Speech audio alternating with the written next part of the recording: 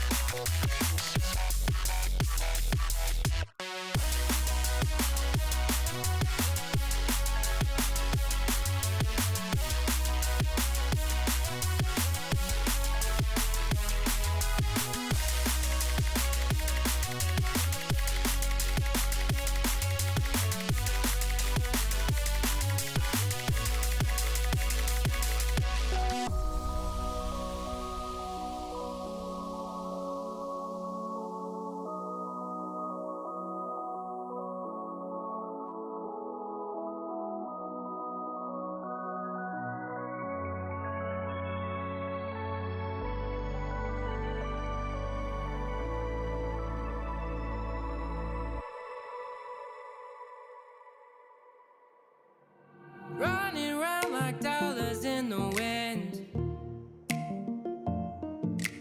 bending over backwards just to let you in. I told you that one day ain't never enough. You tell me I hate you, I still call you up. If we don't got trust, we can never have love. I was putting in the hours, I was. But you were calling me a liar, liar, liar, liar, liar. Yeah, I've been putting in the hours, I was. And it's coming down to now and now and now and now and never. I was putting in the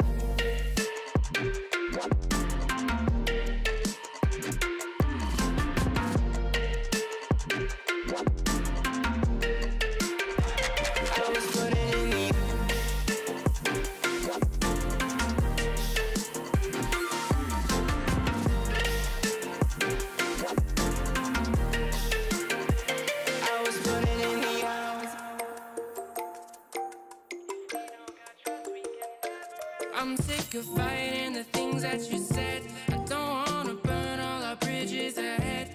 I'm tired of going to bed when you left me on red just to turn up the noise in my head. I told you that one day ain't never enough. You tell me I hate you, I still call you up. If we don't got trust, we can never have love. I was putting in the hours, I was. But you were calling me a liar, liar, liar, liar, liar. Yeah, I've been putting in the hours, I was. And it's coming down to now and now and now and now and never. I was putting in the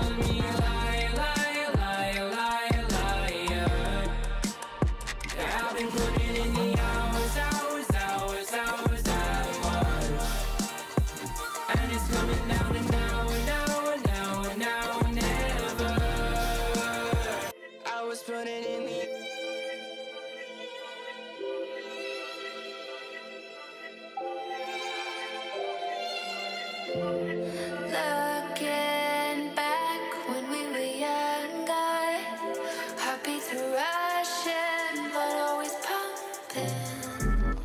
I drive away, leave it behind us, without a trace. Live for the day, dance in the moonlight. No one could say we didn't do it right. So far away.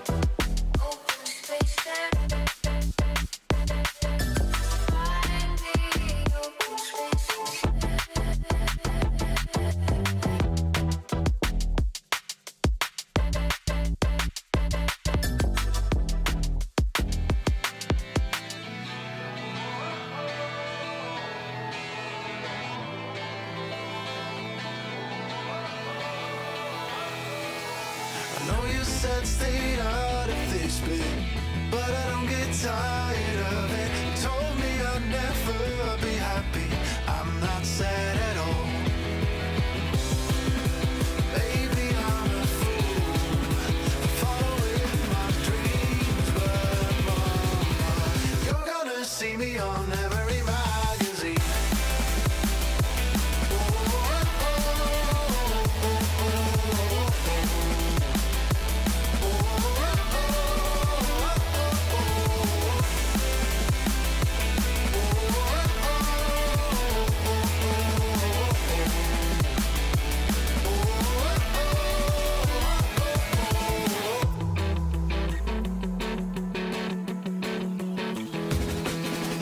Never meant to disappoint ya. Smart enough to be a lawyer.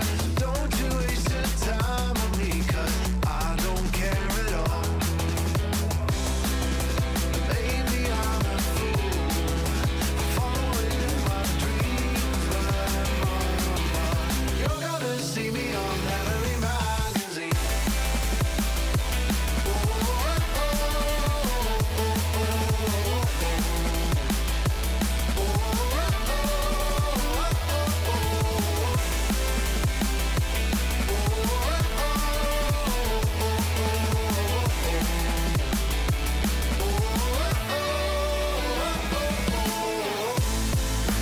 You never know your full potential if you never dare go for gold.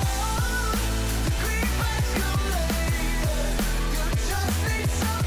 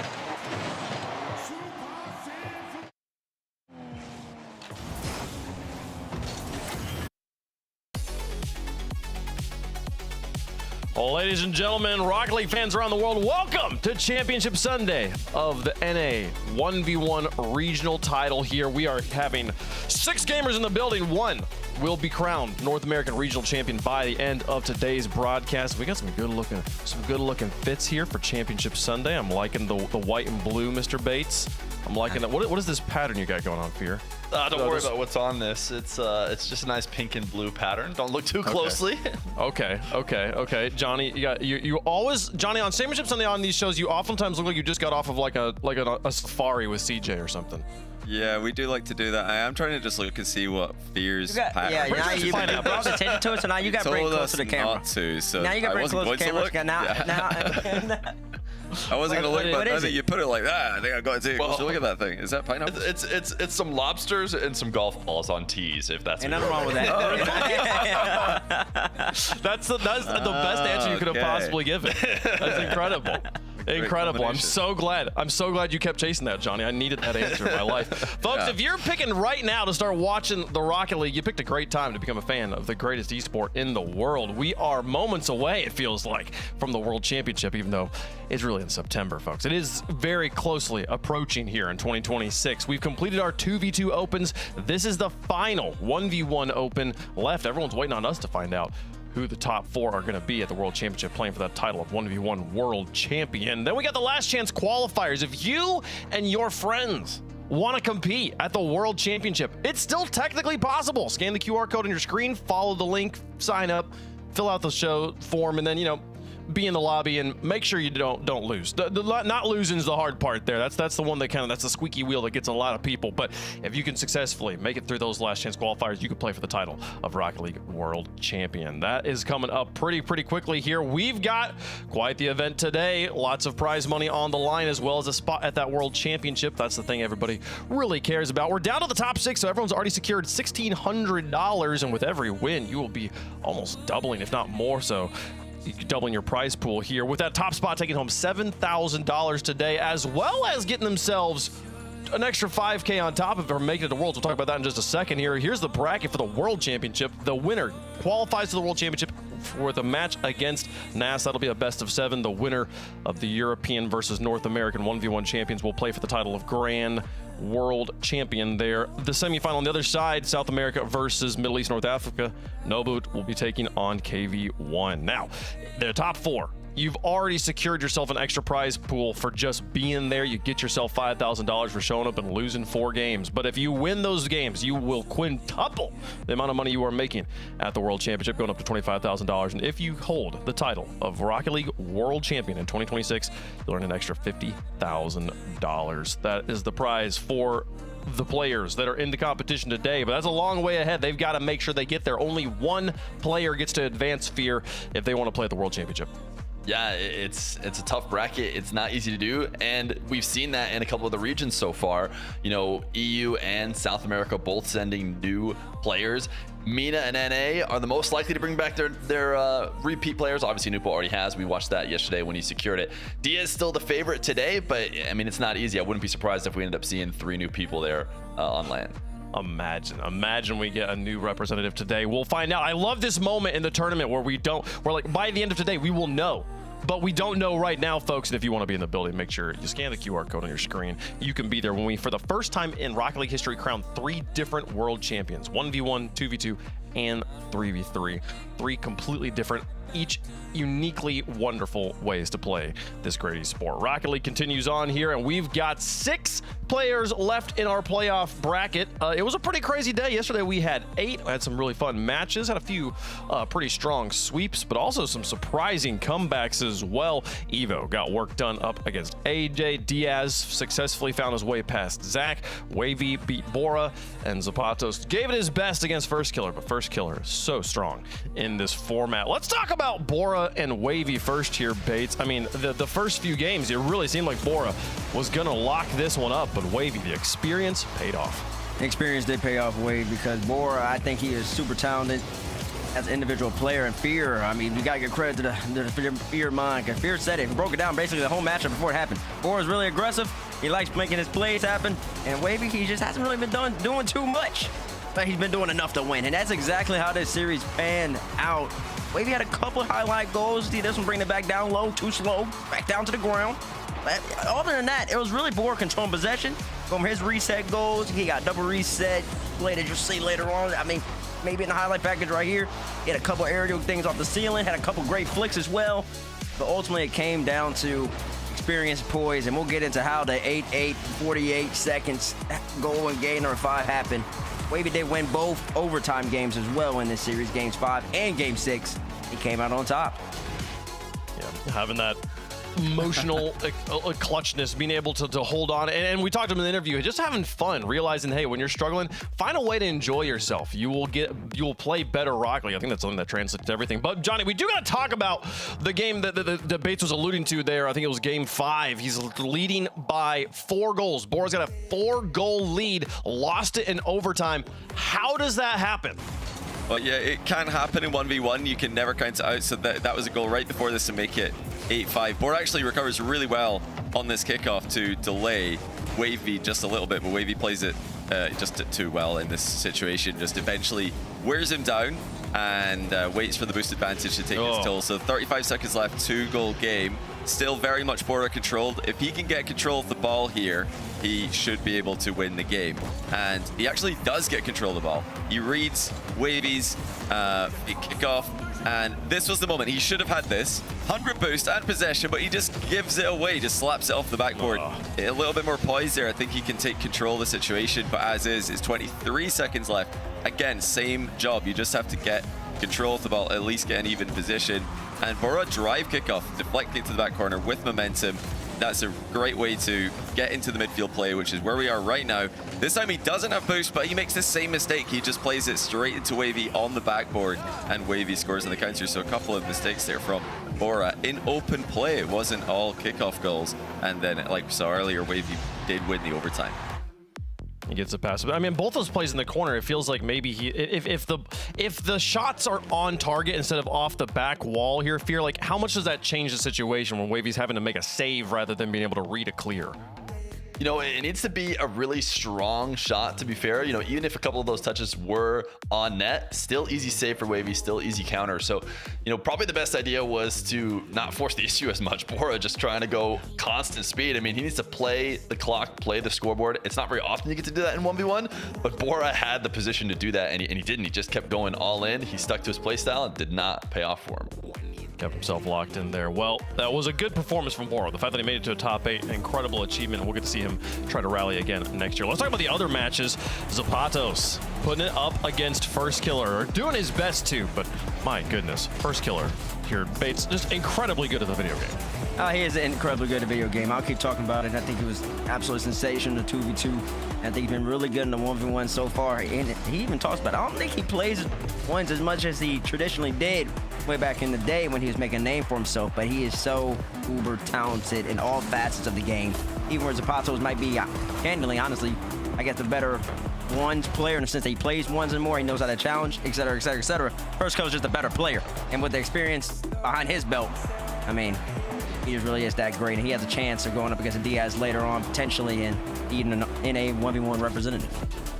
Well, we'll get to see First Killer play here pretty early on Championship Sunday. He got past Zapatos pretty cleanly there, and who knows, Zapatos came out of retirement for this tournament. Maybe he'll do it again in 2027 there. Let's talk about AJ and Evo. Kind of a similar story here, Johnny, but I mean, AJ made Evo work for this win. Yeah, they were close games. I think AJ can still be very proud of the level he's at, given the fact that he doesn't play RLCS week in, week out like the rest of the players in this competition do. But for the most part, I think Evo, he expected AJ to play the way AJ did. And I think it would have been smarter for AJ to come in and surprise Evo, particularly with more aggression in the defensive end, more early challenges. That would have, I think, given him a chance to win one of the early games in this series. And then later on, he can go back to his shadowing style, his reactive defensive style he's very good at. But it's kind of it works at all ranks. You want to, I think at least, you want to be aggressive early in the match. Try to get your opponent thinking that you're going to challenge and pressure every ball if your plan is to shadow later on. Yeah, the conditioning in 1v1, such an important part of the game. Give them an idea of how you're going to play, and with the knowledge that you're planning on changing it up later. I think we've kind of seen that story a little bit there from Bora as well, like having one game mode, and then when the game mode asks him for, or the game state asks him for a different result, a different situation, not evolving, not changing, sticking to the same plan, giving Wavy a window back in here. Talking with that mentality, Zach versus Diaz, a tale of kind of two halves here. Not really halves, kind of like 1/3 and then 2/3. Because my goodness, games 1 and 2, Zach running the score up on Diaz here, 9-5 in game 1, 8-2 in game number 2. Diaz scored 7 goals in those first 2 games, and then you get into games 3 and 4. Diaz scores 19 goals and then doesn't look back. He's beat him by 7 in game 5. He beats him by 4 in game 6. I mean, Diaz, he was the #1 in both your rankings, Sphere, and Johnny Boy's rankings, and he's living up to that title. Yeah, no question. I mean, for a second there, we started to believe Zach was a big question mark coming into this, and with 2 straight wins against Diaz, it was looking like maybe the question marks were getting answered and that we needed to move him higher up in the rankings. But Diaz recognized Zach was not going to go down easy. Zach was doing a lot of great midfield early challenge play, staying on the ball. Diaz had to be, clean with his touches. He couldn't just walk this one in. He recognized that, and he totally corrected for it for the rest of the series. And you can see these guys, they were quick chatting the whole time through the match. They were having fun with it. I think they both knew Diaz came in as the favorite, so Zach's not going to be too bummed. He's going to have a chance to try and go through the lower bracket, but Diaz figured out what he needs to do in those last 4 games, and he's in form right now to try and continue and win NA once again. I mean, the Messi jersey definitely gave him a little bit of a stats bump there. He was trying to channel the GOAT on that one. And quick follow up there. We were talking about where's Diaz #1 in y'all's power rankings, Zach much lower. The first 2 games was, you were saying like maybe we need to raise him up in the rankings here. Given how the back 4 games went, do you feel like no, we still have a pretty solid understanding of Zach? We knew where he was at, or has he earned a little bit more respect given how the tournament's gone so far? Yeah, I think he probably has risen up a decent bit. He's got another tough game against First Killer, which is going to be unfortunate because that's our #2, so there's a good chance Zach will fall down there.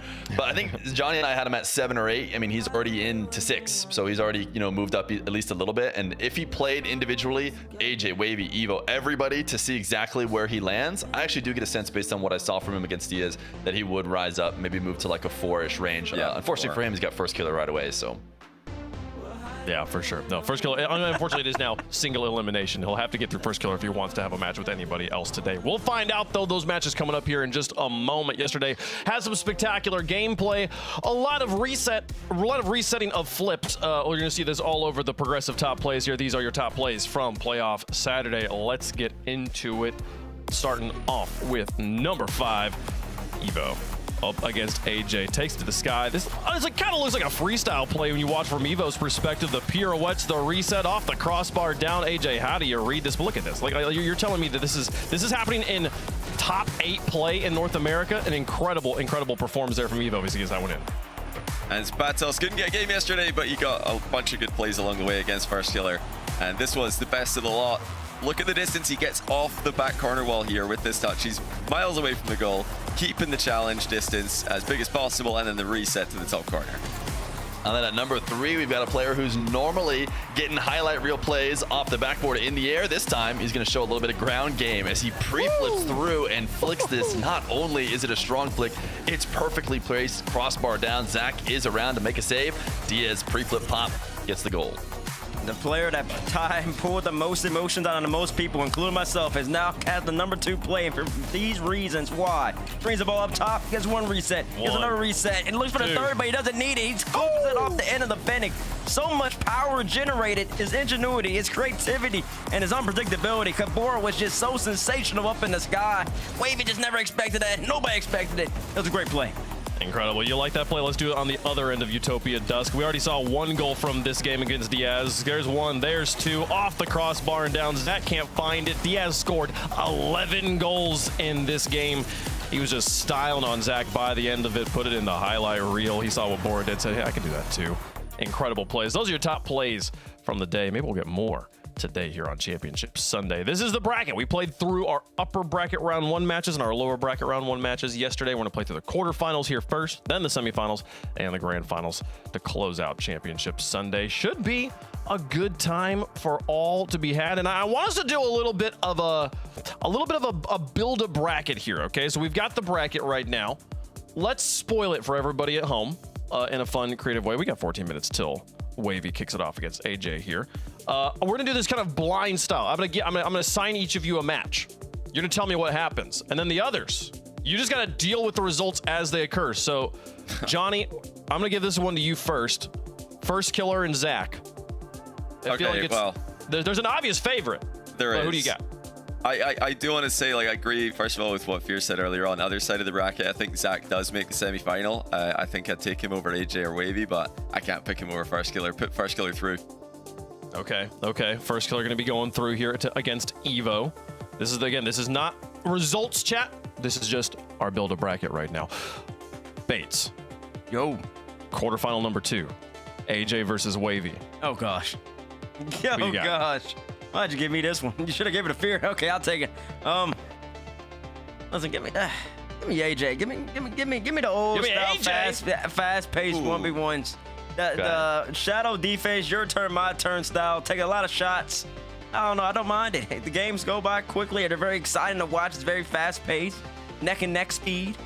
And it'll be kind of interesting to see how Diaz will play, because that Diaz will probably control the pace. But why not? Why not have AJ win? So while we're living in our world here, this future where we're imagining here, like, what is it that Wavy drops today? What's the situation here where, like, because obviously Wavy's got a lot of tools. He said he was going to be bringing the air game today. Does he not bring the air game? Like, what's kind of the quarter of the game that Wavy misses out on?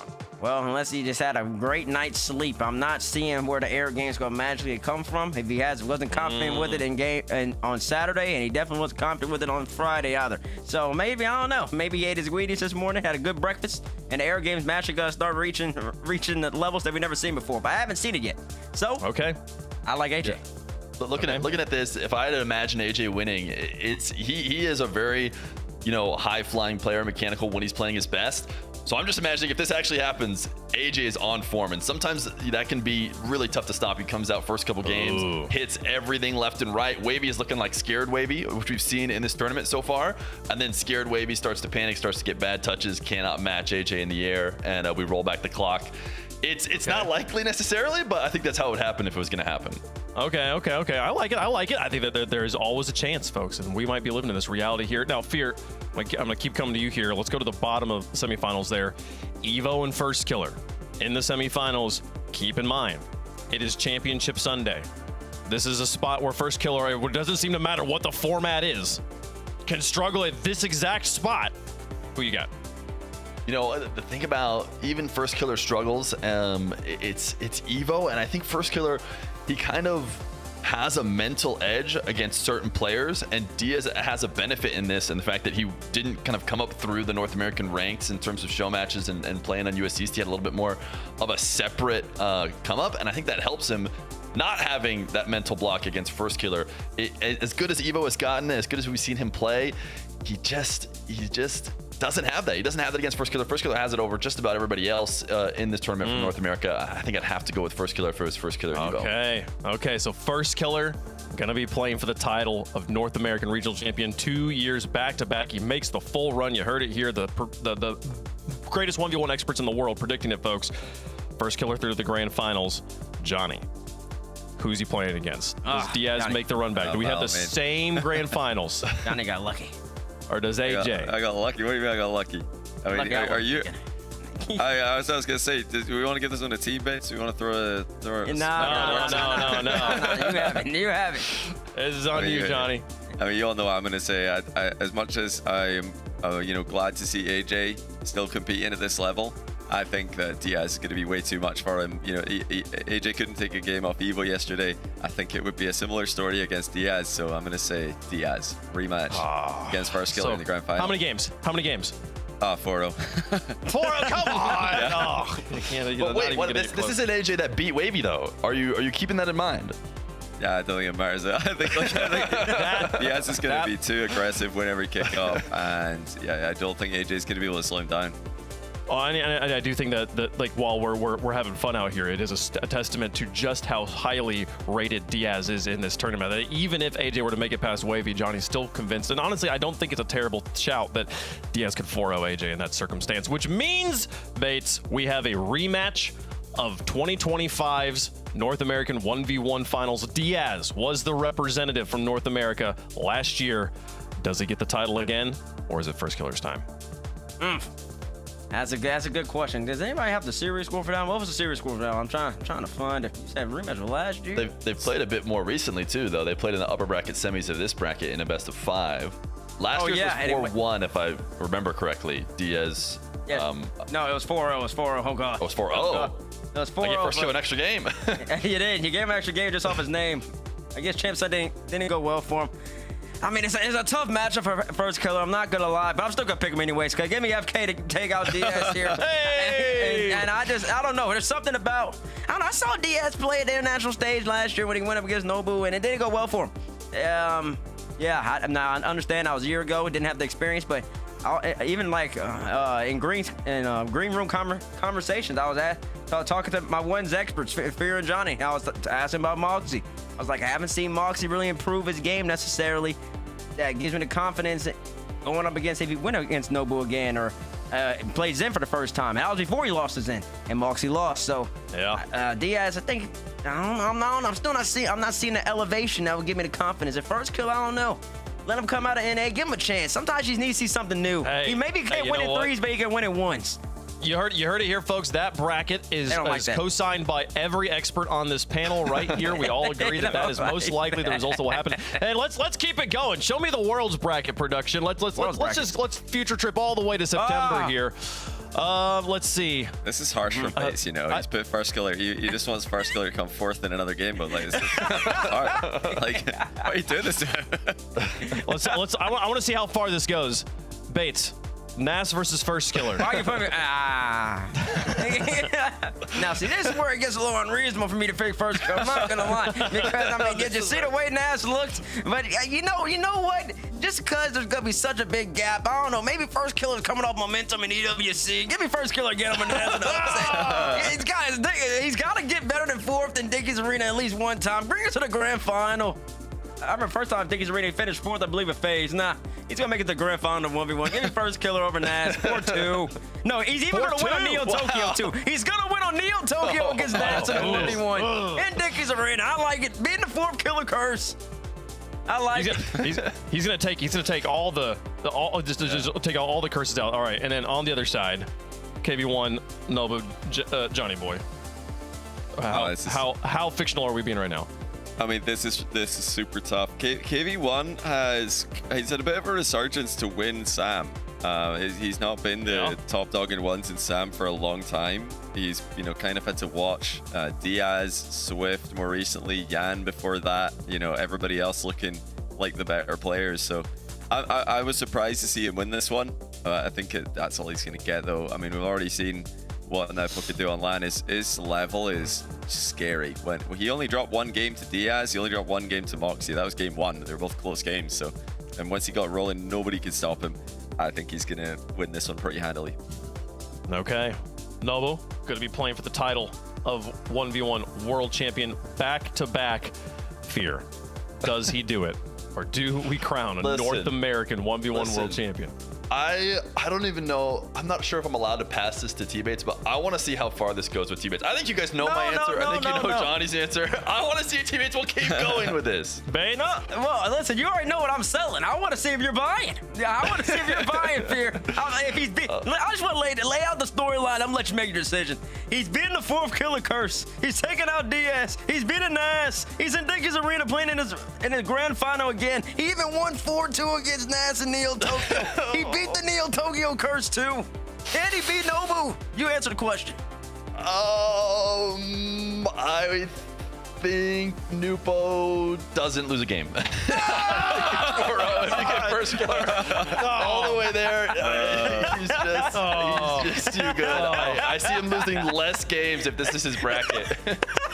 Oh my! It's a harsh reality we live in. He's just that good. The reigning champ has so much aura, folks. So we can't even on a North American pre-show predict that the North American champion in a fictional bracket will beat him. We'll find out though. We will find out when we get there. And first, we gotta find out: does First Killer actually make that full run? Does Diaz get there? Does someone create an upset? Could AJ do it today of all days? We're gonna find out together, folks. If you enjoy watching Rocket League with family and friends, but they don't play the game, and you're like, I want to get you to watch the game, check out the RLCS crowd cam. Twitch.tv/RLEsports. It's got a sideline camera, kind of a new, a more familiar way, more familiar way of similar to watching a traditional sporting experience to watch Rocket League. Check it out. maybe another fun additional way to enjoy the greatest esport here. We've got 5 matches. AJ and Wavy going to kick things off. First Killer and Zach going to get it done as well. The winners of those advance. The winners advance again, and we crown a champion at the end of Championship Sunday. This is the one, folks. Let's get into that first matchup. The great underdog run here from AJ. Again, he doesn't matter how many years he has under his belt. He just does not go away. Back through to Championship Sunday again. And Wavy, though, did he wake up with an aerial game in his pocket? I'm excited, Johnny, to find out. I am too. I think this is a great start to the day for him. I'll be honest. I think he's going to get a lot of chances to have time on the ball against AJ, something that he didn't get much yesterday against Bora. Had Wavy struggling. Bora's very aggressive, loves to just send it. AJ's not like that. He comes from the older generation of 1v1 meta, where you give your opponent space, you fake challenges, you shadow, you let them flick, you let them come at you, and then you hope that they leave after they're done attacking so you can grab your back corner boost and do the same to them.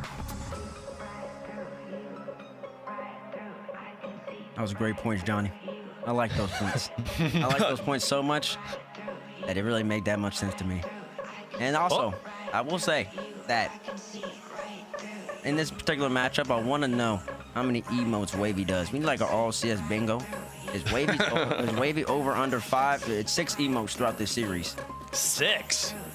You got Does You're gonna make me watch the player cam more than the game, just to make sure I don't miss that's a it. good reason. And then also, how many times does AJ? What does AJ like doing on the camera? I don't know. He used to play with the sun right behind him. Now he's moved or something. So He used to sit like at an angle. Do you guys remember where he used to sit like slightly angled? He'd be like looking left a little bit at his monitor. I think now he's squared up so he can see the whole thing's straight in front of him. I'm just confused. He's got a massive bona fide racing rig there behind him. Yeah. Like, playing Rocket League. Like, get the steering wheel out, you know? Like, I'm sure it'll steering wheel. We gotta make our predictions, chat. Make your prediction as well. I mean, the style matchup, gentlemen. We were talking yesterday. AJ's sort of still playing the same game we've always seen him play here. Meanwhile, we watched Wavy find midfield or mid-match adjustments to take out Bora to get to this spot. It feels like one player's trying to adapt, one player's kind of sticking to their guns. Johnny, who you got? I'm going Wavy. I think this is a good matchup for him. He's going to get time to build into the match and to take control of the match. And I do think he is the better player right now in 1v1, so he should be able to take this first one of the day. All right, Fear. I think I have to go with Wavy as well. Wavy absolutely should be advancing to a top 4 here. He's also somebody who historically had a good matchup against Diaz. So if you're, for some reason rooting against the heavy favorite, you probably want Wavy to advance here because maybe he can take down Diaz, but definitely have Wavy here against AJ. Bates? I attribute this prediction to Fear because Fear, I was really testing out my ability to potentially make a career transition to a salesperson, and he didn't like what I was selling. And that really annoyed me. So just because he said that, I'm really going to have to double down on my predictions now in my fantasy world. So give me AJ. Give me the guy with the American flag as this thing, because I just got AJ playing traditional Rocket League, right? 1v1 Rocket League, fast pace, neck and neck speed. And he's going to get the job done against Wavy right here. I'm confident. Hey, listen. That was the first pick we made in that build-a bracket. So I think it makes sense. It makes sense. I'm proud of you and respect you picking it here. And I would love to see AJ continue through, though. I do think Wavy's got this one on lock. The fact that the man is still trying to have fun while playing here, I don't know. We'll see. You might look genius when it comes out the other side of this one. Wavy, he's the favorite on the desk. He's a slight favorite in chat, though. AJ's been playing this game for a long time. A lot of people like to see the A and the J. Can he make it all the way through, folks? It's a big match with a big Titan waiting on the other side of it. Who's going to take him on, folks? It's time for Wavy versus AJ to kick off Championship Sunday.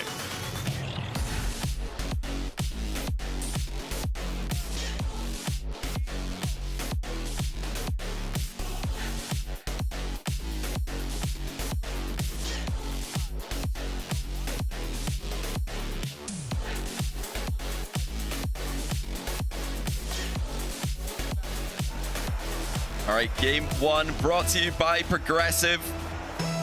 Wavy looking to start off his Championship Sunday the right way. He's not started off either of his days so far the way that he wanted. Ended up in the lower bracket in the group stage with an upset loss to Zach. And yesterday really struggled against Bora. He had to wait a while before he could get going. But against AJ, he should be able to dictate the flow of the match, dictate where the match is played. And that is actually going to be an early goal for AJ. Wavy overextending here. He thought he could get a top shelf shot. Instead, it's just going to be AJ's ball.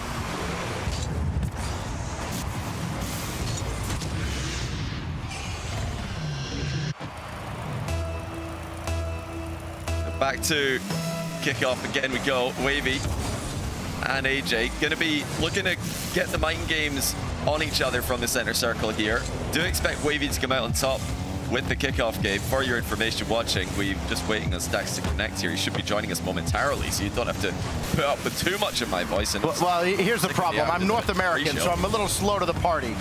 As AJ's first shot, or next shot, sent away by Wavy. And yeah, for Wavy, you know, you've kind of got, we've talked a lot, Johnny, about the old guard versus the new, and there are very few matchups we could have coming into today that exemplify that more than this right here with AJ trying to prove he's still got it. Oh, nice trial challenge, but it's going to be AJ sneaking it by. Actually, I do like this idea by Wavy, just going straight for the drive challenge in the back corner, thinking that AJ would either hit the post or hit his car with his shot, but Wavy did not expect AJ's accuracy to be that impressive from the tight angle. A good start for the veteran. I can't ask for much better out of AJ here in the first minute plus. He has only opening game. You know, let Wavy almost try and give this one back to him, but Wavy controls well. AJ giving him space, picks his moment. Wavy will beat him on the right side. And that's kind of what we expect AJ to be doing. He just paths away here with the small pads. Actually gave himself a good angle to defend with if Wavy went for an air dribble bump. But we all know that Wavy can flick the ball as well as anyone in this tournament, so you've got to stay closer if you want to react to those. AJ does like to let his opponent flick the ball at him, though. He wants the flick to happen, and then he's going to make his move. Wavy will circle around, but AJ beat him to the punch. If he can recover, he's got a freebie, and he's got a 3-1 lead. Great speed by AJ on the turn here. He's making sure to stay tight to the ball as he turns on that sidewall. Wavy did not have vision of AJ in that play. He was just going as quickly as he could to the ball. He underestimated the speed that was coming back at him. Oh wait, the late kickoff by Wavy's initially worked out. He got the ball past AJ, but then he's accidentally bumped AJ back into the ball. AJ takes it the whole way, and he just he missed it. I thought he was going to slot it top corner, but he's missed, and he's going to concede at the other end. Oh no, a 2-goal swing in the worst way. Listen, you don't have to be perfect, but you can't afford to give that up. Yeah, he done so well. He done the hard part. He got the ball past Wavy's high challenge. But still, AJ in the lead by 1, has possession. Nice 50-50, but the shot is really lackluster. That is nowhere near good enough from AJ. Just handing it on a silver platter to his opponent. Yeah, AJ, you wonder, maybe frustration already. You wouldn't expect it at this level, but just an inexplicable mistake. Yeah, he's just tried to get the ball into a position where Wavy can't control it, but yeah, I mean, it looked like he was doing the opposite. He gave it straight to him.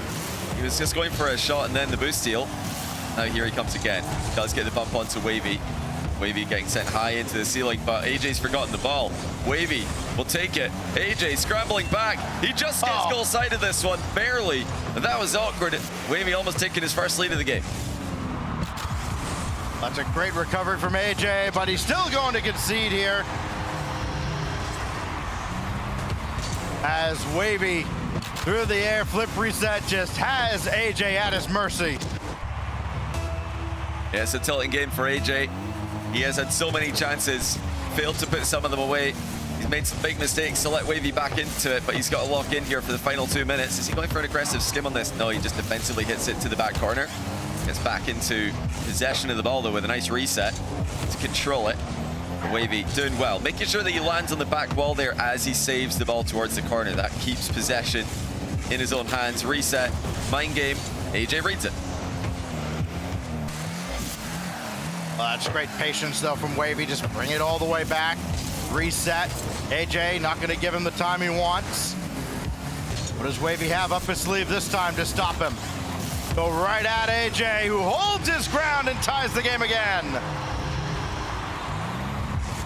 Great control by AJ in the back corner. Saw the challenge coming. Flip reset 50 into a wave dash to control the ball and finish.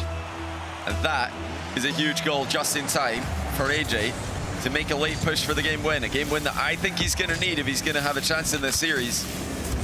Wavy grew as the series went on yesterday. Oh, what a shot by AJ. Thought he was going to play from the back corner boost seal. He scoops it top shelf. This is absolutely amazing. Double reset under the bar. Almost catches Wavy by surprise. Yeah, he definitely did. He got me by surprise. I did not think he was going to go for such an aggressive move. After all of the misses he's had, the 2-goal misses he's had this game, he might be on the end of one here. He's not going to get back to this. AJ landed awkwardly on the inside of the post, could not recover. Only 11 seconds later, point, counterpoint. And now, after all this, really devolves into a minute-long game. How many more between AJ and Wavy? The AJ to the skies. Wavy marking him the whole way, and he met him right in front. Well read defensively. Now it's on AJ to try and shut down the young gun. Wavy denied. Oh, AJ missed the back corner boost. He was first on the scene for it, but he's missed it. That gives Wavy a fantastic position. AJ's is trying to survive here. Is the ball going center? It is. The bounce as well for Wavy. The 50 was enough. One of the most helpless feelings. You make your challenge, but Wavy stayed behind it just enough. Didn't let it out of his sight. After all the scoring we had, we went over half a minute before breaking a 5-all tie. Wavy looking to add some insurance. That's going to go wayward. And AJ, full tank, and the ball, and he avoids Wavy, and he'll slot it in.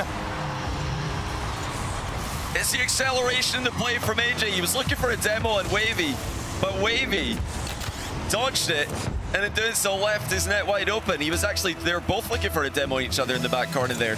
Completely even in game one. It's been full of drama. Now that the late kickoff from AJ gives him control. Wavy, the crucial touch, turns things around though. Pre-flip from AJ to get back. AJ will have the last look before we go to an overtime.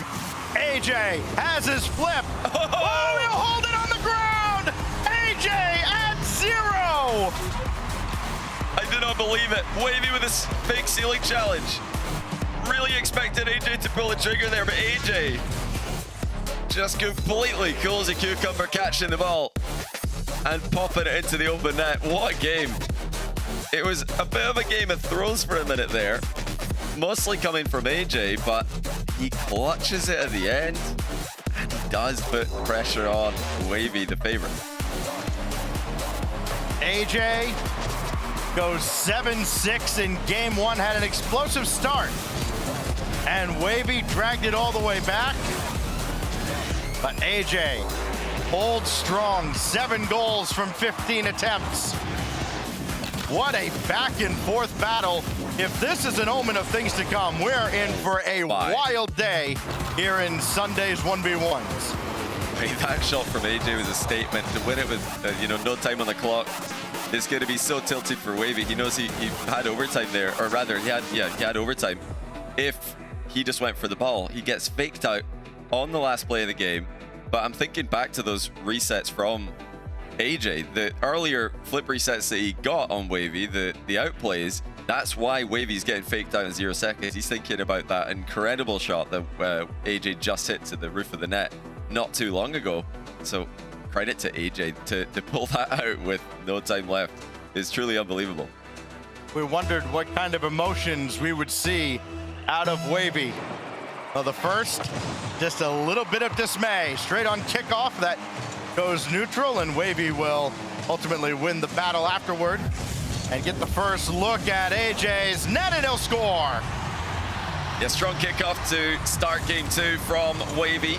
AJ was trying to stay with this one, but if you're going to stay with it, you have to play the ball there as it bounces up. He obviously misread the bounce on the wall, went a bit higher than he liked. Well, let's see if he can fix it going into the second kickoff of the game. It's going to be Wavy's again if he plays it quickly. AJ calls his bluff as Wavy didn't want to full send it at that ball. He was trying to control the play. AJ didn't let him. AJ will keep it close to the vest, and Wavy's having none of it. Still plenty of boost to challenge this and chase this down and take right over with possession. And trying to avoid the contact now. Wavy just can't quite catch up to, or AJ can't catch up to Wavy, but Wavy's got nothing in the tank. And AJ will nudge him out of the way to tie the game. And you know, this is promising from AJ. I am loving the aggression from him in offense. This is going to put a ton of pressure on Wavy, who's been struggling so far in this tournament, struggling to produce his expected level.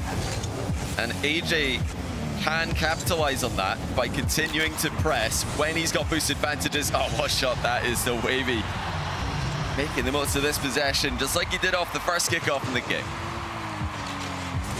Yeah, Wavy with the flip reset. AJ out to meet him. Doesn't do much wrong. Just good offense beats good defense. And Wavy will have the advantage here now. AJ does well to at least get some boost to challenge this, and he does so. But Wavy tried to beat him to the midfield boost. AJ able to grab it. And we can settle in here, but AJ's got to get on his horse and find a way to stop this aerial assault from Wavy. Bring it down to ground, and a very weak shot doesn't yield any results. Oh, AJ's a bit awkward in the back corner here. He's got to be careful. Wavy's trying to demo him on his landing here, but AJ gets away from him, and he does score the equalizer. Tense moments in the back corner, all the way to midfield. Wavy trying to demo AJ, but he didn't get close enough. Had to feel like he had them all sized up for the demo and just came up completely empty. Now Wavy. Oh, he has AJ in a very awkward spot. He's got to grab that corner boost, and now got to go to work. Wavy's flick denied by AJ. And AJ also defending that back corner boost. Immediate turnover to possession. Going as fast as possible to the ceiling. Both players, actually. Wavy has saved up about 50 boost here. It's great management by him. AJ creating angles for himself. Really well done again with the 50-50s. Got to say, impressed early on here with AJ's ability to turn boost advantages into serious chances on net. AJ doesn't have any boost at all, and he's going to pay the price for it. Wavy will score. AJ kind of got caught in between. Can I get the midfield boost or not? And by the time he realized it was way too late, as Wavy picks his opening. Yeah, Wavy again also threatening that bump. But AJ saw it. He did flip to get away from the bump. But in doing so, he left the net open. So he's got to find the balance there. Wavy's getting very physical in the second game. And AJ's aware of that, but you can't leave the net open while you dodge the bump. Wavy's done it again. Wasting no time off the flip reset, and AJ does not have the timing to stop him. Yeah, Wavy, he had a clean sight to the far post there. Knew that if he puts that on net fast enough, there's no way AJ can get back. Wavy's been clinical with his kickoff possessions. He's turning slight kickoff wins into serious chances to score. Something that all the best ones players in the world do. If you watch NAS play, if you watch the MENA Grand Final yesterday, any slight imbalance in the kickoff, the top players are turning that into a dangerous shot on target. AJ's picked his spot again, and listen, you lose some points because it hits the ground, but what a beautiful looking shot from a very tough angle. Oh, he's done so well there, getting up over the ball. Just had an idea of where Wavy was coming from. These guys have read each other's movement really well. Oh, delayed kickoff from AJ. Does he have the efficiency to get up for this? Puts it high. It's awkward for Wavy. He decided to mind game it. Stayed with the ball, though. There was no angle for AJ to go in. Wavy smartly recognized. Had to go for the midfield boost. That's the gambit he's gone for. And if he can get onto this quickly, he's got another one to go up to. That's smart from Wavy in defense. Does not want to have to defend against AJ's aerial game in his half. He'd much rather challenge AJ early. This time his reward is a 2-goal advantage. Back to the kickoff we go. Wavy getting pushed back there, but still had control of the ball, and AJ's missed the back corner boost. It's Wavy's to steal. Possession does go to AJ for now, but you've got to think Wavy will be able to wrestle it off him after a couple of flicks back and forth here. Yeah, that little bump will do the trick. Yeah, but AJ did well not to get completely overwhelmed. Can catch this, bring it to the corner. Did not go for the corner boost. Again, that very aggressive mentality from AJ. Send it right at Wavy, make him make a play to stop you. Unfortunately for AJ, Wavy has during this game, and he'll have a chance now to add to a 2-goal lead. Big wide turn, faked him out. AJ wow. didn't bite.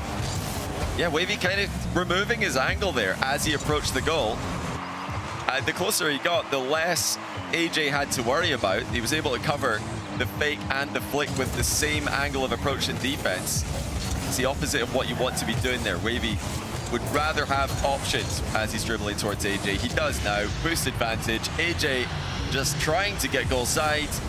That bump on the goal line was all Wavy needed. Yeah, AJ had done well to keep Wavy from adding to his lead up to that point, but finally just ran out of gas. Corner kickoff, decent opportunity for Wavy to try and get back in it. He does win the corner from Wavy, but then look how much boost he had to burn just to get back to the ball as Wavy's able to boost up, and he should just be able to kill off this final 20+ seconds. Yeah, Wavy's been more efficient. He's definitely outplayed AJ in that regard. Like you mentioned, a lot of the times that we're seeing AJ grab back corner boosts or mid boosts, it seems like it's all disappearing as Wavy will just get right back into the game with that extra efficiency. You know, he's fast enough, there's no doubt about that. He's got to be more efficient in these midfield exchanges. Well, perhaps to the surprise of nobody, these two, who looked so good at different points on Friday and throughout the weekend as a whole, are level through 2 games here in our opening match. And not a whole lot of emotion coming out of Wavy there. Maybe a little bit of relief, but also you can tell he is locked in here in our first best of 7 of the day. Yeah, that'll feel pretty good for Wavy. I think his assessment on himself there will be, okay, that was good enough for now. But for him, the issue has been consistency. He's not been able to play his game. He's not been able to play his style as often as he wants to, and as often as he's going to need to beat players like Diaz, to beat players like Farscaler, Evo. He's doing enough right now to beat AJ, and it's no disrespect to AJ, but the other guys in the tournament are going to control the ball more against Wavy. You're not going to get as many opportunities to challenge early and dictate where the game is being played when you go against particularly Diaz, but the rest of the field as well. You've also got a couple of guys here who are kind of the epitome of competition. I mean, they've got that competitive drive, and I think there is a sense, as much as you try to take all the external factors out of competition at this level, there is that sense of, well, everybody else thinks it's these 2 other guys that are going to be in the final. And I imagine, especially with Wavy, probably feeling some kind of way about that. Definitely. Well, immediately right there in 3rd game, AJ is looking to boom the ball around. It looks like he's trying to increase the pace even more. I was wondering if he'd lean back more to being more efficient in these midfield back and forths. It looks like the opposite as Wavy cracks the crossbar. Yeah, I've seen AJ do this before. He will just try to take things up to the fastest possible gear that he's got. He is going to be trying to race around the pitch and just getting the ball moving. He doesn't like this nitty-gritty back and forth play where the ball's slowing down and Wavy's able to bump him. He's trying to create space with the speed that we know he's capable of. Wavy's done a great job of turning the midfield advantage into instant offense. be able to branch off for the opposite corner boost as both go get deep boost on the blue side. AJ looking for the bump, and he'll take out Wavy to tie the game. What a switch up by AJ. Ground to air dribble, flip reset, gets Wavy into the air, and then he just bumps him with the reset. That's a great demo. Mid-air by AJ. I'd love to see him go back to that later on in this game, but in between then and now, you can expect to see clean reset outplays, maybe a mind game, wave dash, shot low. He's got obviously great repertoire in the air. Well, AJ all the way to the other side to let Wavy start another attack. Flip reset, shot sent away. Can AJ get the corner? No, doesn't need it, as that's on target and in. Yeah, another landing that Wavy was looking for. He got stuck on the post as AJ made the save there. Really, I'm surprised that Wavy went for the shot. The reset looked a bit awkward. The air dribble overall looked a bit awkward for him. Now Wavy does get the demo in the back corner, and AJ is going to choose the near spawn. This puts him right underneath the ball, but he at least stops it initially. Yeah, it's too awkward. I mean, it was kind of picking your poison there. You spawn far post, and AJ's got an open net. You spawn near post, and you're directly under the play. I mean, that couldn't have gone any worse for AJ. He faked on the kickoff, then still got beat to the boost and demoed, and got put in that spot. Goes straight up here with the head-on kickoff. AJ full tank. Wavy full on his own as well, and he makes the stop again. Huge, huge save by Wavy there. As expected, AJ switched up his aerial game. Last time it was air dribble, reset, demo. This time with a low shot. Wavy going for a similar idea both at the other end of the pitch. Both players, though, have predicted that and made the stop defensively, but Wavy going for the long game here. Multiple boost steals, multiple attacks. Backwall demo attempted. Now the shot in reverse goes in. What a play by Wavy. Again, give AJ credit for trying to make a lot out of nothing. He tried to get in Wavy's way, force him to make another move, maybe force him away from the ball, but Wavy does just enough to trickle that across the line. And now the second round of kickoffs. And AJ does well to at least control that for a moment, at least make Wavy drive a long way into his territory. That meant AJ could conserve a lot of boost. Oh, no way. Still got the boost. That's insane. AJ will think that he should have had a demo there. It was so close, but Wavy stayed alive, got the boost, got the ball. That's going to feel horrible for AJ. If he got that demo, it was surely going to be a goal. It's another case where you feel like AJ's almost done everything right. Oh, Wavy couldn't get around on a shot, though, but boy, AJ's in such a tough spot now. Completely out boosted. Wavy can turn on this, pop right over, and a 4-2 lead. Yeah, it's well played by Wavy. Again, a difficult position for AJ. Losing it out on the race to the back corner boost. Also missed it before that battle in the midfield. So yeah, slight mistakes here from AJ. He's trying to keep the pace up, but in doing so, missing boosts every now and then. Just getting the lineups wrong every now and then as well. I don't mind that immediate shot there. He's hoping to catch Wavy out pre-jumping. That's going to back Wavy down. Now expect to see the reset to the top shelf here. Oh, it's going to be a aerial bump instead. Oh, but huge gap in between himself and the ball. I am not surprised to see that one failing. Yeah, Wavy's had a good read on it too, and now he knows AJ has virtually nothing in the tank. There's the demo. Where's he spawning? Near side again. Wavy holds all the cards, but AJ's done well to recover and keep this manageable. Wavy immediate shot, just barely doesn't catch AJ out of position. He's always threatening that bump in the back corner. It's won him a possession, just the drive into the back corner, taking the ball away with him. AJ tried to return the favor, but could not get the ball out of the corner. Now here comes Wavy. AJ forced back with no boost. Just over a minute to go. It's been AJ struggling defensively for the most part here. Can he get back to this? No, he's been tripped on his takeoff. Wavy again with a physical play. He might have a window here. AJ just rolls one through. You know, these games much lower scoring than game one. This is, I think, having a lot to do with Wavy having a lot more possession, and AJ just hasn't taken advantage of the very few quality opportunities he's been afforded. Yeah, definitely the case. Wavy there did make a bit of a mistake though in defense. He done the hard part, got back into the game, and then just gave the ball away. So he's still got to be very careful here. He gives the ball away to a 100 boost AJ. We know that AJ can put unstoppable shots on target. We saw that in game 1. Sometimes there's just nothing you can do against this guy, and all the top players in this tournament, if they peak in offense. No offense right now for AJ. It's all Wavy. Boost steal, shot. Now AJ just trying to get out to the midfield. Oh, he has done. He's got the ball past Wavy. It's got a top corner. I mean, one of the constants here has been, you know, Wavy gets one shot on and then he just controls the boots the entire rest of the rally, and you think, okay, he's inevitably going to score.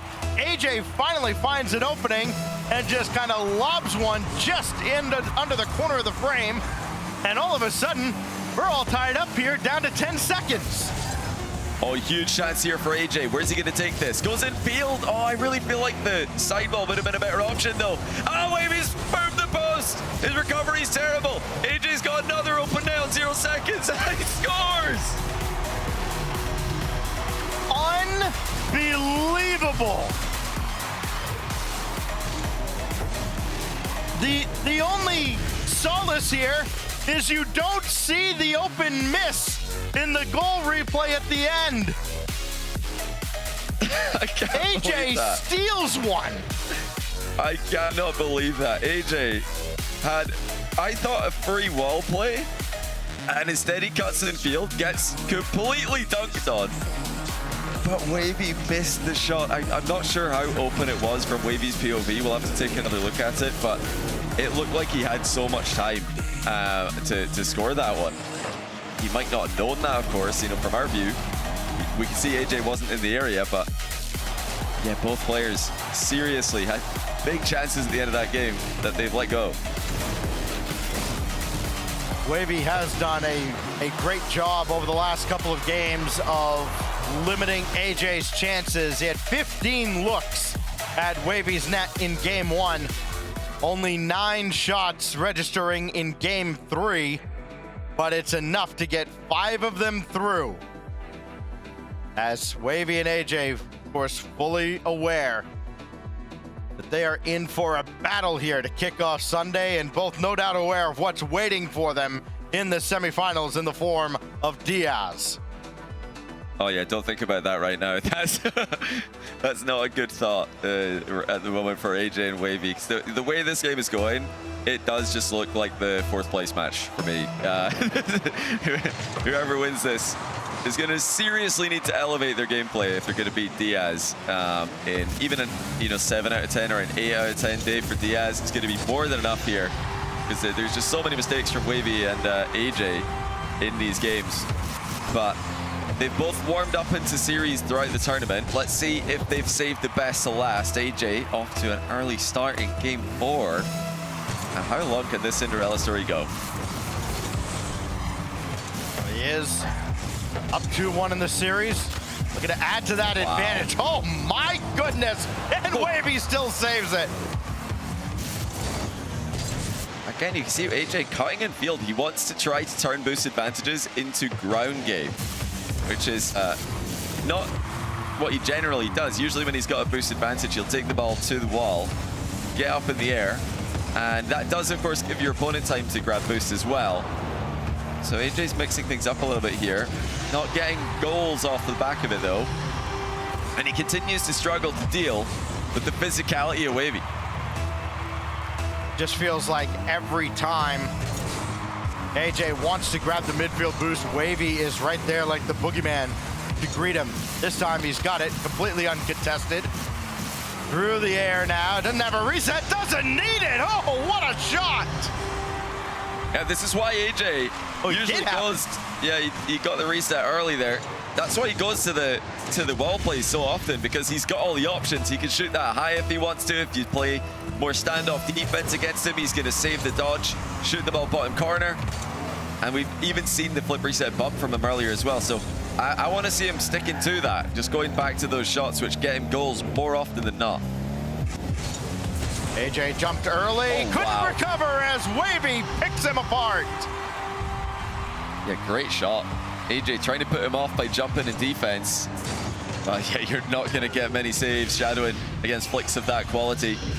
Expect to see AJ challenging, or at least putting in a more convincing fake challenge if he faces the same position again.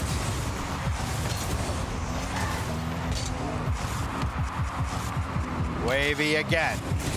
Reset shot and just beat him. AJ just kind of lulled to sleep there. Again, AJ just playing standoff defense. This is what he generally does. He lets his opponent take shots at him. He lets his opponent flick the ball towards himself. But like you said earlier, offense does beat defense in Rocket League, and especially true in 1v1 if the offense is able to produce quality, the likes of which we're seeing from Wavy. Wavy doesn't have a lot in the tank, but neither did AJ. He's got a full tank now. And the battle for every boost pad down the field won by AJ. Still Wavy giving him no space, able to compensate for not having any boost. And now Wavy trying to gain the upper hand here as he'll recover. AJ does well at least to get back the advantage. Try to roll one through this time, and Wavy is having none of it. AJ tried for a wall bump as well, but Wavy sees it a mile away. It was another try of the same shot there in the air dribble just passed from AJ. He's already scored this game with the wave dash, the mind game into wave dash to the bottom corner. I think he's got to go high if he wants a goal, or back to that bump. I mean, I don't think he's gone for too many bumps. He could certainly surprise Wavy with more air dribble bumps, in my opinion. And he's really only gone for the air dribble bump a couple of times. It was in game 2 when he went for the first one, and it worked. There's Wavy, able to recover on the near post. AJ had gone to that again later on in that game and did not have anywhere near the same level of success. We just really haven't seen it since. You know, there's some signs still that Wavy's not comfortable in the match. He's just not comfortable in this tournament, because some of these touches that he's making to control the ball and set up air dribbles, I mean, he had the ball for free in the back corner a moment ago and he just gave it away. But this time he's going to get out straight through midfield. AJ not providing a lot of resistance. So a 2-goal advantage for Wavy. AJ jumping before boosting. It's much harder to get momentum with boost in the air than it is on the ground. Didn't have enough of it there. He also initially missed the corner boost on that exchange. He'll miss the shot here. Had to rush it a little bit. Maybe didn't have to rush it as much as he did, but still live off of pennies, but he'll have to dash back, and that gives Wavy the advantage, and he's not gonna relinquish it at all. Up 3 now with a minute and a half. AJ's, I mean, he's trying to put pressure on. He was thinking about half flipping into a challenge there, but bailed after realizing it wasn't gonna work. I think he just has to actually go for the ball at some point. If he's trying to play for fake challenges, I think the best fake challenge is to actually challenge one time. Just go full send it. But obviously that's not his style. He wants to wait for punches and counter them. I mean, he's faking challenges again, but when you fake every challenge, none of the fakes are very convincing. And AJ's in trouble again. If everything's a fake, it's no longer a fake. Wavy try to go underneath, and AJ is there to at least keep this within reach. Down to a minute. Try to get to kickoff goals at this, or kickoff opportunities at this point, and it's not going to happen. Well, it will happen, but it will happen with Wavy scoring to go up 4, and AJ wants to go next. Yeah, AJ needed to get that ball up the sidewall there. It did not happen. It's bounced mid, and like you mentioned, forfeit from AJ. He had honestly plenty of time left in this game to try for a comeback, but he wants to just get into the next game. Doesn't feel like he's got sufficient control of the kickoff game for the comeback to be realistic. But that's more of a mental forfeit there from AJ. We saw Wavy come back with a similar scoreline, similar time remaining yesterday against Bora. So yeah, that's borderline for me. The momentum of the game was going more and more towards Wavy, but I've said this before, and I'm going to say it again. I wish AJ played the next kickoff. Like, check and see if you at least get possession. If Wavy gets possession on the next kickoff, then sure, you can forfeit in good conscience. Well, had the game played out to more of a natural conclusion, Wavy might have gone over his 6-goal limit here in this series. But yeah, 3 times out of the 4 games, 6 goals for Wavy. He's only won 2 of those games. 2 games he's lost. AJ has really literally stole game 3 away from him. But game 1 taken at 0 seconds. And now we go to a pivotal game 5 between Wavy and AJ.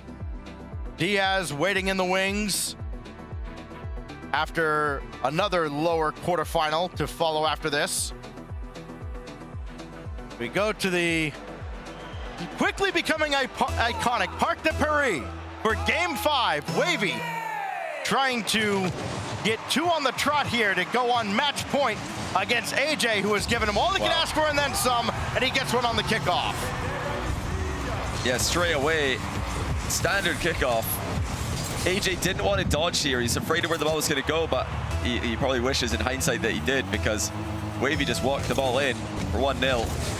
Like looking at the face cams between games, it's very clear that Wavy is feeling tense at the moment. He's letting out a lot of deep breaths, trying to ease the pressure on himself here. If he didn't manage to do it with a deep breath before the game, 2 early goals will certainly help in game 5. That's great from Wavy, recognizing where the ball is going to be going if AJ does manage to save it. Quick shot that he can't react to. Race to the corner boost, this time won by AJ. He hasn't won many races to any given boost pad against Wavy. He'll go in here, and Wavy just lets him go right on by. Great play. AJ threatening the full field air dribble. Had that reset, so Wavy couldn't dive in. He manages to control it and flick it with the last ounce of boost that he had. So far, we've got to always keep track of what AJ's doing in the air. We've seen there the mind game. He's gone for the reset into the catch, so he's faked out the reset being used. Will he use it next time to try to surprise Wavy? Will Wavy be surprised? It's one of the little chess matches these guys are currently playing. Wavy had gone up the sidewall thinking about it, but saw AJ had him beat. AJ will opt for Wavy's corner boost, but this goes back towards AJ's half, and he has to dump that off to the corner, but concede the corner boost. Wavy can't turn around on this, so AJ will buy himself just the amount of time he needs. This will roll a little wide, and AJ able to screen Wavy away for a moment, but Wavy has full control. Oh, and AJ missed the corner again. He's missed. Wavy's missed the open net. Both players feeling the nerves. Tie series game 5. AJ missing the boost, leaving his net open, and then Wavy missed the open net the other end. AJ, though, with this early challenge off the wall, has tied it. And Wavy cannot believe it. You can see the frustration. He is just not getting the necessary touches here. He's not been able to play his A game. Thank you very much to all. 90 plus gone by. Just about straight on again, and this time Wavy will slam it inside the post. Yes, similar to what we saw earlier, just a normal standard kickoff win, actually to the exact same side, and Wavy's able to get it around AJ. AJ cannot keep going back to this same kickoff, otherwise he's going to be losing possessions at worst, or at best, and goals at worst. 2 kickoff goals in this game are the difference between AJ leading by 1 and trailing by 1. Maybe some relief to AJ. The next couple of kickoffs will be diagonal kickoffs as Wavy to the skies again. Will he use it? No, he'll just let this come down and add to his lead. Great placement by Wavy. Early reset, threatening the shot the whole way. AJ jumped top left from his POV, but the ball was going bottom right, so Wavy's disguised that until the very last second. Well, this goes where nobody was, so Wavy can win the race to the corner. AJ's got to get a touch on this. He does. But will he get the corner boost? No, but Wavy also missed it. Somebody please take that orb. All right, there we go. I think It's on AJ now. And his shot will be easily sent away. Just let that get way too far away from him. How did he not get the demo? It was close. I think Wavy got tripped up on the previous play. He was trying to trip up AJ, and he ended up getting tripped as he played for that boost steal.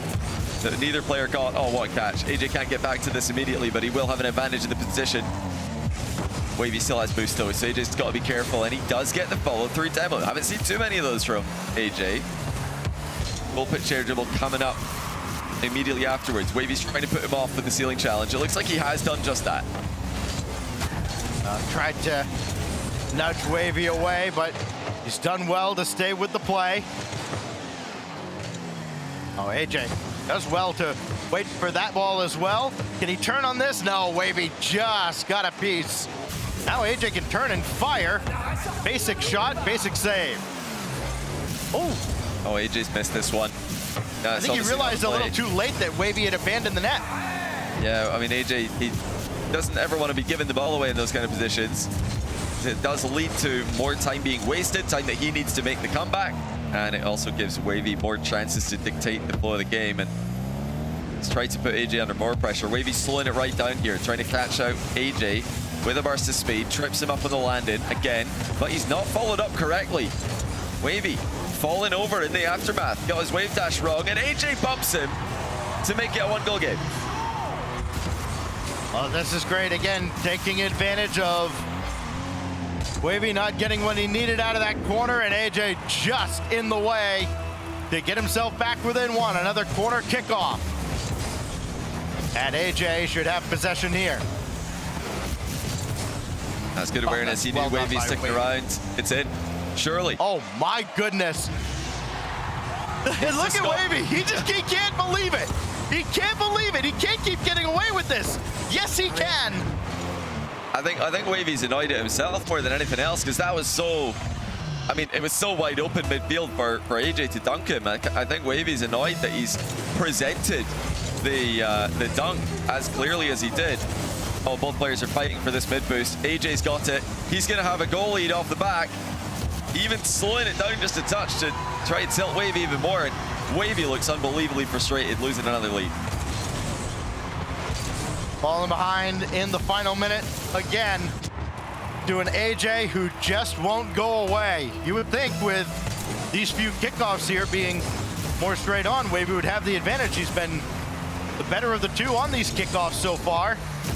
But now all of a sudden AJ able to grab possession and slow Wavy down considerably. Oh, gotta be careful here. AJ censoring it to Wavy. Wavy with a finish. That's clinical. That's creative, and that's exactly what Wavy needed. AJ would love to have that touch back, because I'm sure he knew it as soon as he hit it, that he was setting up Wavy. He had to jump into action, and Wavy did a phenomenal job hanging with the play. Tried to delay there. AJ is all over it. Does this on? It was on, but Wavy's got the save. Wavy saw the demo come in from AJ as well. AJ's got to be so careful here. Does come away with the ball. Might have a chance to go off the wall here. He's missed the mid boost. Wavy. Oh, it's happened again. Able to take another shot because of that. AJ's got boost to get back to this. It is off target, but Wavy's got him in a terrible position here. Low boost, zero boost even, and the bump comes through. It's Wavy by 1. Another missed boost haunting AJ in the long run. Gets bumped into the goal by a Wavy. The ball follows. AJ gets a dose of his own medicine. But a corner kickoff to try and tie it up, and he'll fake. Decent touch to get behind Wavy. This does get to the wall, but Wavy will bring it down, and we have Wavy on match point after AJ tried to steal another. My goodness, this series has been so back and forth. Just when you think that someone's going to settle into a lead, the lead just evaporates, and then you think, okay, surely that now means that the player who's newly leading is going to take control. But it seems like these guys are allergic to controlling the series. As soon as somebody gets an advantage, they just start to crumble. They start to miss boosts. They start to misplay their touches. Wavy with a 2-goal advantage conceded and then just walked into the dunk. He couldn't believe it. He's thinking, what am I doing? Like that. Then AJ popped it across the front of his own net. Probably didn't think Wavy was going to score it the way that he did it. It's a great goal. But these guys are playing so loosely with the possession. And it's just been it's been unusual to see. It's AJ, is he in a trance now? Is he meditating? Yeah, find a way to center himself to get 2 in a row here against Wavy, or his tournament run is over as we go to Neo Tokyo for Game 6. Champions Field on the horizon. Wavy trying to lock it down here. Will 6 goals be enough again in Game 6? Let's find out.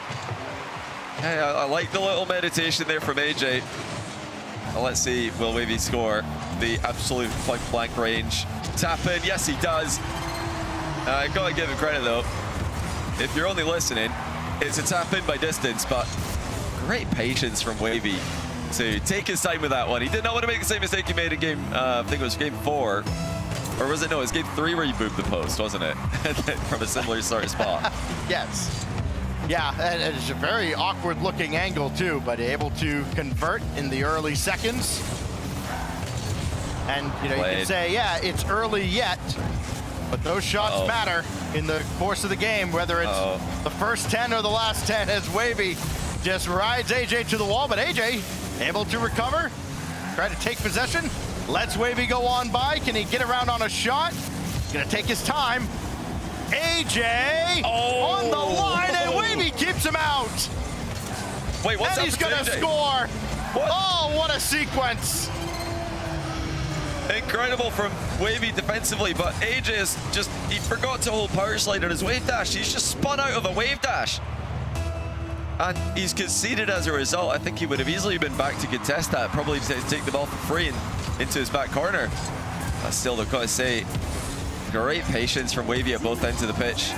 First in offense to secure the opening goal, then in defense to barely get the ball off the goal line before it crosses.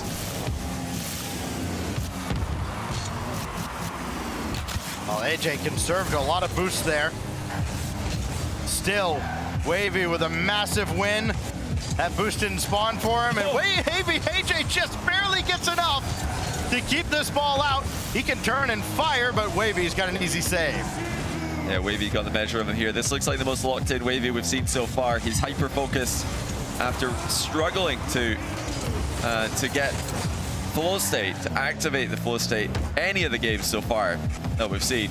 This has been the best one of the lot. AJ being forced to level up his game as well, but again, he's caught out. Wavy, one thing he has done really well, even though he struggled with his mechanics in the series, his physical game's been on point. Wavy fires and doesn't convert, but AJ also didn't get control off of that.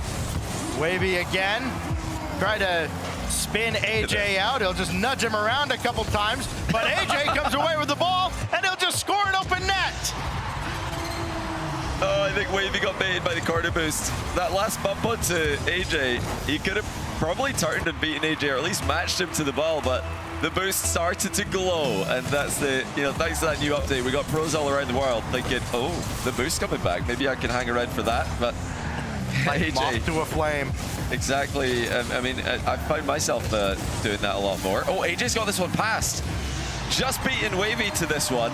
Looked like it was going to be a 50-50, but AJ, the faster of the two players, look at the margin he's snuck that one by. I don't know if Wavy has had tunnel vision necessarily on the boost as much as he has just trying to be overly physical with AJ, and AJ just kind of shrugging him away. And now the must need to send that one out by Wavy. AJ again with the boost. Wavy will get back to this though and bring it all the way to the corner. More importantly, got the corner boost with AJ buzzing all around him. Again, they're looking for that demo. Wavy's so good at spotting opportunities for that. AJ cannot spawn in the way. Look at the timing from Wavy.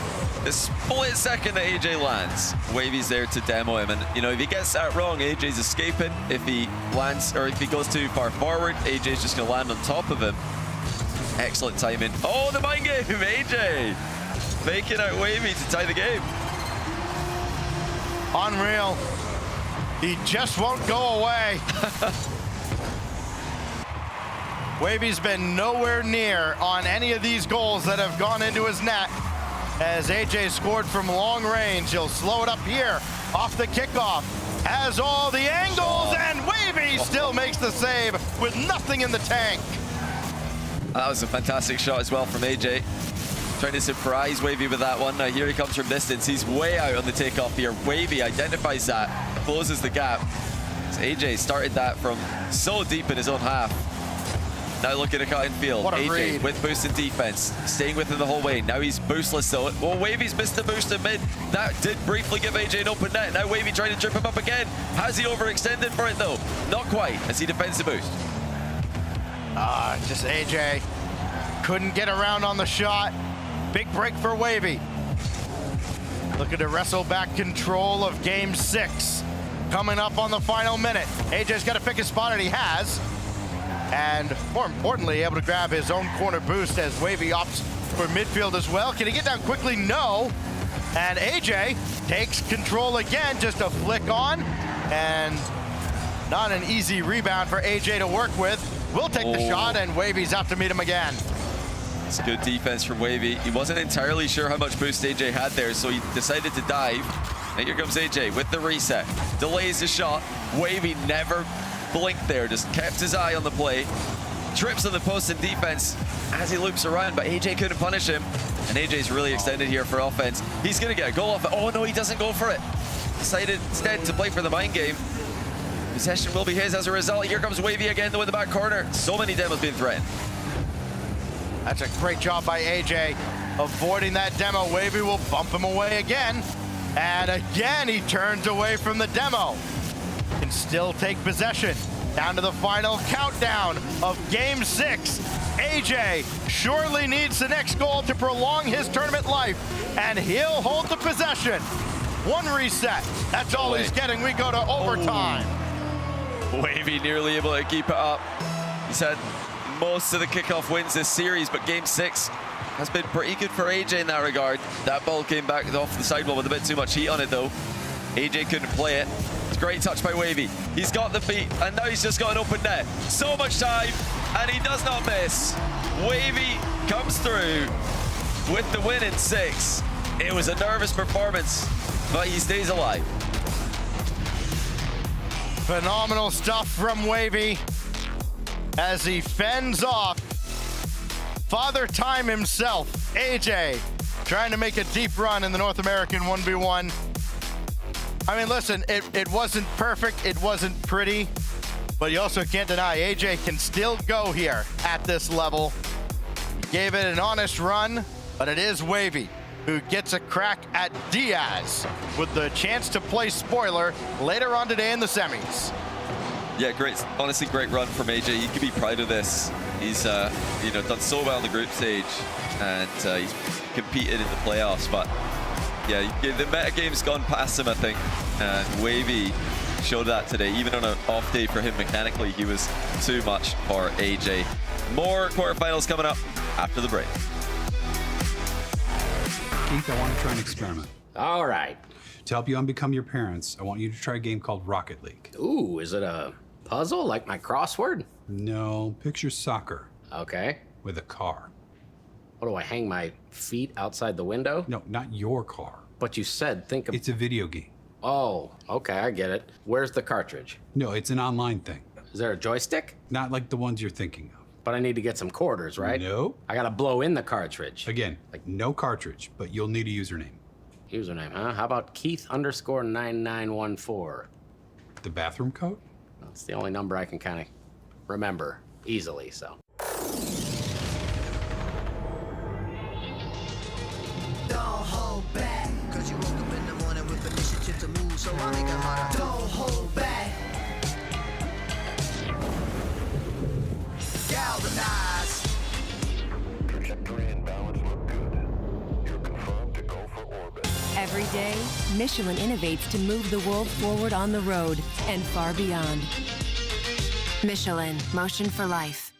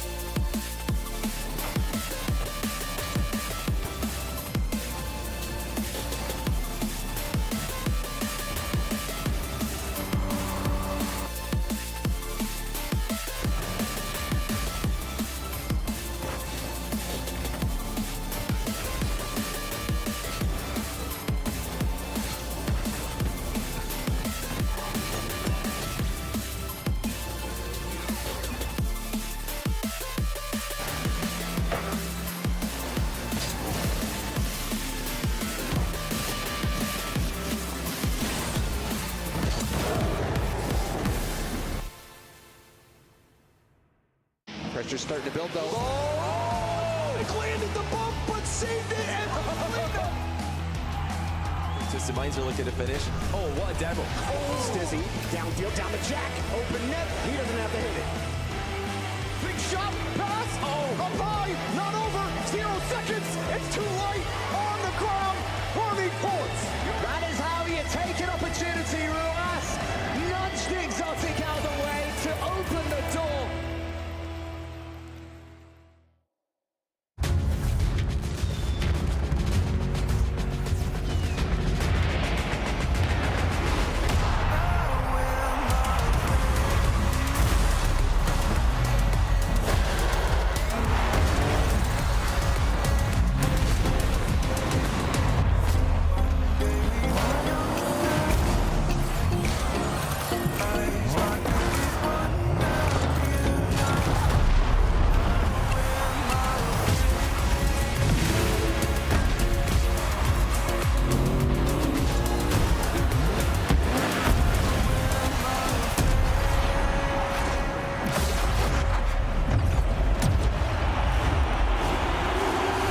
Part of the magic of Rocket League is the stories you can tell about it. The 0-second buzzer beaters, the epic saves, the underdog victories.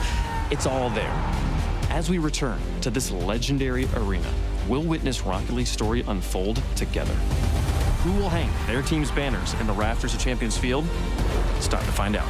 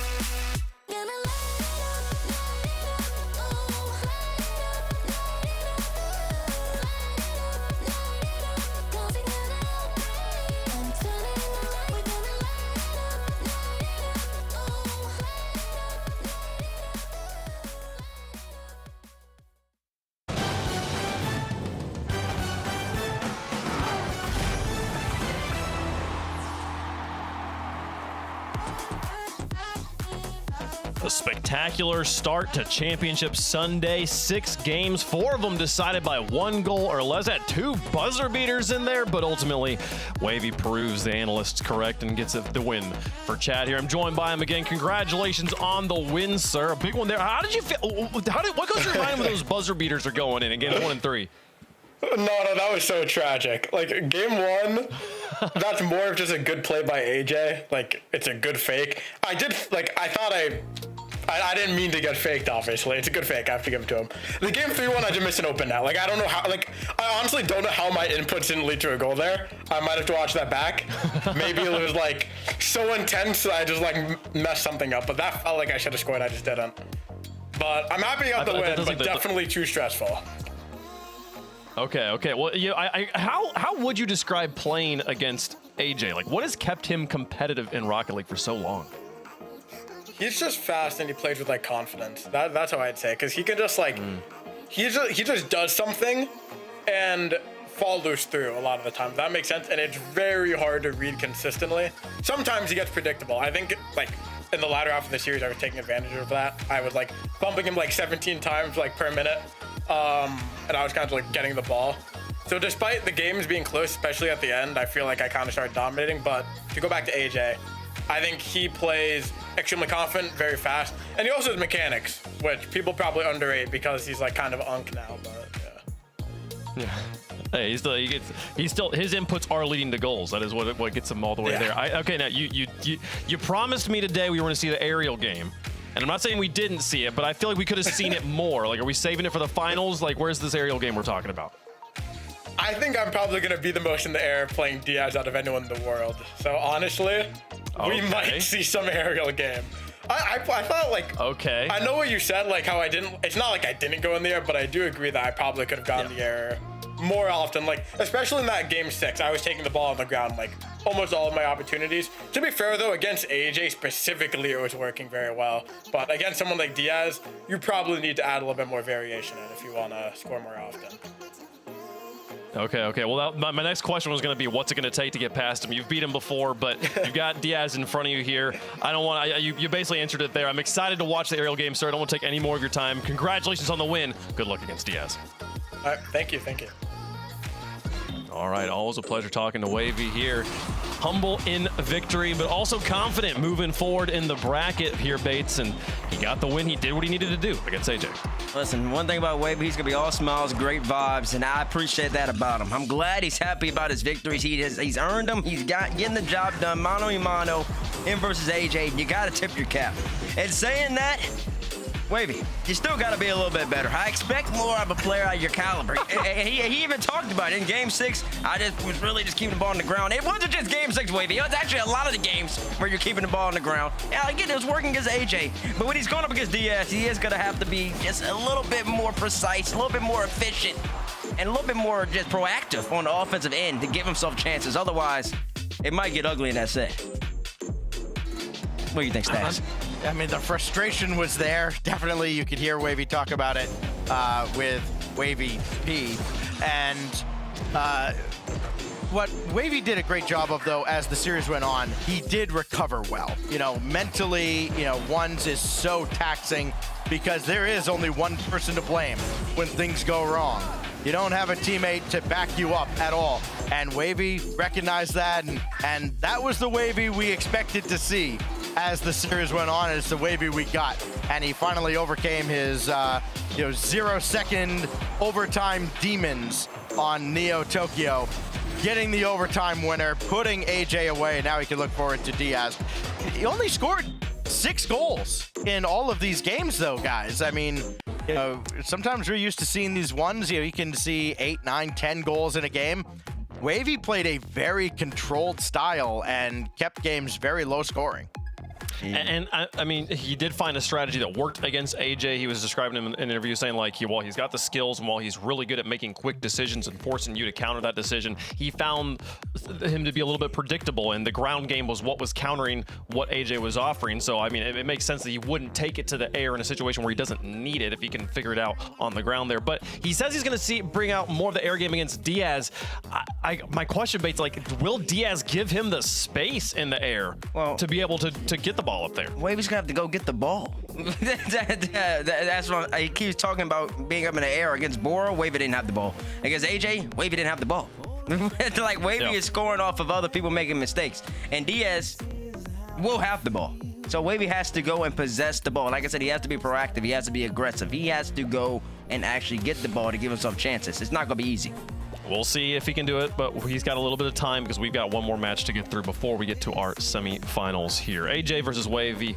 Fantastic way to start the day, but AJ does make an exit in top 6 here from our North American 1v1 Regional Open. Let's get into the next one. Another player going home. Every match going to be an elimination match heading forward here. Zach trying to prove the doubters wrong, trying to continue the streak here against the 2025 North American runner-up First Killer, trying to get that title.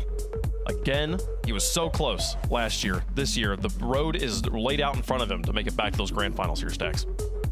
Yeah, and for, Zach, it's an opportunity to play spoiler. This is, for First Killer, this almost feels like annoying that, like, I have to actually go through all of this just to get this matchup with Diaz that I want. Evo, of course, waiting for the winner here. This is going to be kind of a big mental test, I think, for First Killer. Taking care of business where on paper you would expect him to against everybody who, he has to know he's got a target on his back all throughout this tournament.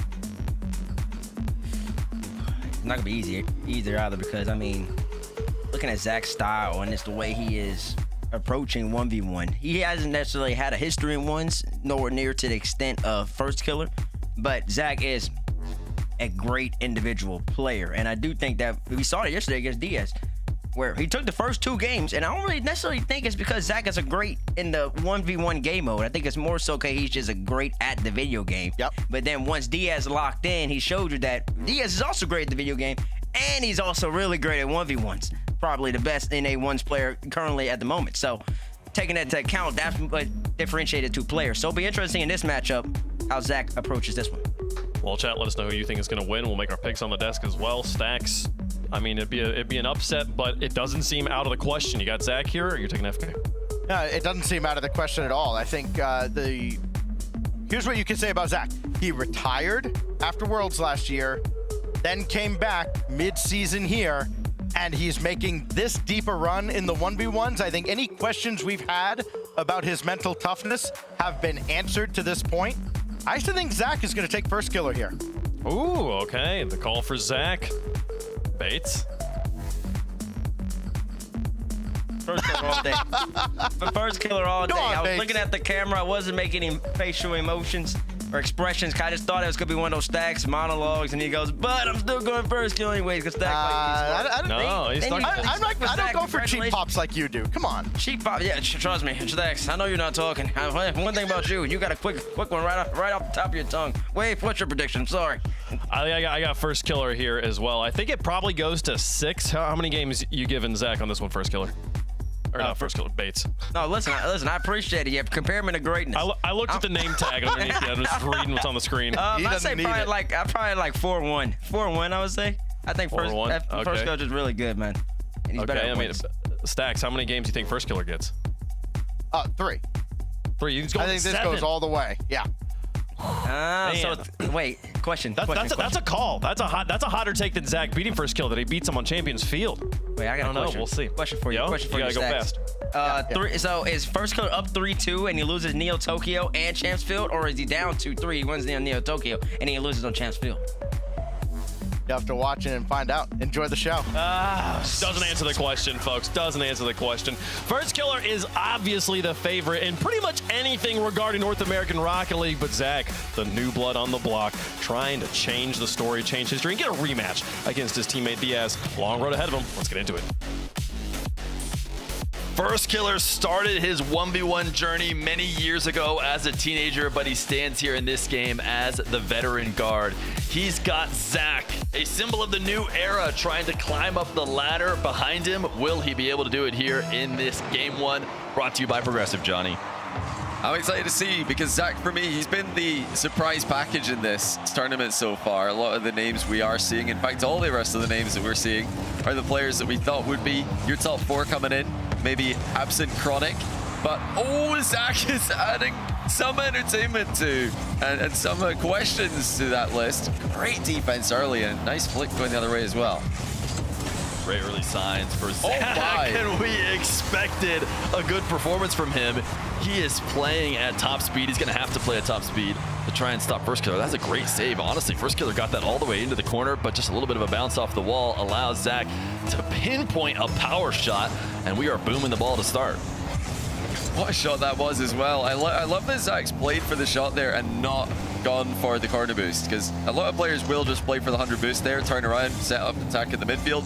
But it's the 1v1 play to just take the free shot, just slam it, top bins, back yourself to have the power and the accuracy, which obviously Zach does have. He's had so much success in 3s and 2s that he's currently the only player with a chance to win all 3 game modes in RLCS. But wow. The thing that First Killer continues to do well over the years is hit the ball really, really hard. What a shot that is. Yeah, it's just, you don't see this very often. First Killer is about as far away from the net as possible. And he just says, yep, I think I can boom it there. I think I can get it there before a defender. Zach wasn't even close shadowing. Zach was back there, but it doesn't matter. First Killer, way too strong. Big kickoff win's gonna get another. And it's just the shooting again. First Killer does not go for the mid boost here. He sees what looks like a defended net to us. He just sees an open net, and he's just slammed in 2 goals. I mean, credit to Zach, he had a great shot as well. It's been all about the shooting early on. It might continue that way, Zach trying to score straight away off the kickoff. That is something he's going to need to continue to do in this matchup. Now that he's, oh, surprise, First Killer, challenging from behind. Is Zach really in the, he's in the dog pile now of extremely experienced ones players. Yeah, no question. Nice shot here. Zach has looked clean on the kickoff. He's able to force this straight down the center. First Killer maybe hoping to get a second touch there as he went to the backboard. When he doesn't get it, it's going to be free for Zach on the follow-up. So a little bit of a mechanic mistake. It's tough to get every play right, especially when you're getting starved out low on boost in 1v1. He's going to get another great win, though. This ball straight to net. This time, Zach does recover, forces it out. We'll see how many pads he's able to pick up. You see First Killer not worrying about the 100 at all. He's worrying about keeping Zach pinned back. He thinks that's more important than boosting his own tank. He's trying to prove why right now. Is Zach a little first touch reset actually going to get First Killer to back off? That reset is so important because without it, First Killer doesn't respect that. It has bought Zach time to pick up boost, but he doesn't have any. He had to go get it from the other corner. I swear he went to the midfield, but he decided to cut back early or just missed it. He missed, yeah. He just missed it. So it didn't matter at the end of the day because First Killer wasn't able to punish him, but that is a small mistake we saw a lot of earlier between AJ and Wavy. AJ especially trying to cut the corners on all of his big boost grabs. Ended up missing a bunch of them. It's been all about the hard hits in this matchup early on. Zach taking First Killer on at his own game. It's not something many players would try to do. It's like, all right, let's see who can win Boomer mode with no mutator settings turned on. Oh, nice spot. We're just going to get power shots on net exclusively here for game number 1. Maybe we'll get it switched up, but First Killer, you see lots of different players try and take this bounce and maybe go up in the air, slow the game down. First Killer instead rises up for the earliest possible shot he can take advantage of Zach picking up that boost, and then places it perfectly as well to get himself the lead. He's handed the ball over to Zach, though, who is trying to take it around the corner. First Killer is on the wall to meet him, as they'll meet out at the midfield. Tap away from First Killer, gonna have to rotate back. He's gonna try and dive in right away before Zach can set up any sort of hook shot. Probably the right idea, and it might have earned him possession. Yeah, great challenge there from First Killer. Zach didn't expect that. He thought that First Killer was gonna go back for boost and give him the ball for free. It's never that easy against FK. And here comes Zach again, shooting early, straight into the pre-jump this time. But, oh, the boost advantage was his brief reward. Didn't get a lot of time to enjoy it because First Killer surprised him with the demo, and he's going to continue battering long shots in. Just keeping Zach honest here. No chance for Zach to move upfield with First Killer spamming hard clears. Yeah, First Killer, this is how he's liked to play historically. He loves taking shots on net and not having to do too much, else if players leave it available. Right now he has a slight lead. We'll see if Zach forces him to make adjustments in the future. Zach has been very good in the air, has a reset. He's been in top 10 plays many times, and he fakes the wave dash shot. It'll bounce in your post. What shot, Zach threatening with the reset. That kick on the reset, it got the ball sufficiently in front of him that First Killer was worried about the dodge. So nice last touch there from Zach. Creating that space between himself and the ball that First Killer had to worry about. Now Zach's going to win the kickoff. Trying to keep the ball under control. He does pop it just about awkwardly enough that First Killer couldn't stay with it. The 50-50 is good for Zach as well. Has to be careful from First Killer trying to demo him here. He does accelerate into a sidewall play, but yeah, maybe, I think he overdid it there. Maybe a bit too scared of the demo. Yeah, he really sent the ball to the side wall. First Killer, he's shooting off of this side wall right now. You don't see that very often. He is finding any way to shoot the ball from distance, even if he has to create extra distance by going to the wall first. But he's out of boost now. Zach's going to have a ton of space to work with and is actually not going to go to the air, at least not immediately. He's not going to play it off the bounce. Instead, he's going to take it right at First Killer. Got the 50. First Killer somehow kept it out for a moment, but Zach will get the finish. Yeah, initially, like you said, dribbling at FK and then nearly 50-50, get straight in off the ceiling. First Killer did well initially there, but didn't get the right touch to buy time. 42 seconds left. Zach ahead by 1. So far, his kickoffs are holding up. He's been able to read most of what First Killer is doing. First Killer has been sticking to that game. Oh, wait, what? What is going on? I mean, First Killer, he's been slamming the ball around a lot, but usually in the other direction. Yeah, First Killer, he was hoping, maybe he was thinking he's going to pinch it in that moment and help shoot it away. I mean, there's no other way to describe why he'd go for that. Obviously, he needs to do something. The ball's falling in front of his net, but he did not read that correctly. And that was such a crucial moment, too. It was a possession he needed to contain. Zach's going to get a kickoff. And just like this, it's 6-3. And in fact, First Killer might be a bit tilted. He's had enough. He does not want to see any more kickoffs, and he's forfeiting game number 1. I can't believe it. I mean, I said it in the last series, this is a super unnecessary forfeit because he's got 27 seconds left in 1v1. With all of the different tricks you can pull on kickoffs, you could absolutely get a goal back in less than 5 seconds. And then you've got perfectly winnable game, but First Killer doesn't even want to try, and that is it's one of two things. It's either supreme confidence in this matchup, and now he's going to start playing right-handed. He should have been messing around in the first game, playing with a only long shots style. But like you said, I think it's probably not anything to do with that. I think he's probably just annoyed. He thinks, get me out of this game. This game's cursed. I don't want to go next because this game obviously is going against me. Yeah, and Zach, I mean, when he scored that kickoff goal off the side wall, that took probably 2 to 3 seconds off the clock, maybe 4. A very, very fast goal.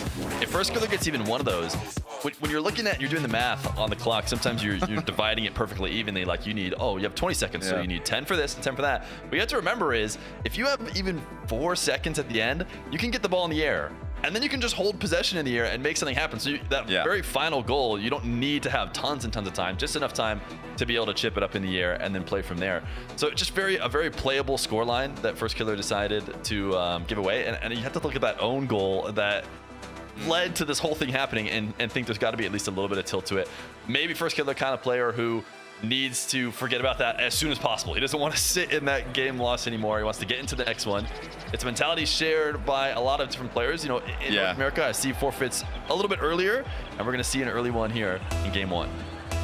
We just long for the day where someone will at least play the kickoff and then forfeit once they see if the kickoff goes their way. Because of course, if Zach wins another kickoff, if he just wins one of them and then can dribble the ball back, you're well within, at that point, you can forfeit and say, oh, well, from this position, very, very unwinnable. But we're right back into game 2, though. No kickoff goal here, but Zach slots by him right, regardless. And First Killer's got a real test in his hands. Yeah, it may not be a direct kickoff goal, but as a kickoff possession win, almost feels like, a quarter of a kickoff goal or maybe a half when you get that first possession and you never relinquish it and you're able to score. This time didn't even take Zach that terribly long. He's only 20 seconds off the clock. He's able to get a great aerial play. That is going to be his strong suit. You're going to see him going to the air as much as possible whenever First Killer gives space. But we talked to First Killer, I should say, about his matchup against Zapato. Zach got the wrong side of the ball. That was a really impressive shot. I was watching from First Killer POV, though, and from his POV, it was clear where the shot would be. I don't see that very often. First Killer's just missed a long-range shot. It was completely open, and he did not need to rush it either. Oh, he's gone for the pitch, though. That one's much better. What a finish by First Killer. pinch from the midfield. And that angle is not easy to get right. Ooh. Beautiful shot from First Killer. I don't know if somebody told him that you get extra points if you shoot from behind your midfield line, or if he came into this deciding I want to just boom the ball, but he seems adamant on trying to shoot from long range. Yeah. And even if that means he has to go for a pinch, it is going to get him a goal. We'll see if over the long series that switches up at all. Right now he's low on boost, so he's going to have to tap this away. Back into net. Zach seems to like his aerial game. He's not going to have time to go to the other side of the arena and set it up, though, so he'll take it in field and gets it over the top of First Killer. That is so creative from Zach. Just baiting First Killer's challenge in with what looked like a fake. I mean, he's delayed his dodge so long there with the outplay. I love the angle dribble as well to start that off. You know, a lot of little things that Zach's doing here show that he's been putting the time into preparing for 1v1. He's conceded a kickoff goal, the old classic kickoff goal here. Zach side onto the ball, First Killer goal side. They both flip in the same direction, so the ball does go the way of the goal side player. This one should be more neutral. See if we get any front flip kickoffs, or if that's just from Mina yesterday. It's the only place I had seen it before. Neither of these guys are going to go to it. Zach trying to get a little pinpoint flick top right. Does get First Killer in the air, but didn't cost a ton of boost for First Killer to make that save. Only a couple. And he's able to save the rest of it to continue to play defense. This one high in the air. First Killer did jump up early to get to it, but Zach just took the first time shot. It's off the post and it's in.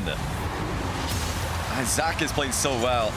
First Killer expecting him to make a controlling touch here, but Zach knew First Killer was up, hits it hard past him, and he's gone about as far right on the goal there as he can, while keeping the ball in a scoreable position on the rebound. That was, of course, to stay away from First Killer, who's challenging from the left. Zach's kickoff game is looking great here. That was one of the questions. Will he be able to match First Killer, or go, at least maybe even go better than him in the kickoff? The answer is yes, he can. He is really doing a good job here. 7 shots to 2 inside the first 2 minutes. He's taking this ball all the way to his own back wall. He's probably seen that a few times if he's played Diaz. He did not take the full field air dribble, but he did get himself in possession to attack again against First Killer. And when he goes up to the air and gets his reset, he has been so tough to stop. Well, you know, First Killer's going to need to start playing like he is playing against Diaz here, because these aerials from Zach are so threatening. He can put the ball in any corner he wants, whether it's top shelf with the flip or just bottom corner with the mind game. First Killer prefers to challenge early against Diaz. He knows that if you let Diaz air dribble, you might as well, you know, just go next. You're not going to win against that guy if you let him in the air. But he is giving Zach some space for now, like Zach is here for First Killer. Bit of return in the favor there. First Killer's missed his intended touch. Heavy shot from Zach. Going to test FK one more time. It's a decent pass in the test, but the chip back really doesn't do too much. Yeah, it's First Killer going back to seeing if he can get powerful touches to get Zach on the back foot. First Killer, a little camera movement there as that ball went to the back wall to see exactly where it was going and see what he could get away with. He does let it bounce away. 16 boost now. Is going to let Zach get a catch. And Zach 50s once and is hoping to keep First Killer pinned back. Absolutely nothing for him now. First Killer, oh wow, does at least chase down the ball and switch it around. Although he's trying to get a demo, so he's not going to grab any boost early because Zach stays out ahead of him. And then reads First Killer's dive challenge. Zach is going to have a freebie, I think. Yes. Oh, wait, it wasn't as free as I thought, but he does get it. Yeah, he did well with that one. Just waiting fairly long enough to beat First Killer to the punch and still not have to pre-jump the bounce. Honestly, before that, First Killer got a bit unlucky, though. He accidentally bumped Zach into a possession after beating into the ball. And then he didn't get a demo that must have been a couple pixels away from landing. So First Killer can feel a bit scammed in this game with how he's been going, but he's not making his plays either. That's completely open top shelf. First Killer's shot is not good enough. Follow-up shot also lackluster. And now Zach has 100 boost to defend with. Great fake challenge. First Killer did not see that one coming, and it's 6-2. First Killer did not do a great job of protecting this ball. He gets rolling out almost ahead of it and then has no way to turn around. Even if he dashed, he wouldn't have found his way back to that ball. He needs to keep that much more in his control. Another thing I've noticed from First Killer too, is he's falling too far in love. That's a good bump. It's going to be a follow-up goal. But he's falling too much in love with his heavy touches. You know, taking shots from long distance to try and beat Zach is one thing, but a lot of these setup touches seem to be too heavy as well. He's letting too much distance close between the two of them, and then he's unable to actually make an outplay. So when he isn't going to shoot, he does need to control the ball just a bit more. He's trying to get a little hook shot here. Should get a boost steal, and Zach might get a goal though. Yeah, again, Zach is just able to avoid the demos. He's keeping control of his back corner boosts. And that one actually used as bait as First Killer lunges in for it, thinking that that's what the play is. Zach just shooting from distance, wide open net. Still, First Killer has time. He forfeited last game, down by 3 with 25 seconds left, give or take. Now he's trailing by 4 as we get inside the final minute. Zach is frustrating him here. Delayed 50, buying himself a lot of time. Well, First Killer did get the demo there though. Yeah, Zach wanted the demo as well. They were both going for it. First Killer made the winner. Nice flick from First Killer. Does get Zach into net. Now can he convert? Zach's already up before First Killer is, so he convinces First Killer back down to the ground. Nice late flick. This is a great shot by First Killer. That's such a good play. He's gonna have a good chance at the comeback here. Just like last game, he's absolutely got plenty time to make this happen. First Killer trying to lock in here, like Diaz had to yesterday against Zach, who's been the surprise package of this tournament. But First Killer, kickoff goal, 2-goal game. And this is what we were talking about last game. Imagine this was 25 seconds left, 2 goals. He's obviously going to play it. Could have had this in game 1. Yeah, definitely. We'll see if Zach makes any adjustments to try and reduce the volatility of the kickoff. He goes wave dash kickoff, which does reduce it slightly, but still nothing like a fake or maybe a drive kickoff that could buy even more time for himself. He does make a diving save. First Killer up early, has no choice to kind of be aggressive with his defensive style now. He is got in the midfield 100, but couldn't get back towards the ball. These two guys jostling in the corner. First Killer feels like he has to leave, but he doesn't really have a choice. He has to stay on ball. And a couple strong touches from Zach have it into the blue back wall, and that might just be enough for the dunk. Not enough time left for First Killer. Zach is going to confirm the game 2 win. Yeah, good pressure at the end of the game here. Zach will even get another goal off of this, just to frustrate First Killer even further. Wow, what a performance so far. All credit to Zach for the early games he's winning against Diaz yesterday and now First Killer today. He is definitely a contender in this tournament, and we keep talking about it. He's the only player currently with, and will ever this season, have a chance of winning all 3 RLCS World Championships. It's a long shot, obviously. 3v3 is difficult enough by itself, never mind when you add 2s and 1s into the mix. But this is the one that we're the most surprised by. We didn't think he was going to be this impressive coming into this weekend, and here he is. Yeah, you know, you see a lot of 1s played since we only have this one tournament here in the RLCS. A lot of 1s is played at community tournaments or show matches here and there. Zach not participating in those coming into this, although he did play the ranked ladder. He got up high. I even reached out to him, like, do you want to get some matches, maybe prepare against people? And he declined. He said, no, I think I'd rather, you know, stay and just prepare for RLCS outside of, you know, the normal system. Maybe that's helped him. Maybe, you know, not giving looks to everybody else on how he's going to be playing 1s, how, you know, what you need to actually respect his game has maybe helped him here. And he's definitely playing at the top level. It's clear now that he's in the mix with these top 4 guys, even if he doesn't end up getting top 4 if First Killer comes back like Diaz did yesterday. But he's got me believing. He's got me believing. Had me believing yesterday against the favorite. He's got me believing again that he could take down the number 2 guy in NA right now. Absolutely. I think Zach can definitely take this. First Killer's got to seriously improve his gameplay. Too many hard hits. He's not been controlling the ball enough when he's had it, and he's not been able to, you know, he's not been able to outplay Zach with the 1v1 knowledge. And I think that is partly due to Zach's excellent game knowledge in the mode. That's good speed though. First Killer double tap. He's automatic with these distances. Just letting Zach have the ball there in the first go. Dust him on the second ball. Yeah, Zach picking up the boost late. First Killer had that red. He likes to have races to the ball. He trusted himself to win those more often than not. Another kickoff win. Zach does a good job double jumping, but he's going to get his boost stolen. As he booms this ball away, it'll buy him a bit of time. Looks like he's electing to stay on the ball. He's not using it to go pick up boost. First Killer gets to shoot from distance, but sends it too high this time. Zach now with an opportunity to pick up 100. First killer, though, immediately cuts this towards the net. Tries to take advantage of Zach's awkward positioning, but Zach makes the play. And Zach's zoning on for his goalkeeping in 3v3, using that to the best of his ability here in ones. Definitely make impressive saves. He's been outplayed twice now the same way, though. Great pass from Zach to First Killer for the second goal. First Killer's just letting him have that, just like you let him have the first goal as well. Just let him hit it into the sidewall because nothing is being threatened there by Zach. Yeah, and what's interesting is that watching from Zach's POV, it did seem like First Killer left. This was going to get another, make it 3-0 here and gain it for 3, but it looked like maybe there was an angle that Zach could go for a bit and kind of baited him in, and then by the time he got to the ball, he was not in position to make a good touch, just passes it to First Killer. Now 3 straight, a minute in. First Killer trying to remind everybody just what he can do in ones. It's going to be a bit of a better kickoff for Zach. First Killer around to stop. In fact, he's going to get full possession here. The dribble from the back corner into the air. Reset around ceiling. High uses it early. Goes for the double. Zach actually saves that. What save by Zach. Reset double attempted by First Killer. He was going quick at that one as well. Not a lot of time to react in defense. First Killer really leveling up his possession game here. From these kickoff wins, he's been able to dictate where most of the game is played. Oh, Zach's caught him though. First Killer overextended in the back corner, just like that. 1 goal is back. That First Killer thought Zach had to take it up the side wall. Surely no way he's going to cut it back in field, so he's just prepping to challenge him over there. But Zach says, I'm just going to dodge you if I know where you're headed. I'm going to try and avoid that.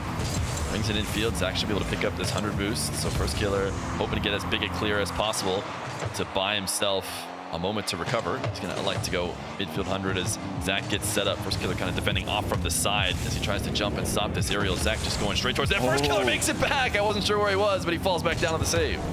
Yeah, great save there by First Killer. And he's going to be rewarded with another goal as well. First Killer with his best game yet, just like Diaz yesterday, showing that he's got another gear to go to when he's tested. Zach just a little bit too far underneath that ball as he was trying to keep him more in the blue half. He knew he was done for after he had popped that not only straight up but slightly back into his own half. First Killer up at ceiling height, able to intercept this one. He's going to try and start the boost starvation. Zach's managed to hold on to a decent amount, including a wall dash here. Helps him keep speed. Double jump shot. He's not going to let First Killer get down from this wall, or at least he should try not to let him get down from this wall easy. First Killer does. Gets a demo and now has some space. Yeah, he's going to have the ball again. First Killer accelerating the play. Thought Zach was going to turn his back on him there. Zach did initially stay facing him. Great first touch by First Killer. So efficient in the takeoff. Wave dash pop to make it 5-1. Zach did not have an answer. He could be a world-class goalkeeper, but you're going to need inhumane reactions if the ball comes flying at you that quickly. Yeah, such great couple touches. One, it can be awkward to pop that ball in the first place, and then really soft touch to catch it and finish it off. 5-1. Flurry here from First Killer in the first half of this gain of 3. As he's now on the back wall, able to jump away. It's going to cost him his boost to get there, but Zach cannot control it. First Killer's going to chase it down and extend the lead. Yeah, this has been what the First Killer we expected to see. Zach, for the most part this series, has done pretty well keeping toe-to-toe with him in the 1v1 meta game. He's not letting First Killer dominate with demos or dominate with kickoffs. But this game, Zach's been a bit outpaced, and he's still got time to fix that. Oh, he's going to do well here. Make it 2. But this would be a seriously impressive comeback against First Killer now that we know First Killer is leveled up. Yeah, Zach has done well to not fall for a trap that lots of non-ones players will, which is being too interested in picking up that 100 boost. He's very clearly recognized when First Killer is making a mistake for going for that, and there's just an opportunity to bring the ball to net. He's going to get his second goal. As he tries to flick this one away, able to grab the midfield 100. This ball floating in the air. Zach would hope to get 2 touches in a row, and he's going to try and do that, but it's still a bit awkward to actually control it. And now First Killer has the ball rolling. Zach's going to back off. He doesn't get to play passive for much longer, but a minute 30 left to go, down 4. He can get away with shadowing for a bit. He might be forced to start diving in if it stays this distance. Yeah, has to go for it here. And he does! Zach with a reset dunk. It looked like the heavy touch might have given the ball away to First Killer, but what an adaptation by Zach. Crushing the 50, back within 3. Onto the diagonal.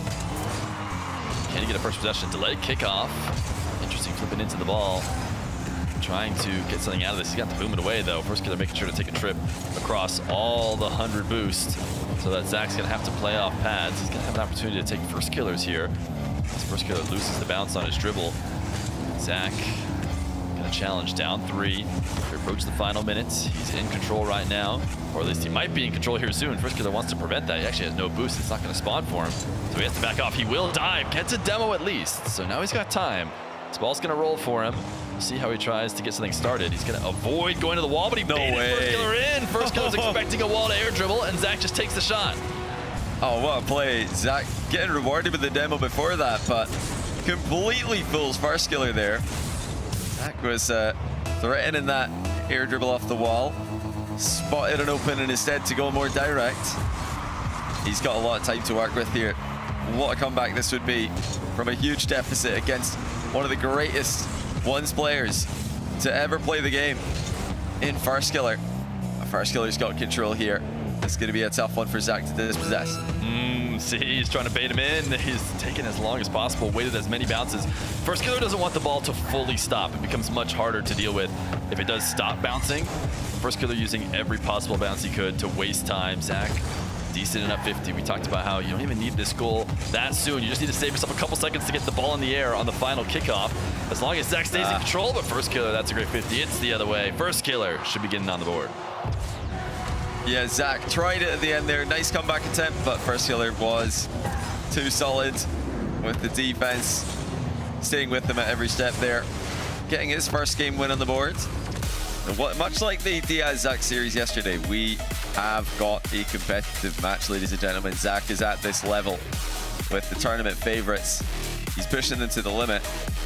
He's got to, I think, just add a tiny bit more kickoff variety to his rotation, and then he'll be just fine in this matchup. But yeah, this game was heavily First Killer favored early, thanks to First Killer's kickoff wins. Up to Zach now to maybe add some fakes. You mentioned the drive kickoffs as well. I would love to see that. Otherwise, it will just be more First Killer dictating where the game's played. Yeah, it ultimately comes down to those first couple minutes in this game. Not only was his kickoff maybe not there, but he also had a couple missed touches that we don't see from either one of these guys very often, and you add that to the rest that was going wrong, you're suddenly looking at a big deficit, and you have to claw it back for the rest of the game, which he did. Ultimately couldn't bring it all the way back, but not the worst sign ever. The fact that the most domination came in early parts of the game, so Zach already looking like he was playing a bit of a better game, and maybe could get himself a few match points here against First Killer. If you could take game number 4, you might need him. You might need that many chances against a guy as good as he is. But knows what he's getting, what information is he getting from that phone? He's always on it every time. he's looking away. He's getting any info. Is he getting kickoff strategies or something, or who knows? But we're gonna get back into here to game number 4, Utopia Coliseum. Big moment. What did he just learn? Will he use it here on the field? Now, will we get Zach possessions early? That's the big question. He's definitely in with a chance in this one. Nice little bump onto First Killer to secure the first possession of the game. He's got all the options in the world for what to do with this one. He's going to fake the long-range air dribble, then actually fake bringing the ball back down. Lots of layers of mind games here by Zach early, and he's got an open net as a result. First Killer's absolutely lost control there. Yeah, First Killer trying to get up and beat Zach. I think he's expecting Zach to race him to the ball. As soon as he recognized Zach was not racing him to the ball, he realized he was in trouble. Wanted to get the softest possible touch he could. Went for that reset touch, but still handed it away. So First Killer, not the best read on the play, but he'll make up for it quickly with a kickoff. Yeah, Zach's been, losing quite a lot to this side. This one, the ball does go a bit further, but it's still something First Killer can work with. Zach's, again, the player who has to switch something up. First Killer continues to beat him on the majority of the kickoffs. Gets a kickoff goal now, kickoff possession, which is as good as a goal if the continuation plays out like this one. Yeah, Zach went all the way to his own back corner boost and wanted to be immediately involved in the play. you know, sometimes you can surprise players who just assume, no way you're going to go for that challenge. You're going to fake that, right? But this time, First Killer seemed to be able to tell that one was legit. Zach truly was going to try and drive half the field and challenge. So First Killer will snipe it around him. And that heavy first touch is going to allow Zach to immediately dive on him. If he could have kept it somehow more in his control, Zach would be less confident as he dives in to try and take it away. Not going to get the midfield 100. And that's going to force him to leave. But then again, see, that's a heavy touch right there. He makes up for it by getting a demo, but he didn't have to pinch that off his wall and push it away out of his control. But that's what First Killer has been defaulting to. Now he's going to slow down. This catch pushes it out to the midfield high, bouncing ball. Again, plays it over the top of Zach, but it's into the corner. It's not going to be a free shot. Zach should find his way back to net. No reset there for First Killer. Zach is maybe convinced that he does have it, though, so he'll let him get back up into another air dribble. Slow air dribble shot is saved, and Zach keeps it out. Yeah, no boost for Zach, though. He's got to be careful in this follow-up play. Looking to stay on the ball, but that did leave him briefly open to be demoed. First Killer didn't make the move in that direction in time, but if flipping near your opponent when you got no boost, very dangerous thing to do. And First Killer stealing reset. Doesn't get under the ball at all. First Killer getting dunked on. And now Zach for the open net. Ties the game. And in his quest to go to that double match point, well, actually it would be triple match point, he's made a step in the right direction here compared to last game. For sure, and First Killer, he needs to get these controlling touches, you know, to be a little bit better. I don't know if you've ever tried to keep the ball around in boomer mode, but it's almost impossible to dribble. That's kind of what First Killer's reminding me of right now. Like, he just cannot seem to get the soft touches when he needs to, and Zach now going to steal away this air dribble. Zach is going to be in the lead. And Zach has done such a good job in midfield play. We're wondering if he's going to change up the kickoff game drastically. He hasn't. He's still losing that aspect of the game, but he is challenging First Killer much earlier than last game. That surprised First Killer in several occasions. Zach's losing so many kickoffs, so I'd make it at least 5 out of the 6 kickoffs he's lost so far. He does lose a lot to this wall, interestingly enough. This same side, he's just a little bit weak on, it seems. He's going to win this one. It's overdue, and definitely going to help him a lot in re-establishing the lead. But it's something that he has to think about. I mean, this is how 1v1 works. It's not down to singular goals like you see often in maybe threes. If you're losing the majority of those kickoffs to that wall, you can't just let one win be good enough to say, oh, I'll just keep going for it. You know, if you're losing 80% of them, that's a problem. Something needs to be adjusted. But right now, Zach is still in it despite First Killer getting 2 quick kickoff goals to make up part of his 3 goals. That's a great wave dash shot. First Killer saves it partially. The follow-up is in. Great play again by Zach. As soon as he shoots this one, already getting back to give himself a run-up for the follow-up shot. His anticipation is top tier. He's still newer to the ones mode than all the other guys left in this tournament. But you wouldn't know it looking at how smart he's playing a lot of the midfield plays. You can definitely tell from his kickoff, though. Again, it's that same side. Exactly. He just doesn't protect this side of the ball. And if he's not noticing this, it's going to continue to be a problem. It's 3 out of 4 First Killer goals are just exactly that. There we go. Saw. Just don't go to the kickoff at all. If that's what you have to do, that's what you have to do. But this isn't going to work either. So First Killer, really aggressive dive in this corner, picks up the 100, sees Zach is exposed, and just steals it away. Yeah, good call on the bluff there by First Killer. He knew that Zach did not want to hard clear that. He didn't want to air dribble from that position. It was so awkward of a position to go from. And yeah, he's just got another free goal for himself. It's been devastating performance so far, from kickoffs into the immediate moments after kickoffs from First Killer. Zach can just hang on a little bit longer, though. This is where we enter into his territory. Can he get out of the spin cycle here? Looks like he might. No, he's still going to be under so much pressure. First Killer had a great moment during this where some players would have tried to score. They would have tried to end it there. You have to be really careful, because if you go a little bit too all in, you allow the zero boost defender to escape. You know, the save, if it does happen, ends possession. First Killer recognized that massive advantage. There's no reason to shoot any earlier than when I know for sure it will go in. Decides to keep backing off eventually gets that opportunity where, no question, he's about to score. He's actually trying to free on the top of Zach and manages to do so. Zach is underneath trying to cut him up, but it doesn't matter. Yeah, what a move by Farskiller, just flipping over the top of Zach, shrugging off the bump, and converting a 7th goal in what is turning into a dominant display of possession and control. Zach just cannot get the kickoff to go his way. Even this one is Farskiller favored, with Farskiller taking that mid boost. And yeah, Zach's just not had the... I just don't think he's had the tricks that he would need to get Farskiller out of this flow state he's clearly in. Okay, that's one. I thought Farskiller might be able to save this one, but after dodging the bump, he couldn't get goal side of the ball.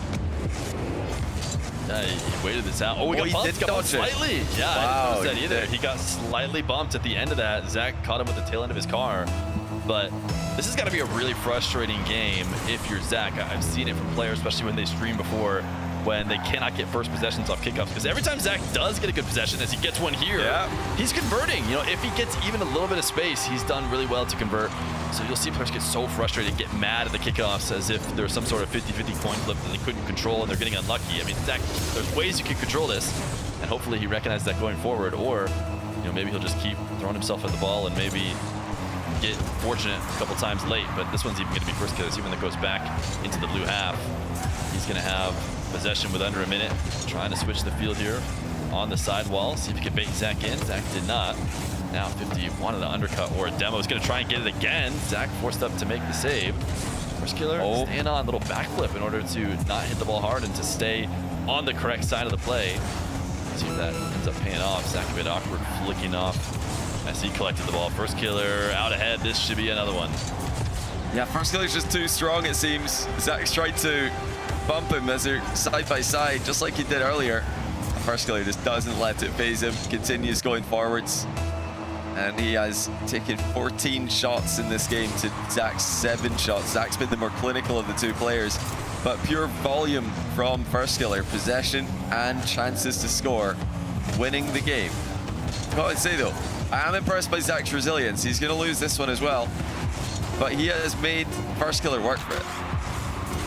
Yeah, no question. First killer, better hope he maintains this kickoff domination because, I mean, as you said, high efficiency from Zach when he does get offense. First killer just preventing that offense is his way, that he has gotten this equalizing game-winning game number 4. Zach, we'll see, if again he's to the phone for answers because what he needs to do is switch something up on the kickoffs. 15 shots to 7. This game ended 8-6. First killer more than double outshot him. He had full control. If Zach could get anywhere close to the same amount of possession, it seems like he's going to have the advantage. Yeah, it does. It seems like his midfield game is more than good enough. I think first killer's not been at his best in the midfield today. Been a bit loose with his possession. Like you mentioned earlier, a lot of heavy touches, but Zach needs to change up what he's doing. We're going to keep saying it because it really is the most important thing for his game right now. The reason you don't really see this many kickoff goals and this much domination from the kickoff alone in modern day 1v1 matches is because there are so many different strategies that players can use to switch things up and to surprise their opponent. The thing about Zach though is he is newer to the game mode. He's not had as much time to practice these strategies, but he'll need to be doing, I think, more delays. He faked out one last game. I'd like to see that again. Drive kickoff and offset spawns. We haven't seen a lot of that. But he's starting off with standard and he wins it, so that's nice to... Oh, well, he did briefly win it. It was nice to have a normal kickoff win for just a moment there. You do bring up a good point, how, maybe there's a mechanical practice level that he needs to get on certain kickoffs that he doesn't feel good about, but these guys are really so good that you'd think they could almost figure it out on the fly. Maybe you can start losing the game here, just use the rest of it to figure out the mechanics on certain kickoffs you haven't done before, but first killer, great read of the challenge, popping this ball up with a backflip, and he'll go up early, game number 5. Yeah, no, I'm a bit worried about Zach, because if he can't get more success in aspects of the match that he's losing in, I do think first killer is going to start to have more success outplaying Zach's challenges like he did there. Zach's was, more aggressive, coming forward in defense in games 3 and 4. 2 games he ended up losing. That's a great save at the back end here, but yeah, again, Zach's looking to dive in. This time he's accidentally side flipped, but First Killer was taking the ball past him either way by the looks of things. First Killer, yeah, he took that one more to the left. Zach was going to struggle to get goal side of it. Yeah, he was actually, he flipped left on accident, so maybe he recognized the adjustment he needed to make just a bit too soon, and it registered as a flip in that direction as opposed to just aerial. Oh, we got First Killer to own goal. Zach forces the own goal. We got a fist fight after the kickoff goes into the sidewall. Both players say bang. Fisticuffs, have it again. I mean, Zach had to do something. He didn't want to give him free access to the ball. A First Killer getting bumped into an own goal is not what he expected. First Killer pick up possession again. Little camera check. See, is Zach going to chase me down, or is he going to go back to his corner boost? He recognizes that Zach was going to try and intercept, and he's going to get a demo now as Zach picks up the 100. Not the easiest thing to get. Zach tried to spawn close. Not going to matter. First Killer's on the other side of the play. Yeah, he just didn't see that one coming. It was the typical play in that position. I think First Killer, he's not really risking much by going for that, so it's a great idea. The upside is he can maybe even get a goal as well. And it's very much a First Killer favorite series from this point. Is it going to be another heartbreak for Zach, who's shown us such an impressive level this weekend, but lost 4 straight to Diaz after going up by 2. Now he's losing games to First Killer after going up by 2 in this series as well.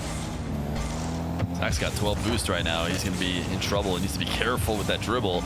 Keep it in front of him. Keep the ability to roll it down in 50 at any moment. First Killer almost took advantage. Fortunately, the dunk wasn't directly into the net, but this shot is going to be on target. Do not give First Killer the opportunity to shoot from distance. Yeah, just a bit of a mistake there from Zach. Trying to hit the ball over First Killer, but First Killer had so much time with a high ball like that to get behind it, turn and shoot. And when Zach's jumping off the wall that high with no boost, he's out the game for a long time. Oh, chance at the near post here. Zach went for it. Will have a chance to control the ball in his back corner here. Got to look out for the demo. He does by going high. First Killer seems like he's starting to get a much better read on Zach as this game's gone on. Whereas Zach is seemingly struggling more and more to stop First Killer from getting what he wants. First Killer not able to pick up the midfield 100 on his way back though. And now has popped the ball out and away. That gets the first touch, but First Killer is there to try and dunk it in. They are moving at top speeds. Everybody's booming the ball right now. Will somebody bring it down to the ground? First Killer's not going to want to because this is going his way. He's down to chase around the field for the ball multiple times because he's going to get himself a 5th goal. And First Killer is just completely outpacing Zach. The ceiling challenge came in before Zach could react, and then he just dusts him in the midfield afterwards. It is incredible how much mechanical ability and speed First Killer has years on in his career.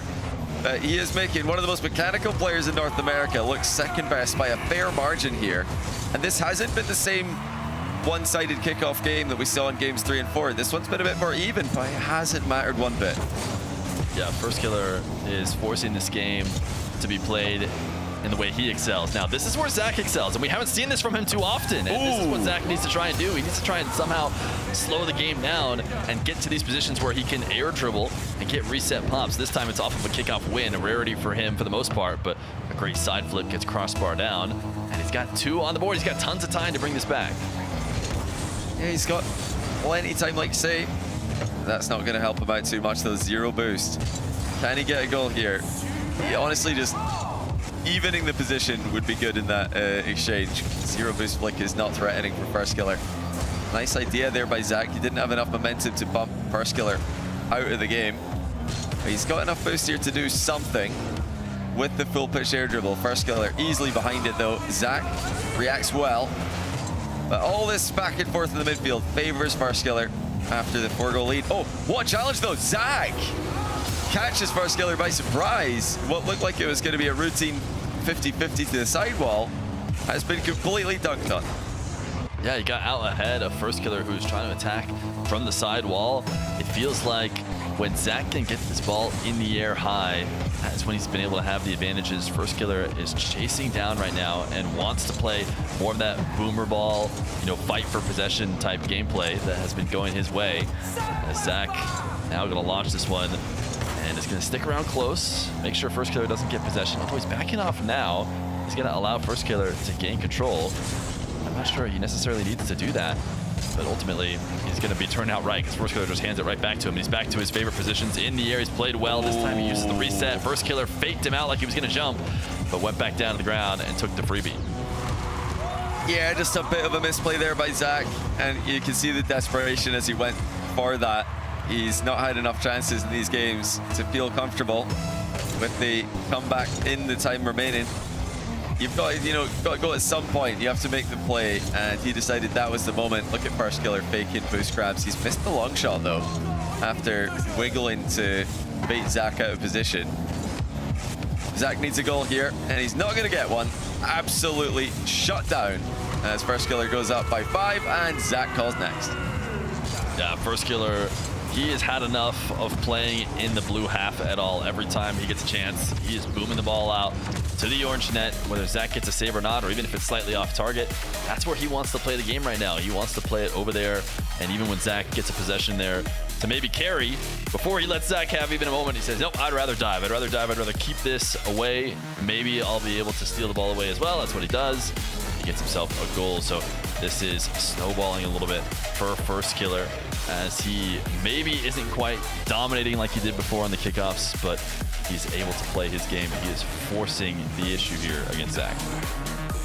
Yeah, it's curious to know how much Zach's head is still in this. It's so brutal to be losing games consecutively like this, but also the manner in which he's losing. He'll feel like he's just been watching First Killer for the most part in these games and hoping that First Killer makes mistakes, which is not something you want to be relying on. As First Killer is such a reliable player, such a consistent player in 1v1. But yeah, it's been a pretty, I think a pretty good display of what does make First Killer so great. So efficient, so consistent with his touches, so fast around the pitch as well. Even with the newest generation of Mechanical Ones players coming up against him, they can't keep up. He's just making everybody look like they're a gear below. Yeah, and it's actually a bit of a unique style in ones, because we see a lot of players playing a much more aerial focused game, a lot more side wall air dribbles into resets, into those wave dash shots. And First Killer is just, taking it straight down the center of the field. Just boomer after boomer shot. Chase you down, wear you down, and eventually get his goal. And we'll see if he can continue that on Neo Tokyo. Zach, though, gonna score. So he sees First Killer coming. No surprise there. But this time, Zach does get around the ball. He's got to be on the lookout for these First Killer challenges. First Killer's going to be sending it. It's been working for the past few games, so I don't think there's any chance that we're going to see him slowing down. Oh, First Killer jumping over the top of Zach to win the boost race. That's brutal for Zach. And First Killer convert on it though. Playing for the low 50. Actually letting Zach get the ball for free. He's tripped it over him. What a play.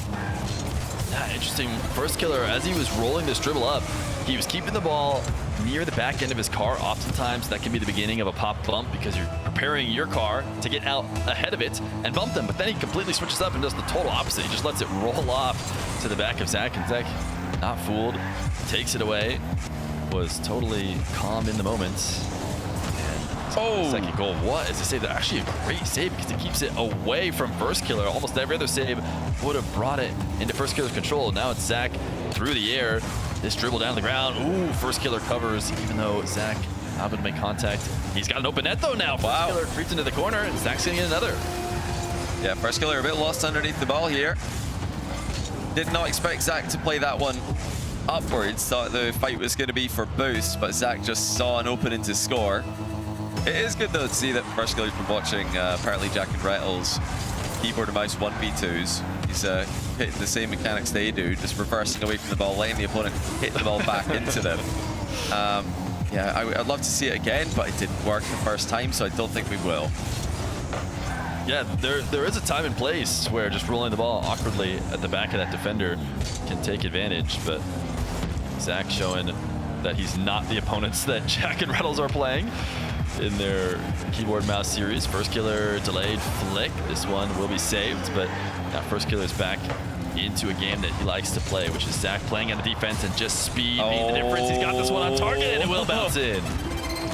Oh, it's so annoying for Zach, because if that had just been off target, which I'm sure he would have loved, he'd be on the ball. He'd have, you know, more time to waste. But instead, it's First Killer slotting it from just about the halfway line. Got to give credit where it's due, though. Zach has improved his kickoff results. And it's much harder to do that while you're playing than it is when we're watching. We can see both players' POVs. We can see the trends. Oh, First Killer bustling in a back-to-back 50-50. Once again, Zach's so close to defending this play. He did do well. Yeah, landed on the side wall, gave himself a chance, but First Killer made sure to stick around in case the first attempt did not go through. It's First Killer to take this into his own back corner. Zach went to his back corner, so we're going to close the distance. We saw that insane challenge all the way from his back corner to the midfield. He's not going to do that anymore. He's going to back off. First Killer bailing out of this aerial. Looking to see if he can't extend it a little bit more. He tried to position himself where the ball was headed, but he did not make contact. Zach's going to boom one the other way. He's going to get a goal. Well, First Killer wanted Zach to shoot. He didn't want him to shoot that well, though. What a finish from distance into the far side of the net. First Killer could not control it. Before that, First Killer was trying to be sneaky, looking for a flip reset fake into a demo on Zach. Zach didn't get hit by that one either. He's definitely a tricky customer in ones, is Zach. Providing resistance while down 3 games to 2. He's lost 3 games in a row, but this really shows you the evolution Zach's made mentally to come back out of these circumstances. And this is where Zach has looked so great. He hasn't been able to create these scenarios too often, but you have to be able to improvise. And this time, right after Zach gets the reset, he sees First Killer coming to get him, so he just leaned back and throws the backflip to get it into the net. Absolutely stunning stuff from Zach. So creative as well. Half the game gone. Biggest worry for me is that First Killer's going to get some strong kickoff possessions to work with here. So this 3-goal lead could evaporate, and it's already happening. Zach maybe underestimated what First Killer could do with this one. Didn't realize it was going to be the immediate goal threat. Thought the fight was for the mid boost. Zach needs to stop the bleeding, though. Very neutral kickoff. Zach going to tap it away. First Killer is going to instantly boom the ball to try and take advantage of Zach, who is creeping in. Zach will make the save. This is the game First Killer likes to play, though. He feels good about forcing save after save against Zach and eventually getting his goal. He's going to go air dribble pump. We actually haven't seen that a ton this game, but Zach able to save it. He's going to shoot a long shot. First Killer will be around and actually manages to get some boost as well and pass it to himself. Zach just barely able to clear it away from him. Oh, Zach gets the boost in the back corner. First Killer was trying to trip him up there. Zach refuses to let that happen. That is a big moment in the match. First Killer could have been back within a goal, but instead it's still 2. Good defense by First Killer. Gives himself a counter attack, and what a shot that is. Rips it right as Zach makes a move. It was not the freest counterattack, but Zach on the other end readed out the last bit of his air dribble. He had a decision to either start playing defense or see if he could get just a little bit more movement to try and score. That's what he went with. That worsens his recovery ever so slightly. And First Killer, you know, still wasn't free. Zach still get around to maybe make a save. First Killer does finish off the play, though. Now up into the air, Zach up to meet him. Trying to dunk it, get it out of his half. First Killer gets a demo. They both turned in on each other, but First Killer going faster gets the deletion. Yeah, Zach just said he didn't realize that was a threat in the moment. He saw where First Killer was, but he's thinking First Killer's going to go for the boost, maybe go for the ball. He forgot that the demo's the most dangerous thing to be looking out for. First Killer just landing in a slightly better position. The flip gave him supersonic, and now he could move ahead here with a strong kickoff. He's got Zach backwards, looking for another bump on him. Zach dodges it. Did not take the immediate shot, but he's got a chance with the dribble. First Killer's going to save the first try. Zach with the boost steal. Attack continues, but it's awkward for Zach to generate a shot here. He's going to try and pick up another one. First Killer manages to get the 100 and dodge the demo. Get control of possession, at least for a moment. Zach trying to take it away. Get the demo. First Killer slams it to the back wall, and that's going to allow Zach to easily control it, or at least control it easier than it could have been. First Killer had a really great opportunity there. Zach wall dashing back is not going to be enough. First Killer makes it 6-5. Yeah, even though First Killers missed the open net initially, that touch, what a perfect outcome it was. Zach was trying to get the back corner boost and then get back to his net, but did not expect First Killer to play it so perfectly into a strikeable position. But Zach's won the race to the mid boost. The demo's available for him and he gets it. Can he get the ball on target quickly enough? First Killer's going to spawn in the way of him. Still, boost advantage for Zach. The back corner is spawning momentarily. Who's going to get it? No one. The ball's going to be an open play. First Killer's going to hit this. This is what First Killer wants to do. He is so good at sniping these. This isn't the freest thing ever, especially when he has 6 boosts after this 50. He has to reposition, pick up pads, and still find the power shot to keep it away from Zach as Zach tries to cut off the angle. First Killer makes it seem like a foregone conclusion, though. Huge moment now. Zach delays the kickoff in what might be his final kickoff of his 1v1 tournament. This one into the corner. He needs to start booming the ball. First Killer's just chasing it down. He knows every last touch he gets wastes an additional second, and he's done enough. First Killer is going to win 4 straight in order to advance past Zach and into the semifinals. Yeah, overall a great tournament for Zach. I think he's looked like a top 4 player. He's looked like a good match for Diaz and First Killer, the 2 tournament favorites, especially early in these series. Unfortunately for him, some lack of experience in 1v1 showing its ugly head later on in these games. He's tried a delayed kickoff at the end there. I think the delayed kickoff was delayed about 2 or 3 games too late, in my opinion. He should have been maybe doing that one a bit earlier, but full credit to First Killer. What a lock-in that is. Just like Diaz winning 4 straight against Zach. Yeah, it's got to be frustrating for it to happen that same exact way. Zach has a great start, but this is just the start of our day. We've got a lot more Rocket League 1v1. We got the semifinals and finals coming up next. Okay, the plumber's fixing that burst pipe. We should be all set. Good thing you're protected 24/7 with your home and auto bundle from Progressive. Oh, I'm sorry. I'm just trying to figure out the right caption to post about this. Maybe something like, I have protection, just need a lifeguard. What about that emoji with a shocked face? Or maybe flooded with emotion. That's too much. Try Tuesdays are cray. You know, technically, you don't have to post everything that happens online. I totally believe you. Life is meaningless without affirmation, am I right?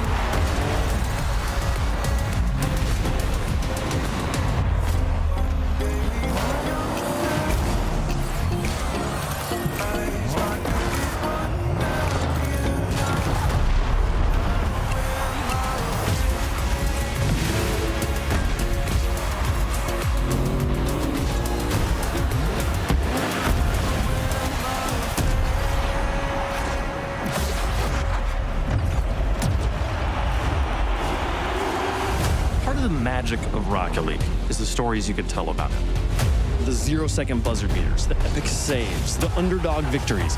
It's all there.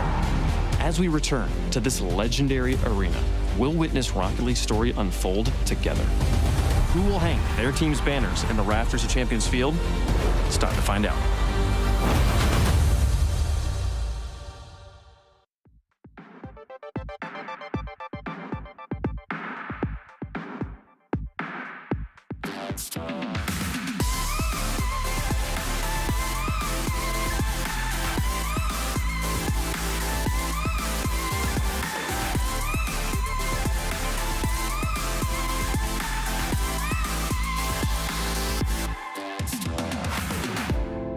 You said you're cool and that it's alright, but you're hiding something that don't feel right. You know life is better when we just talk.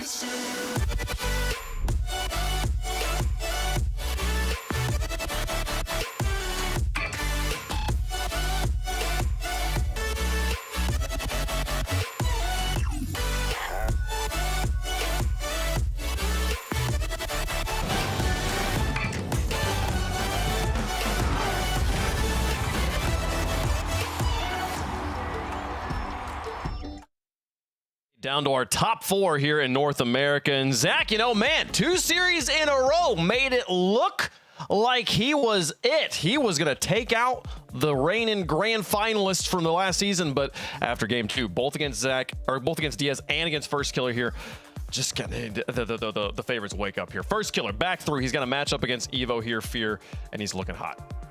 Yeah, First Killer is looking like he's playing his game in those last 4 games. He's able to dictate what he wanted to see. He's going to see maybe a similar-ish player in Evo, someone who's a little bit more prepared in 1v1.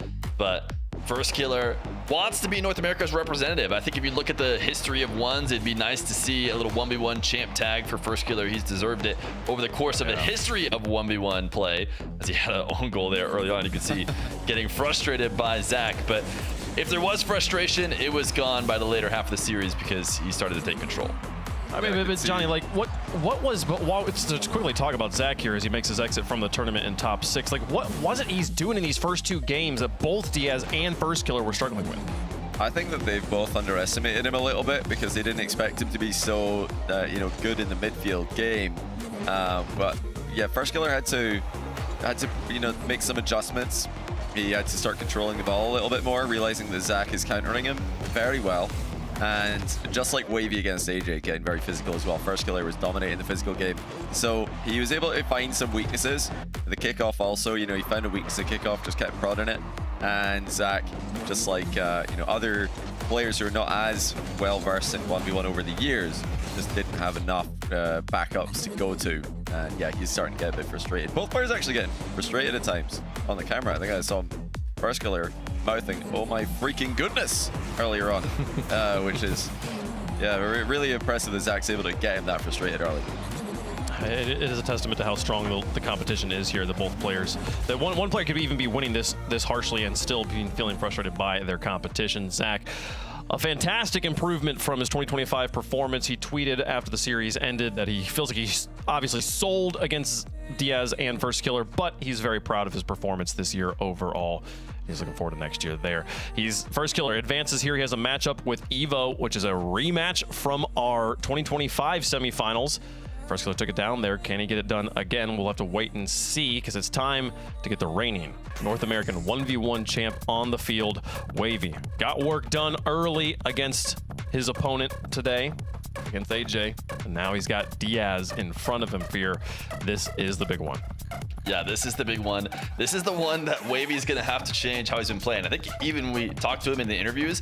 It's funny, he's been sharing the sentiments that we've been talking about, that he is not playing to the level that he needs to against Diaz. He says he'll bring the aerial game out now that Diaz is his opponent. It's time to actually prove that to be true. Is Diaz singing here? Is he? It looked like he was singing. Maybe he's just trying. No, you. What do you think? Because he's vibing. Can't tell. One inch eye if you think he's singing. But Wavy. New camera angle. This is a new camera angle. Fascinating. Is this the way he's gonna unlock his additional gameplay? Maybe unlock some more frames per second. This is side on Wavy. Yeah. I mean, not to like dramatically overthink a camera movement, but there's a chance that like putting the camera off to the side, he's not going to be like, when it's over your monitor, right? If you're like, you can constantly see the camera. There's maybe in the back of your mind, he's like thinking about the broadcast. Move it over to the side. Just look at the game directly in front of you. Maybe easier to forget you're on RLCS and just play the way you play in ranked. The problem with this angle, though, it's a very like camera on the desk pointed up angle. I'm not sure if I'm gonna get to see his emotes. If he starts hitting some crazy emotes for the fans, it's gonna be tougher to see them. I'm not gonna get to see the full thing. New emotes. Now he's got this side-on emote repertoire ready to go. So I think we might be seeing some new emotes there from Wavy if he has anything to emote about, anything to celebrate about. It also looked like a much nicer camera, which could be. I don't know. There's a new technology now where you can use your phone as a webcam. There's a chance it's not a different camera. It's just a separate camera that he can then pick up and move around. Imagine that. I'm theory crafting and dreaming. A man can dream, chat. Okay, let's get into our predictions, chat. Who do you think is going to win? Is it going to be Diaz? Does Wavy cause the upset? Let us know. Fear, what you got?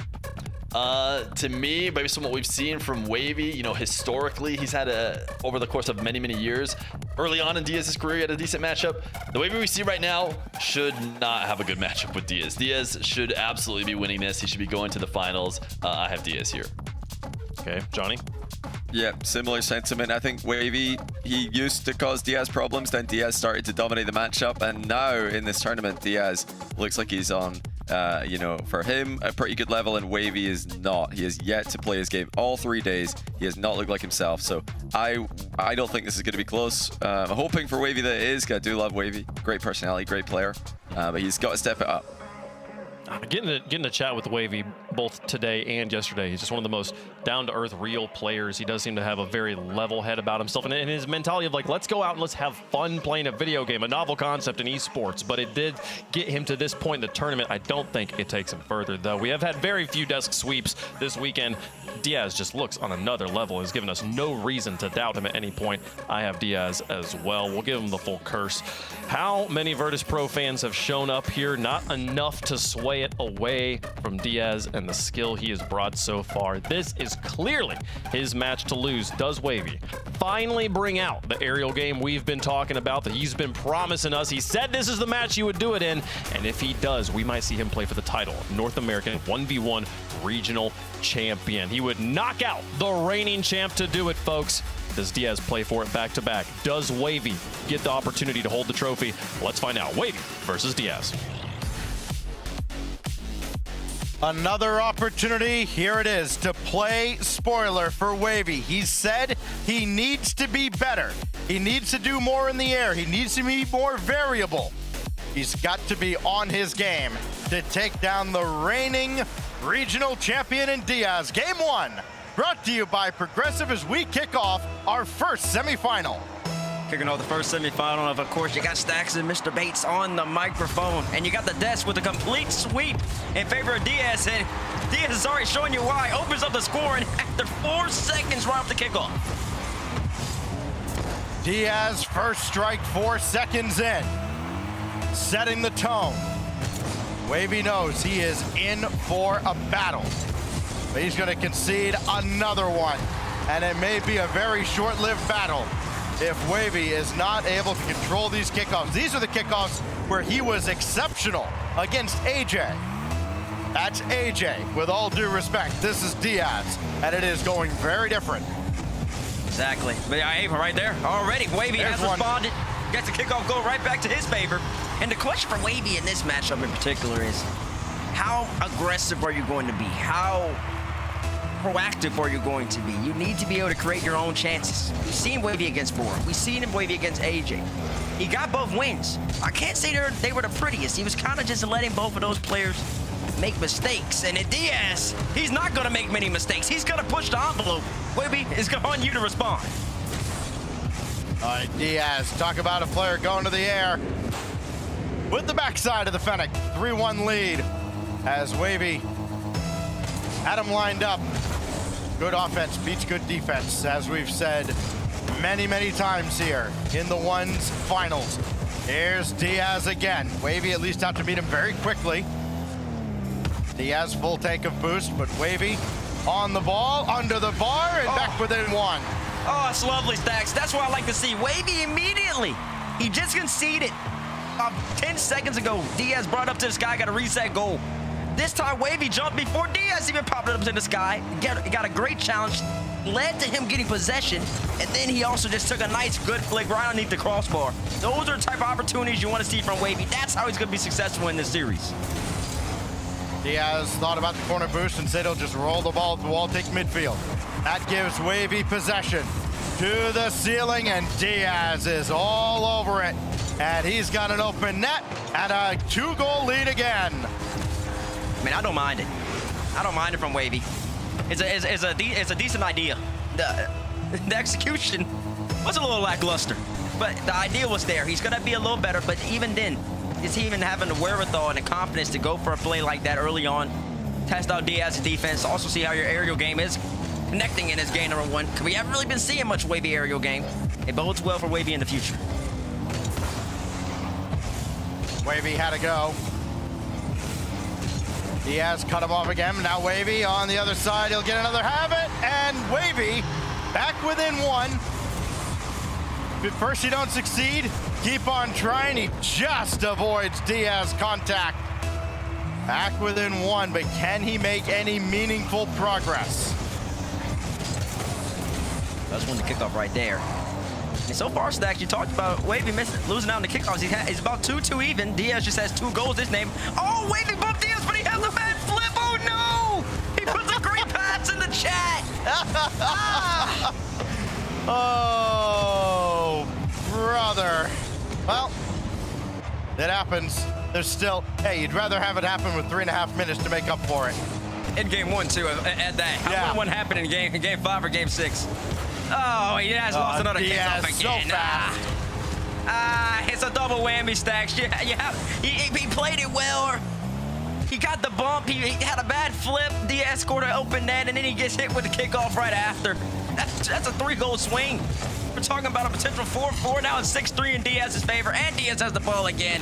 Oh, gosh. Oh, good. He saved it. He's got the save, and more importantly, onto the ball very quickly. Rolls it ahead of Diaz. Back within 2. Listen, Wavy played a lot of low-scoring games in his quarterfinal with AJ. 6 was his upper limit. He will need significantly more than that, considering Diaz is already there with still 3 minutes left, and the scoring's not going to stop. High off the backboard, easy, cleared by Wavy, but he won't have any boost to work with. That's going to go just a little high, and Diaz opting to turn for the ball, not the boost. Now Wavy's got a full tank, so too does Diaz. Wavy out of the corner. He'll send Diaz all the way across. That boost will spawn in a couple seconds here as Wavy will go down to ground. He can't afford to wait along for it. So Diaz goes right over top of Wavy. He got the midfield boost and it didn't matter. He did. And the aggressiveness is there from Wavy, but right here I think he's got to just trust in the fact that he's got to feel naturally that Diaz can't have that much boost. So Diaz has limited options there. It's either he's going to bring it in close, 50-50, which really wouldn't be that smart because then that would put Diaz in an isolated position with no momentum. So Diaz is probably just going to toss the ball away. Wavy can just secure the boost and then secure possession after Diaz tosses that ball away, but instead he opts to challenge. Diaz gets a freebie right here. And now Wavy has a lot of work to do. 2 minutes or so left. Does get a good 50 right here, Stacks. And now he's only down by 2. Love it when a 50 just goes directly or indirectly into the other net. Unlucky for Diaz. 2:14 to go. He's seen his lead shrink to 2 again. As Wavy delays on the straightaway kickoff. Diaz with possession, no boost, no problem. He'll be able to bring it all the way back to his own corner, and that's the biggest difference, I think, one of many that Wavy is experiencing. Doesn't matter how much boost his opponent has on the other side in this game. Diaz can control with so little. There's a demo. Full boost from midfield, but Diaz is already back to the play. That's a great 50 by Wavy to stay with the play and get within 1. Wavy's playing his best ball so far. Closes the distance, gets the demo. Diaz immediately challenges them early. Wavy just plays it low 50-50. That's easy for Wavy. Easy, simple. Now he's got to play well off the kickoff.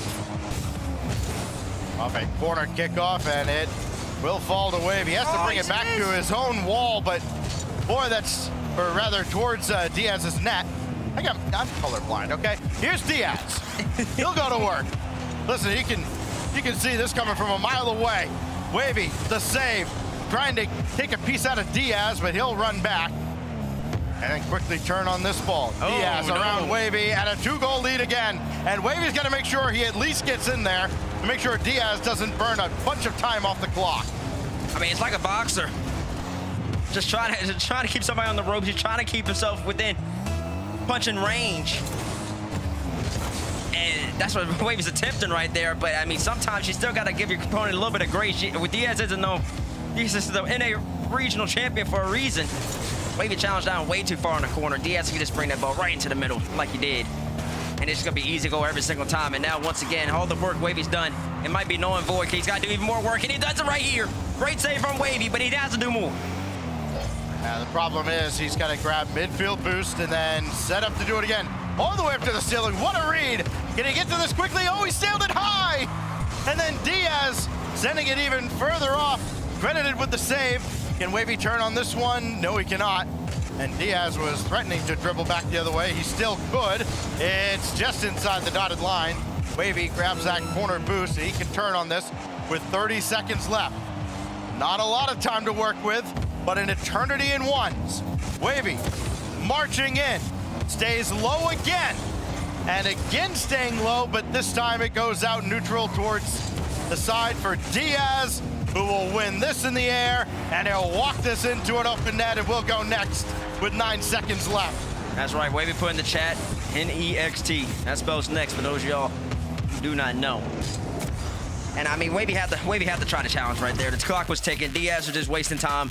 He also didn't fall for the 50-50 that Wavy attempted to do right at the end of that last attack. So, great game from Diaz. Not a bad game from Wavy, though. I think, honestly, I know he lost, and people are always confused saying, well, he lost the game. How can he play his best? I think that was the best I've seen him play the whole weekend.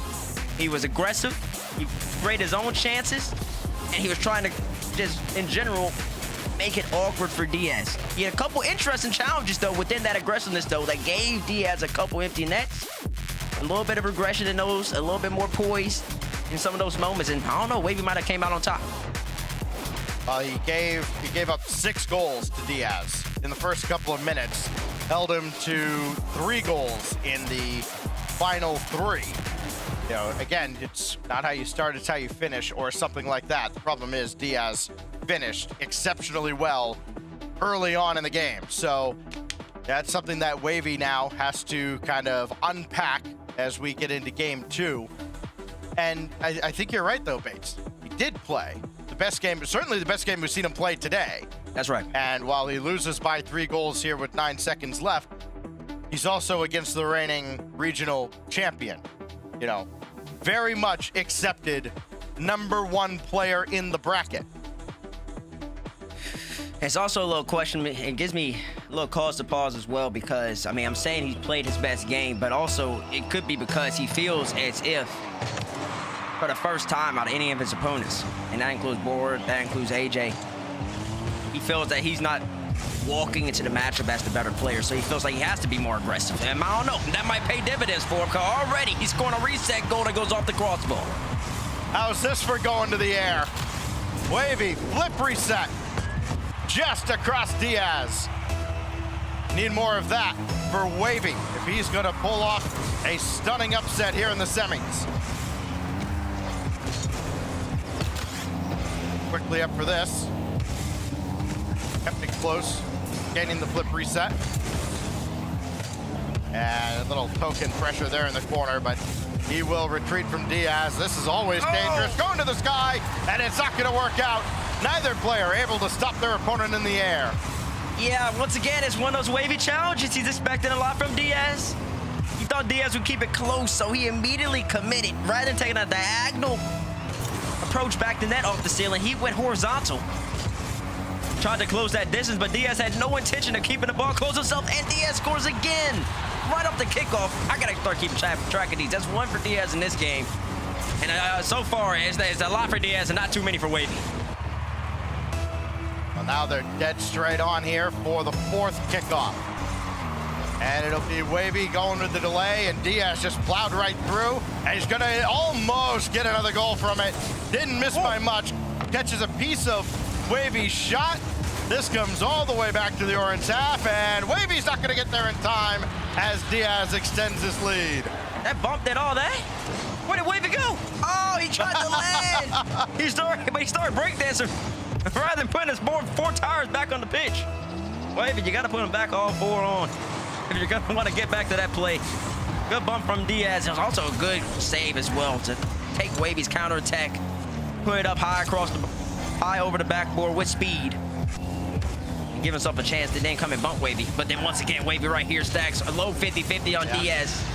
That's just that. And so far, Wavy's got at least 2 or 3 of these type of goals where Diaz jumps up early, Wavy knows it's coming, gets a great little 50 and just puts it in. He's talked about being variable, but the low 50's gotten him 3 goals already in this very young series. It's got him back within 1 here in game 2. Quick turn on this, but not quick enough as Diaz was all over him.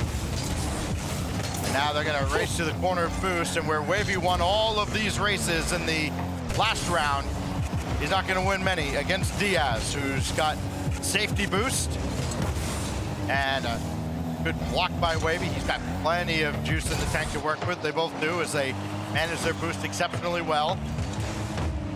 Diaz doesn't look like he's on pace necessarily to score 11,000 goals as he did in game 1, but he will add one here if Wavy doesn't get there, and he does catch up. Wavy got there just in the nick of time. Now, yeah, it is 1v1 stacks. All it takes is about a 1-minute flurry, and 3 goals turns into 10 real quick. Diaz tries to go low. Be cognizant of that because already Diaz is setting up the fact that he can't go for the reset, and Wavy doesn't jump.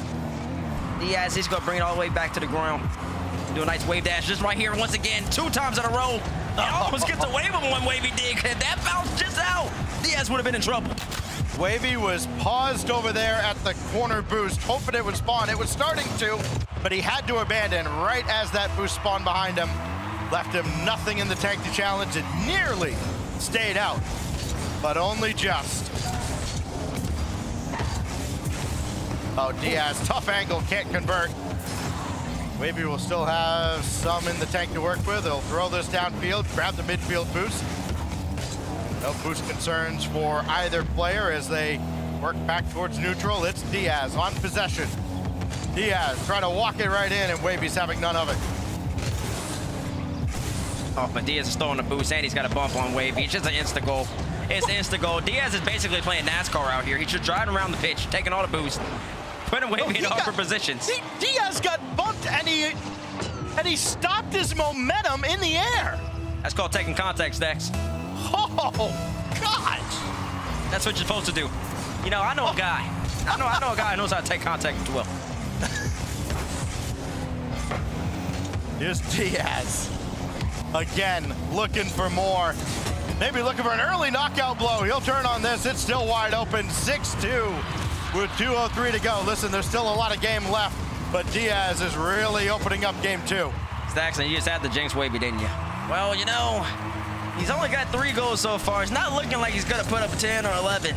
Already he's got 6. We still have 2 minutes left to play. Hey, he had 6 a minute sooner in game 1. Oh, it takes it a flurry, though. Wavy's trying so hard to just get some type of possession, but Diaz is being so bothersome. Every single time Wavy gets the ball, he has to work. Like, even in this moment, so much boost is utilized just to bring this ball back across, but Wavy does it well. Lands really quickly, immediately jumps back up to get speed, catches Diaz off guard, and Wavy from out of nowhere gets his 3rd goal. I love that from Wavy. Back within 3, we're onto the corner kickoffs. This is where players can really shine. Diaz just faked him. Have a go at net. Why not? Throw the ball at the net, hope something good happens. If it's good enough for first killer, it's certainly good enough for Diaz. Oh, man, that's a lovely shot right there. That's a beauty. Diaz is going on the right-hand side. Wavy's coming back down the midline. Most people, they usually shoot that near post. Diaz opts for the far post. Utilizes Wavy's momentum against him. He's no way he's stretching back to get back to that ball in that situation. Good shot by him, but Diaz might have just made a mistake, and he did. Kind of lost possession coming off the ceiling. Wavy instantly capitalizes. Still battling by 3, but he's got a chance. Yeah, maybe a little overconfident, if anybody could be such. As it opened the door just a little bit. Wavy will have the midfield boost and possession. But he's got Diaz with the full tank on the other side and can serve quite a bit of boost to turn around and make this save as well. Diaz back the other way, that wave dash to try and get ahead. He'll bring it all the way back and play a more patient game now and make Wavy come at him, who needs to with a 3-goal deficit. Pinch, nowhere near the mark. That was kind of the Hail Mary throw for Wavy. Here's Diaz, trying to put him away. But Wavy stays alive, throw it downfield. He's ahead of Diaz with 35 seconds to go. I've seen this before. These players right here, man, y'all don't know how to sit on leads. Why is Diaz going for a reset musty up by 3? Is he just that confident? Listen, we're about to don't bring up the Aaron. Don't bring up the Aaron. All right, let's see what Wavy can do right here. 30 seconds left. Not a whole lot. I don't know what that was. Give that guy a map. Where is Wavy going? He just left the net empty. And he left the ball. So why does he turn away? Wavy, I thought the new camera angle was going to give you some new powers, but you know how you switch it back. I don't like the way you're going right there. Still got a chance, though. He has to make it happen right here, those stacks.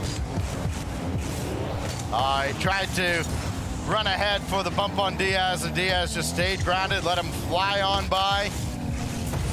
Gonna be down to 13. The pinch is wide. That would have given him at least a glimmer of hope, but Diaz will clear it away and take a 2-0 lead here over Wavy, halfway to another 1v1 NA final. Halfway indeed. Wavy's typed NEXT in chat again. For those y'all don't know, that spells next. And we will not be playing the last 2 seconds of this game. Diaz takes game number 2. You're very welcome. You just have to educate the youth sometimes. Y'all should practice that in the chat. NEXT means next. It's something we only see in 1v1. That's the only game mode where people have the opportunity, the ability to go on to the next game. Looking at the stats, Diaz has 15 shots. Wavy has 7. I don't know what Diaz was doing on the camera. I think he's listening to music. He's vibing out. He's having a good time. And also, we don't know where Wavy was going on the 8th goal. It was a head scratcher of a sequence for sure. As you know, again, Wavy was still very much alive, but it's just the power of Diaz, man. I mean, Wavy, to his credit, he battled back. They're down 3 goals, down 4 goals at one point. Certainly had his opportunities. Yeah, you can turn things around very quickly, as we've touched on many times. 100%. Here on the one scene. But it can also start to pile up big time. You know, having those stretches where, you know, you're pushing a little harder to get back into a game and then you have it pulled away from you at the end. That also has to be exhausting mentally. As, you know, maybe Diaz is texting Zach. Is that what he's doing? Maybe they've just been texting back and forth their entire runs. Well, Zach's run ended his last match. So, and also, here, Zach, this is how you do it. Well, it's interesting you mentioned Zach, but Zach was up 2-0 in the series. First killer came out hot. Oh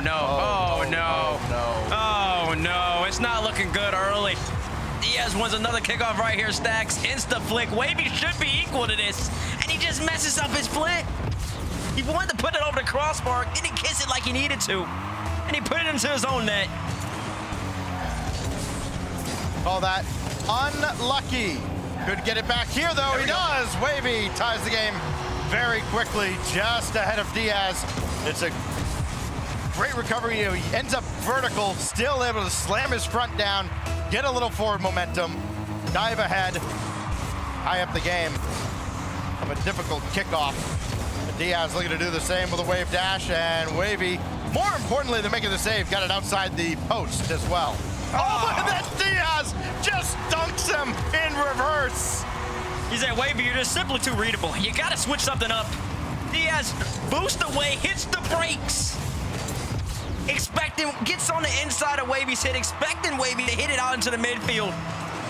And he just backflips and puts it right in. And then Diaz wins another kickoff right here. Instant pressure coming. But the ball does bounce away, gives Wavy a little bit of a reprieve. But Diaz hasn't done just yet. Oh, wait, he might just be, though. He messed up his recovery. Wavy gets a freebie. Look at that. How much boost did Diaz? So he's on 95 when he gets that touch. He burns 50 boost to go exactly nowhere, as he could not get any momentum forward at all, and Wavy counters. 1v1 is an interesting game mode. I'll tell you that much. Oh, Diaz, Wavy's got to switch the kickoff. I can't get on his perspective right now, but in looking at this, on the right side of the ball right there, but Diaz has been equal to that every single time. He always gets possession. That's a delay from Wavy, getting more so goal side. Something along those lines, just give Wavy a chance, because every single time, that little offset straight up kickoff, Diaz has won it basically 100% of the time, and that's put Wavy in a bad position. Wavy to the ground, and then Diaz just lets it go right on as he just drops this high bouncer. Poor Wavy, never had a chance. Oh my gosh. And he set it up so well. Last game, he actually didn't go for the fake. He went for the pop. Well, he went and utilized the ball to pop it off the wave dash. And that ended up working out for him. This time he goes to fake. It's all about the setup. It doesn't matter, though. Okay, every single time Diaz does something really good, Wavy gets another freebie again. This is fantastic. You don't see it off the replay. Wavy going deep into his own goal, coming out the side wall of the inside of the goal to make the save and the quick counter. The long-range strike. Beautifully done. But again, all this effort that we see out of Wavy, it's just to get back within 2, just to get back within 1. See if he can get a lead in the middle to late stages on Diaz as he goes down by 2 again. Diaz just throw one away from midfield and it happens to bounce home. Yeah, and Wavy kind of gave it to him. Kind of similar along the lines of earlier in this game where Diaz tried to pop the ball off the wall and instantly recover. Wavy tried to do the same, but the ball just got too far away. Gave Diaz just enough time to get back. Diaz didn't miss the boost right here. He's got to have the scramble. He does. He saves Wavy's shot, and now Wavy once again kind of gifted Diaz the ball. He does have the boost advantage, those stacks, but it might be dangerous. Oh, great touch by Wavy. Making the stop on a low boost Diaz, recognizing that he doesn't have anything in the tank to recover with, and that touch just ahead of Diaz gets him back within 1. Big kickoff right here. Once again, offset. Kickoff. Diaz has won him every single time. Wavy did try to change it up right there, try to just get him more of a wave dash kickoff. And it actually has favored Wavy a little bit, because now he's right by Diaz. Could have opened that if he gets the power, and he does. Wavy with the adjustments off the kickoff puts him in a position where he instantly uses the momentum of the wave dash, gets the mid boost, gets back into the play, dispossesses Diaz, and then instantly scores off it. Those are the type of adjustments you love to see. And he had to score quickly because Diaz didn't miss by much. Wavy's bought himself time to grab the corner boost and just got a piece of that offering from Diaz. Boost will spawn behind Wavy as he makes his foray downfield. He's got nothing in the tank, so he'll have to back off. Here goes Diaz, throw it right in the net. This time it doesn't work out as Wavy's got the save. And more importantly, as he bought himself time to grab the midfield boost, Diaz saw he was going for it. So Wavy will have to settle for his own. That gives Diaz time and space, and Wavy still manages to shut him down. What does he have up his sleeve? To the heavens, around Diaz, but off the crossbar. Not done just yet, though. Stacks. Wavy has had a really good last 15 seconds, but it doesn't matter, though. Okay, he's died. Oh, man. He was playing so well, too. You kind of wanted to see the aerial goal go in. Off the reset, he hit the crossbar. And then this Diaz just gets a demo, and he just opens it up, changes, takes back the lead. Now the onus is back on Wavy to make something happen, yet again. That's one of the longer stretches we've seen with Diaz not getting on the scoreboard as Wavy just slips one under him, and we're level again. It's a lovely play from Wavy right here. Jumps up early while Diaz isn't facing him, so Diaz hears the his audio cue. He knows Wavy's up. He's anticipating an instant shot. Wavy says, no, sir, I'm bringing it back down to the ground. He just kisses it right underneath his car, but once again, Diaz wins the kickoff. Did nobody watch the Mina 1v1 yesterday? Because I just watched TRK and Nubo go for the front flip kickoff every single time, and it was very effective. I would love to see Wavy or even Diaz and try to incorporate that. It just seemed efficient. Nobody was necessarily dominated. What's currently happening, Wavy is just losing on these kickoffs. Anything that's straight up, he's in trouble every single time. Wavy only burned about 30 boost on a drive towards the net that didn't amount to anything from Diaz, but then he wins this ball. Wavy must not have thought he had a flip or something. He didn't. Because he just sat under him and watched him go, huh, well, that's neat. He didn't. That's perfect timing from Diaz. We're talking literally milliseconds on that flip left for Diaz right there. He held that to the very last second and got the job done. That's a beautiful play. Wavy shots get a kickoff goal right here. Won't convert. But close it in. Only a minute 30 left in his game, Stacks. And now Diaz has full control, full possession. It's on Wavy. He's got to make something happen. 9 has been the magic number for Diaz so far in this series. 9-6, 9-5. Before Wavy has called to go next. Still a minute plus is on the verge of his 9th goal here, but Wavy, I couldn't catch that. They'll have to wait patiently. Diaz, quarter of a tank, makes the save. And then Wavy just trying to stall out Diaz a little bit more, but it's not going to work out.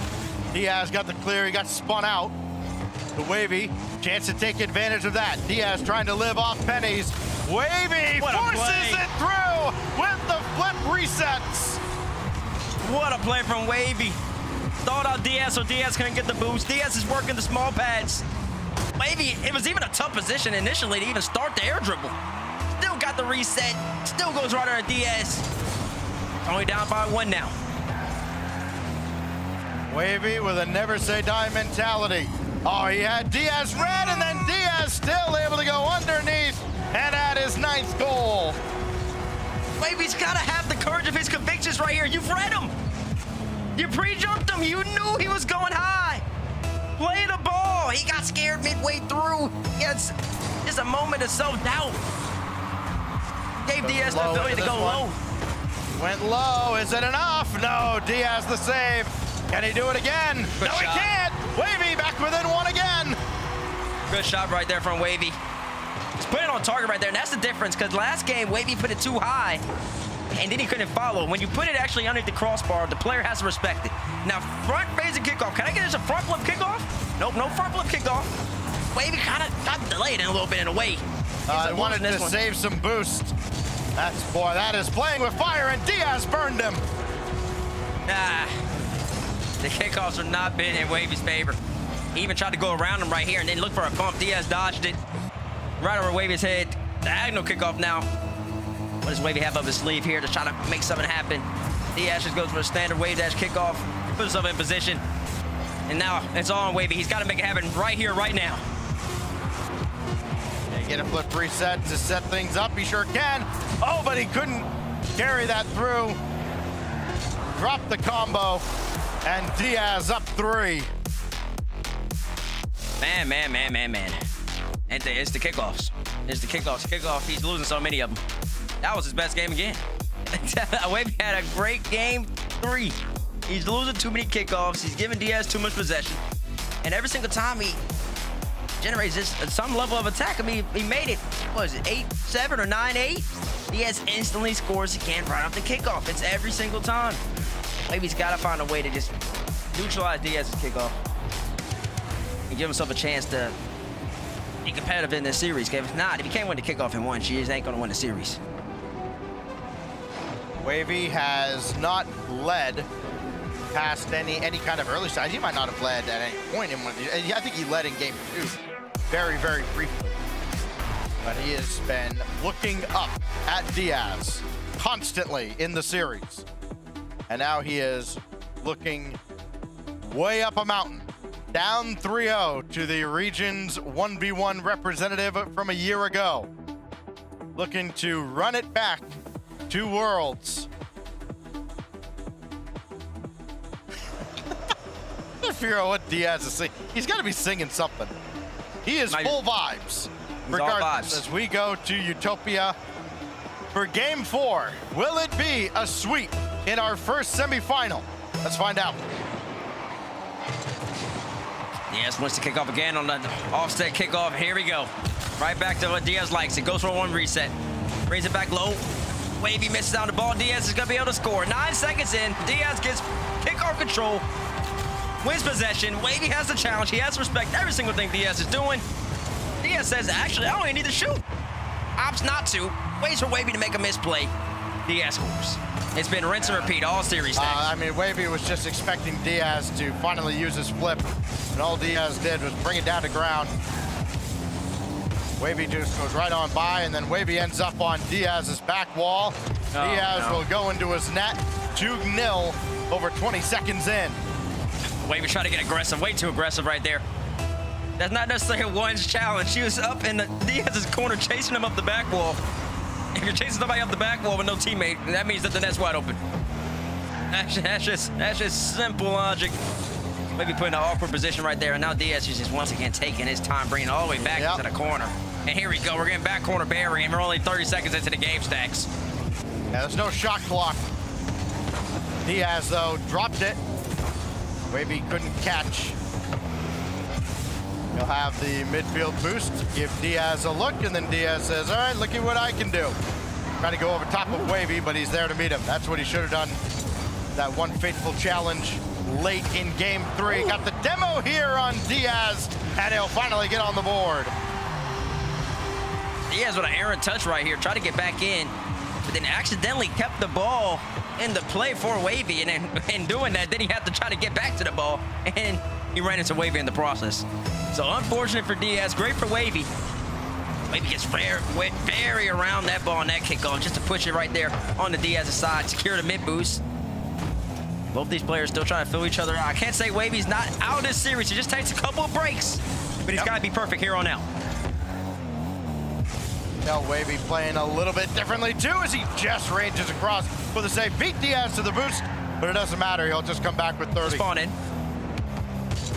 Diaz again, Wavy to the ceiling of the goal to make the inside-out save, and looking for the midfield boost. It'll spawn for him, and that means he can pressure Diaz, who has boost himself. Another turn for Wavy, but he's gonna lose possession, and it looks like he just kind of drove right on by that. Diaz wins this, and he'll win another goal. He is gonna win another goal, and Diaz just wasted every single second now. He says he wants out of the series. This was done and dusted. I don't know why Wavy's in the corner being that aggressive with that little amount of boost in his tank. The moment he loses a 50 or any type of challenge, he's just stuck in the corner. He's never gonna get back. Maybe he thought Diaz didn't have boost, I don't know. Maybe that's when this kickoff right here. Diaz is gonna get back though. But then, listen, Diaz is out the woodworks just yet. He should close his distance, he does. And he might even get a goal out of it. Nope, shoots it high. Bumps out Wavy, he's gonna bring it back to his corner. Wait, he might have own goal. Oh, no way. Nope. Very nearly, but he certainly laid the foundation for Wavy to get back in, and Diaz still the save. He's got to get very quickly out of the goal. He does from the ceiling, and now Diaz quickly on, and Wavy out to the corner. Very bizarre exchange for both players, and a longer rally than usual as Diaz patiently waiting. Wavy, the flick trying to go over him. Diaz had already retreated, and Wavy wins that corner boost. Diaz undeterred, and that's the thing. Against a lot of players, they lose that corner boost race, you know, they're gonna back off. Diaz goes right at you. And maybe he recognizes that Wavy's just gonna try and slow play, and Diaz is not giving him any time for it. This is comical. This man brought the ball back all the way to go cross map. Oh, this disrespect. Oh, what a save. You better save that, Wavy. Don't let him disrespect you like that. You mean disrespect? It's a smart play. She just said, we need players to manage the time more. Then when they do, he's disrespecting him. No, it's not the fact that he brought him to the corner. It's the fact that then, not only did he bring it to the corner, he went for a cross-map air dribble. Good save what right a there save from Diaz. again. Wavy's doing so much, but it doesn't seem like it's gonna be enough right here. No, he'll catch up to this. No, he's not catching up to it. Oh, wait, he's not catching up to this. Yeah, he's catching up to that 100% of the time. Watch the game. I'm watching. Did he own goal? Oh, no, he didn't. Here goes Wavy again. I mean, somebody's gonna score. This game ain't ending 3-1. Oh, Wavy! That's what you like to see from Wavy. Utilizing his momentum, goes off the ceiling. Musty, double tap right into your net. Diaz puts out a nice one. And Wavy with some momentum, he did tell Wave. He's bringing out the aerial game. Maybe it's coming out Utopia. He's gonna need to see a little bit more though. Stop the kickoff, and he does. Wavy slams the door. Wavy's done a real good job of preserving boost off the kickoff so he can make plays like that, but then Diaz arrows through him in the air. It's the kickoff, man. It all starts with the kickoff. Wavy has to protect the first Diaz shot. He saves it, but he has no boost after that. Diaz has already taken the corner. What does Wavy have here on this kickoff? Is he just gonna roll out once again? He tries to do another Wavy delay. missed the boost pad. Gonna be a doozy this probably, and it will be. 2 straight kickoff goals in a row for Diaz, and that has been the story of the series. Wavy gets some type of momentum. He scores some type of goal, and Diaz instantly responds with the kickoff goal. And then Diaz very quickly over to the side where the ball went to grab that midfield boost. Diaz, if he's going to mount a comeback, or rather Wavy, if he's going to mount a comeback, needs to go all the way back to his own end and try to stop this from Diaz. He has done so. Maybe he's trying to fake that he doesn't have much boost in the tank, trying to bait Diaz in. Oh, and the Musty goes right at him. The follow off the post, and nothing behind that last shot from Wavy. And that might have been the last gasp. Diaz for the knockout blow. 6-2, and Diaz to the finals. GG's from Wavy in the chat. GG's from Diaz. I think that means he's done with the series. Exclamation mark from Diaz. We haven't even really seen him be successful with his cross map air dribbles. One that I think he's patented. As you see, he's just vibing to his music. He's having a good time. He was vibing the whole entire series. He was comfortable. It's a great series from Diaz. He moves on right back to a place that he's already known, a place that he's won. The NA 1v1 Grand Finals. He awaits the winner of Ewa versus First Killer. And Wavy, I mean, I can't say he had the greatest series, but he did have a really good series. It's just that it simply came down to the kickoffs. The kickoffs just really put him in a bad spot a lot of the time, and that plus Diaz's ability to just keep faking out in the air stacks. I mean, it's just tough to overcome. There are two ways to look at 1v1s. There is the approach of, oh, it's just kickoffs. And then there's the approach of, yeah, it's kickoffs. It was the difference for Diaz. They were that much better. Who will face Diaz for the title of 1v1 NA champion? We'll find out right after this. Keith, I want to try an experiment. All right. To help you unbecome your parents, I want you to try a game called Rocket League. Ooh, is it a puzzle like my crossword? No, picture soccer. Okay. With a car. What do I hang my feet outside the window? No, not your car. But you said think of... It's a video game. Oh, okay, I get it. Where's the cartridge? No, it's an online thing. Is there a joystick? Not like the ones you're thinking of. But I need to get some quarters, right? No. I gotta blow in the cartridge. Again, like no cartridge, but you'll need a username. Username, huh? How about Keith_9914? The bathroom code? That's the only number I can kind of remember easily, so. Don't hold back, cause you woke up in the morning with initiative to move, so I make it harder. Don't hold back. Galvanize. Trajectory and balance look good. You're confirmed to go for orbit. Every day, Michelin innovates to move the world forward on the road and far beyond. Michelin, motion for life. Pressure's starting to build though. Oh! It landed the bump, but saved it and Twisted Minds are looking to finish. Oh, what a demo. Oh, Stizzy, downfield, down the jack. Open net, he doesn't have to hit it. Big shot, pass, up high, not over, 0 seconds, it's too late, on the ground, Harley Ports. That is how you take an opportunity, Ruas. Nudge the exotic out of the way to open the door.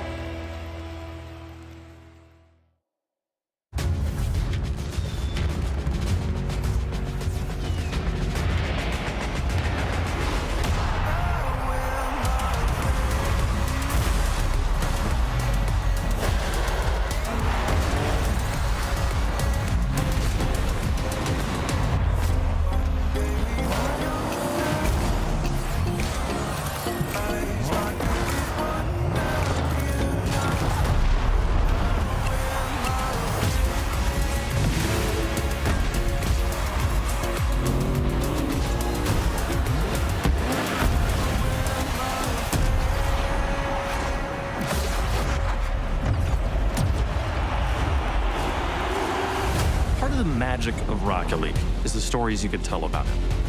The 0-second buzzer beaters, the epic saves, the underdog victories. It's all there. As we return to this legendary arena, we'll witness Rocket League's story unfold together. Who will hang their team's banners in the rafters of Champions Field? It's time to find out.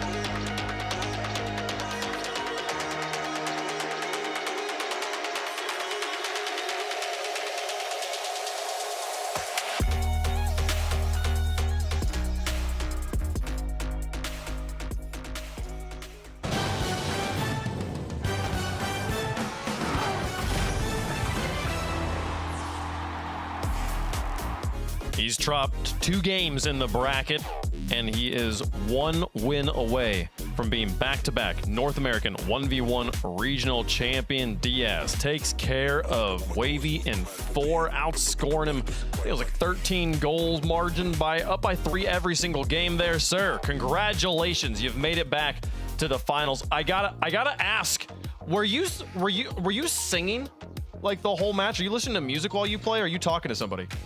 Yeah, I was listening to music while I was playing.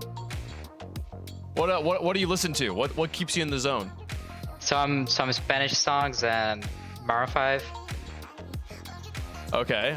That's a blend, Maroon 5 and Spanish songs. I love that though. That's cool. Hearing the people.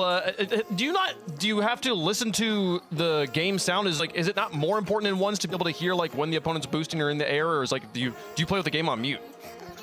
I listen to game sound, but like that doesn't affect that as much because like in ones you know where the opponent is the most of the time. Gotcha. Okay. Well, you completed an incredible accomplishment of making it back to the 1v1 grand finals 2 years in a row, trying to defend your title here. Has the competition this year felt different than last year at all? Has it been more difficult here in 2026 as the competition improved? I think it's still the same. Like in North America, no one grinds once as much as in EU, so I think it's the same thing as last year. Well, you so far it looks like we're about to get a rematch if FK can get through Evo. That's the only match left before the grand finals. Who do you think's got it? You think FK is going to be there again? Yeah, FK gonna be there again. I think so. Alrighty. Well, I will not take up any more of your time. Congratulations on the win. Good luck in the grand finals, sir. Thank you, sir. All right, Diaz going to be playing for the title of champion again. Who will his opponent be? We'll find out here in a moment, gentlemen. But Johnny boy, he made that one look easy. Yeah, he really did. I mean, we kind of worried about Wavy's level throughout the weekend. He's just not been able to click. He's not been able to perform at the level we know he needs to if he's going to contend for this tournament. And yeah, I think for a moment in game 1 looked like he might be gaming, and then it all fell apart. Diaz is still just a different level.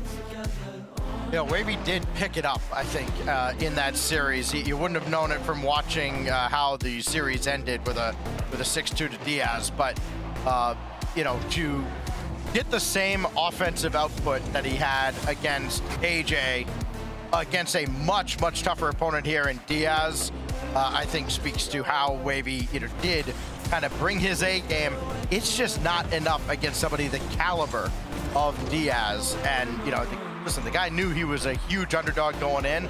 I don't think he put a lot of pressure on himself at all, and he played like it for the better part of 3 games. Wavy makes it to the top 4.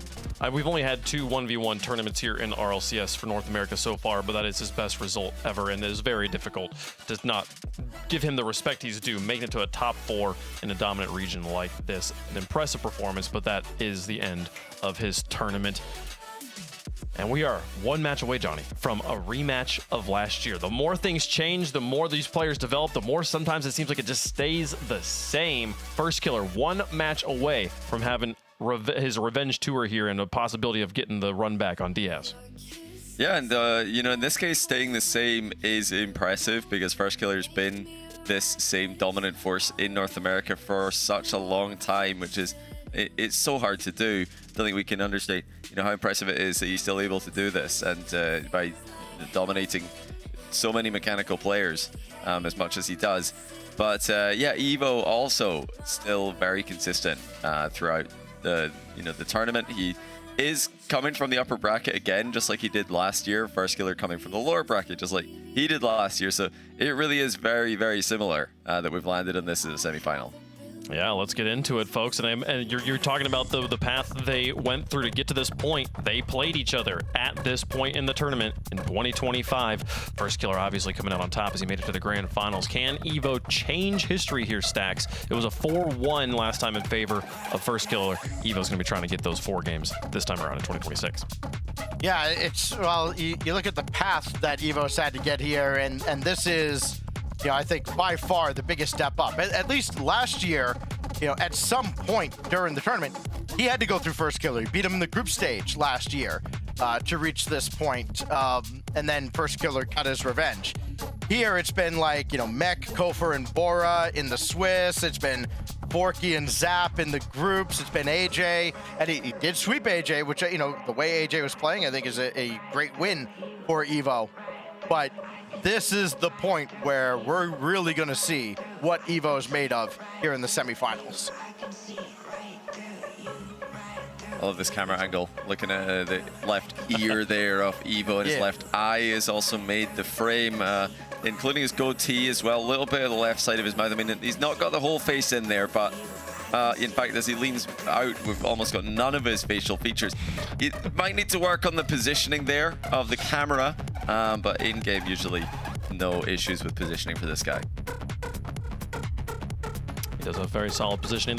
According to the stats trackers, we have these two have played at least one time before on the season here early in recent history. It was 5-1 though in favor of First Killer. So a lot of history looks like First Killer is the clear favorite. We've seen so far today the favorites have been winning. It'd be kind of a boring day, Stacks, if the favorites won the whole way down, right? So that must mean that Evo's got this, right? Since we love one-word answers around here, no. I learned my lesson going against First Killer. Granted, Zach looked great for a couple games against First Killer, but yeah, First Killer, heavy favorite here. I have to imagine we're going to get a rematch of last year's finals. Okay, Johnny? I think this is going to be a good series, but I have to respect First Killer's earlier performances in the tournament. Even though he's coming through the lower bracket, Evo's coming through the upper bracket. Simply the fact that First Killer took Evo to game 5, or no, sorry, not Evo, Diaz to game 5 in the groups, makes me think that he is on that similar level as Diaz. And if he's on Diaz level, he's got to be in the grand final against him. So I'm the same. I'm predicting a rematch from last year's final.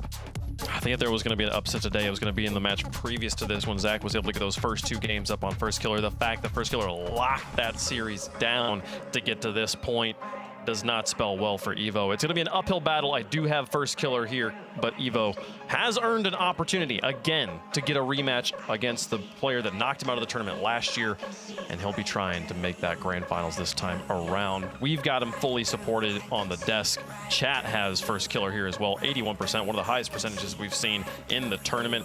It's time to find out who's taking on Diaz in the grand finals here. The title of 1v1 North American Regional Champion hangs in the balance, and only 3 players remain in the competition. Only 2 will get the opportunity to play for it. Who will it be, Evo or First Killer? Let's find out. A complete sweep from the desk for one of the greatest 1v1 players in RLCS in North American history, aka First Killer. The desk is backing him. The question is, can the new guard, the young guard in Evo, the person he played in last year's semifinal, can he get the job done? Let's find out. Game 1 brought to you by Progressive. It's your boy Bates. It's your man Fear. And it's Evo and First Killer going neck and neck against one another. Yeah, we'll see if Evo can get over the big brother complex that First Killer has on all of North America. First Killer is even looking back at Evo and slowly walking this one in to just really rub in the fact that Evo's going to make the first mistake of the series. He actually had first possession there, but not able to hold on to it, ends up diving past First Killer. He's trying to play quickly. He'll need to play quickly, but he needs to stay within his limits if he wants to stand a chance. He will. And listen, I want to ask you a question. Because, we had me and Stacks on the cast last game, and, we're not as, I would say, as educated on the kickoff intricacies as you and Johnny are. Well, what are you expecting to see out of these 2 on the kickoff? Because I saw a lot of things last series, and I kept wanting some adjustments from Wavy, but it just never happened. Well, interestingly, we got an interview with Evo earlier in the tournament, and what he said about the kickoffs was he doesn't think about them. So, I mean, it doesn't mean that he isn't adjusting naturally. Like, the reality is he's such a good player that he probably is just noticing trends without maybe actively thinking about it. So, I'm not sure we're going to see tons of different mix-ups, though, from Evo's end. First Killer's had a really solid kickoff. He's going to get a demo and should be able to convert that. Evo, even picking his respawn doesn't save him. It's 2-0. So, I mean, we'll see. As we get going, we'll have to keep in mind that Evo says he doesn't think at all. See if he actually adjusts in any way. This is a diagonal kickoff. He did slightly delay it intentionally, but he loses it horribly. Yeah, and it almost went very bad for him, too. He looked like an old school 2017 scrub killer kickoff right off the outside wall straight into your neck. Want to the greatest kickoffs this 1v1 scene has ever seen. And honestly, a thing that made kind of put ones on the map. As First Killer kind of gets hit by Evo, and Evo just pops it into the net. Evo scores his first goal of the series. Yeah, First Killer, big greedy up high on the back wall of Evo trying to get an interception. You have to be sure that you're either getting the ball or the car when you go up that high, because if you get neither, you can bet that the opposition is going to be taking it all the way to your net. First Killer, seeing the early fake challenge, does try and flick over the top of it. Evo's going to back off, and First Killer, a soft flick. We've seen tons of power shots from him earlier that have a ton of strength. His flick game hasn't shown nearly as much power, but he's got Evo on the wrong side of the ball right now.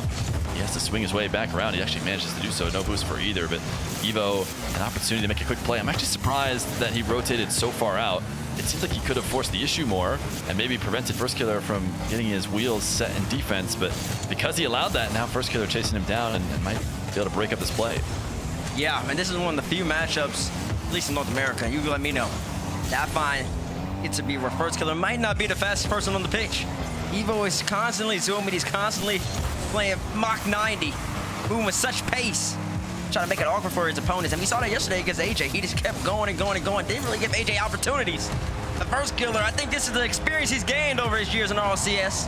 He can see just playing like a little net, Evo. He's just gonna pop it right by you and score for EB. Yeah, you know, First Killer, he's got speed and efficiency. He makes it effective. Evo right now is matching the speed like you talked about, but he's getting exposed on these little pops. First Killer sees him coming. A little demo. Just a nice touch to himself. Wait, he missed this. He missed this. That was an open opportunity. He had a little wave dash turnaround. Just needed to get it on that right side of the net. He did not make contact. Evo's going to pop it over the top of him. Now Evo's going to get a goal the same way. 2-goal swing right there. And First Killer on that little pop with the backside of Finnick. He set it up so well. It was so tough to even put the ball, honestly, in a quick scoring position, especially with the kick, with the spawn and the demo spawn and update.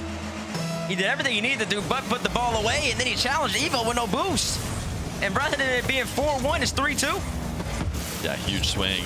Evo passed himself off the back wall. First Killer is there to try and stop him from getting possession. But First Killer is going to back off. An interesting decision from Evo to just shoot it out towards him, because if you're going to have a defender back off, you can slow that play down and maybe control the ball. He does tip this around. First Killer, problem is he doesn't have any boost to work with, so First Killer is going to be able to get the possession. And now headed to the air. Evo's going to meet him there, floating up behind. Nice coverage of every opportunity for First Killer. First Killer thinking about setting up another play. Got to the midfield boost too soon. He might have wanted 100. When he didn't get it, he goes down to the ground. Now a little bump on Evo. Doesn't get the power shot off this to score. This lob should be saved by Evo. Should be, but then Evo kind of just gives the ball right back away. Kind of a missed opportunity right there from Evo. Could have possessed it. Now he's got to avoid a First Killer demo, and he won't. Evo caught like a sitting duck. And it all starts because Evo, on a very simple pop shot from First Killer, just kind of floated at the net. First Killer said, here, take possession. I'm going to go back and get boost. Evo said, no, you can have the boost and the ball. And it set him up to be in a not promising position. Yeah, I don't know. I have to agree with you. What was he thinking there? And First Killer cutting off this kickoff opportunity. Now in control of the ball. Evo's not going to let him get with that. If First Killer's hanging out that high above the ball, he's not going to be able to protect it. So Evo turned in. Now here's these long shots that First Killer loves. He wants to get defenders back, stuck in net. Evo is going to be able to pick up this boost. And First Killer might be forced to leave here because he popped it up so high. That could end up favoring the higher boost player. Evo, though, not the best flick to get out of this half. A power shot from First Killer on the sidewall is imminent. He does miss this one. Evo controls it, though, even with only a pad to work with. He's able to back First Killer off. A nice flick from Evo. He's got a chance here in this game number one. He sure does, and that's the second time in this game. He's caught First Killer out in the midfield. Turning, trying to make a challenge happen. And honestly, First Killer had an interesting decision he was going to make in that challenge. Was he trying to turn, wave dash, and get back to the ball all with no momentum? That didn't seem that promising from him.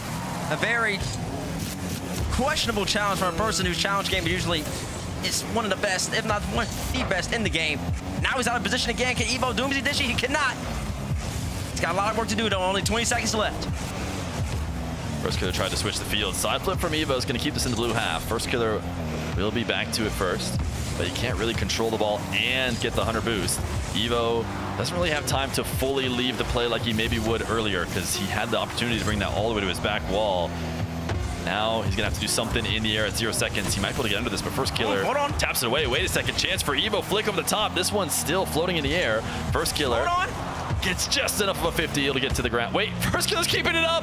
First killer's keeping it up just to rub it in. He's gonna bring it all the way to the other side of the field. He could have just let it hit ground, but now it's a 2-goal win for first killer. I mean, I'm just loving first killer's tape. Whenever he's out here has the lead, he is not pulling any of these mistakes that you see some of these young players make.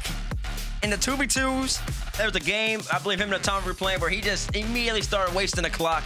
And the ones we've already saw that yesterday against Zapatos, where he sat there for a whole minute with the ball. I don't know what Zapatos was doing on that play. And even right here, just wasting 30 seconds off the clock just to put this game away. It's so smart from him. I mean, you've already got the lead. Just get the game over with. Yeah, first killer is a winner. He's not just out there trying to play as fast as possible. He knows how to secure games. We saw him baiting in opponents whenever it was possible, and he's got the early starts on Evo. Evo, you know, he showed signs of life there. It wasn't the worst possible game, number one, for somebody who's struggled to beat first killer in series. He's able to at least keep it close, keep it lower scoring. Maybe that will end up favoring him as this series goes on, but ultimately first killer keeps it up, and that to me plays to your confidence, and it goes to show just how first killer is going to believe that he has the edge here. Until proven otherwise, he's historically had it, and he's so comfortable that he doesn't like feel like, I need to hit this ball to hit the ground. You never know what's going to happen. Like, oh no, I'll catch it, I'll carry it, I'll do whatever I want. This is my game. This is, you know, my field until you prove it otherwise, Evo. Until you prove it otherwise. That is the statement, Fear. You summarized the whole entire series actually already. I know we're only one game in, but that's exactly how first killer is interpreting this. This is my series. It's my game. Evo, you're going to show me that you can beat me in this moment when the pressure is against you like this, and the experience is so much against you as well. And it's a big question to ask for Evo from first killer, because even right now, and even from the series yesterday, Evo, talk about his speed, he moves around a lot of pace, but is that going to be enough to simply get by a first killer who's just so solid in all facets of the game? Well, Evo's going to bail out of this race with first killer, let him go up and get the ball, but he's even used all of his boost just backflipping to try and recover. Now both of them on 0. Evo in and out of the net is going to elect to wait and make the save. Nice. He's done that, but now he needs to go pick up boost and see what he can get away with. While first killer sets up, he lost the dribble, so he can't pop it up high. Interesting from first killer, not the best execution of a position that should have been a really big advantage. Technically that advantage isn't yet lost because he is going to get control in the back corner, but now Evo's going to have 100 and a lot more to work with than he did previously when he was on the attack, but he baits Evo in for a challenge and flicks it over the top of him. Oh man, Evo, you somehow survived the first time around, you get the boost, and then you just let him score on you. Kind of put himself in no man's land again. Half decision from Evo. Should I challenge? Should I fake challenge? Instead, he opts to do basically neither. He just sat horizontal and then jumped the moment first killer had his flick. Already up, already poised, and already ready to go. Bad position for Evo. FK strikes first. Maybe he can condition first killer a little bit in order to, you know, expect those early challenges. Maybe first killer at the midfield throws the ball away a bit more often. Great save from first killer. Actually gets a great bounce to roll it away. It'll still be Evo's. Evo not going to try and go directly to the other half. He's going to try and switch to the opposite corner. Actually got a great catch off of first killer's touch. Had to make a really fast read. Did just that. Is going to dunk this. Oh, not in though. Crossbar now. Awkward recovery for Evo, and it's going to be another one for first killer. It is. Evo had an all-in play right there, Fear. And it wasn't a bad all-in play either. I mean, you got to sometimes go for that, even in 1v1. And it almost worked out for him. Hits the crossbar, but that's okay. That is okay for Evo. Those type of plays, he stays confident in himself. He should be able to put those away later on in the series. So FK gets down right there and goes for a musty. Oh, no! Oh, no! You don't want to see that. This is a microcosm of how this series has been going and how it might go, where just everything is going to go first killer's way. Evo had the save. He pushes it off the post, and first killer's just in the right spot, able to force it back in. That's the kind of bounce that Evo did not get on the other side of the field, as he maybe has advantage on the kickoff. First killer popped it up high. Evo, how is your wall to air dribble looking? It's one of the strengths of many North American 1v1ers, and oh my goodness, the first killer getting back, he will! He bumped Evo, slowed the ball down, and made the follow-up save. It's a great play from first killer. Utilizing Evo to save his own shot, kept it out just enough. First killer almost scores immediately as well. Great challenge by him. First Killer should have the backup right here, but Evo gives away possession again. First Killer doing such a good job floating, challenging early. When Evo's trying to start possessions in his back corner, he's having to deal with First Killer already there, already breaking up the play. And Evo doesn't have a great secondary. This is low boost play for Evo late, so now he's going to be recovering back in a tough position. Oh my goodness, moonball from First Killer. I can't imagine he wanted it to go that high. His flicks were lacking a little bit earlier. That one was a bit too much, but he just steals away Evo's aerials so easily. He seems to be positioning defensively. Oh my goodness, Evo, great save. I don't think it's going to be enough because a bump will secure it. Yeah, the bump was always coming. First Killer, just too much momentum right there. Evo has the backflip, and at that point, he's a sitting duck yet again. First Killer, easy goal for him. And game number 2 is starting to slip away from Evo. He's got to win a kickoff. And not only that, but he also has to establish himself on offense. Start generating multiple attacking opportunities. Not just a one-off all-in, not just an air dribble, not a one-off shot, but multiple shots. String them together, give himself a chance. First Killer's so good at not allowing that. We see a little bit of separation right now. First Killer reading this. Ooh, actually bumped Evo. Needs to get back to the ball and trying to redirect it. He does not get it, and Evo does get the follow-ups. Finally, one of these, buys back and forth for control does go Evo's way. He gets bumped. It's an and one. He gets his goal. Not an and one. You have to see that. Big goal right there for Evo. Delayed kickoff from him as well. Looks out for First Killer, bumps him, has 30 boosts to his name, Evo does. Can he get a shot? He will. That will be 2 goals for Evo. Delayed kickoff bodes well this time around. I'm not sure if you're going to get to see this, but Evo had a full-on camera play on. He kept ball cam on and he searched around to try and see where First Killer was so he could line up that bump and make a quick play. Evo is one of the, top camera work players in the game. If you ever watch his POV, he loves to move that around. Sometimes it throws players off. Evo can just swing his vision anywhere and keep his mechanics working. He uses that to his advantage in order to get that bump and secure that goal. It's funny that his face cam has only barely parts of him in it because his camera work in-game is impeccable. Yeah, he's operating in. I'm surprised. I think Evo had an opportunity to kind of really commit to a swing demo into the net, and now he's going to concede with First Killer having no boost. Early on, about 10 seconds prior to this, Evo had a great 50-50, secured the corner boost, and First Killer tucked in the net. And Evo, he could have came in with speed, went for a hard bump, went for a demo. Instead, he just kind of walked in there and didn't really do much. Gave First Killer a free out of the play. It came back to bite Evo about 10 seconds later. First Killer low air dribble right now. Reset fake, and he just has Evo panicking at every moment. Evo has not been able to get a read and is clearly trying to get one step ahead on defense, and it's not working. First Killer, great fake. And you know what? It's enough to the mental that Evo has had enough. He's called next, I believe.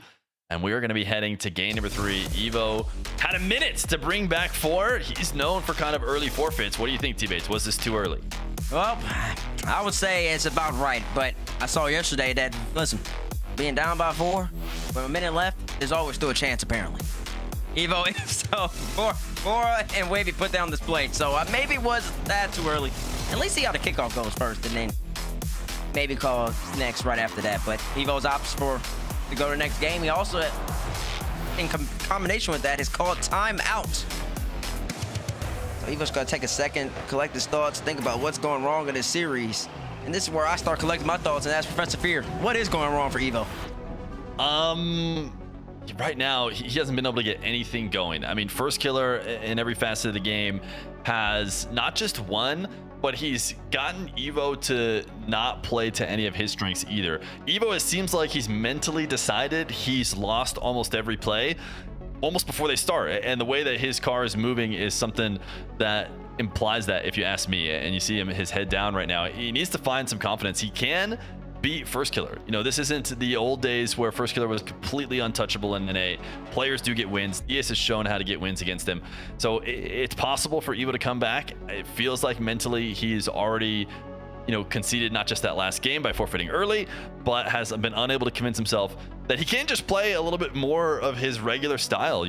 I wonder how this series would be going if instead of First Killer on the other side, it was, in streamer mode and he had no idea who he was playing against, if he would play this game differently, because I think he would. I feel like he's letting a little bit of First Killer aura almost affect him before the series has even been decided.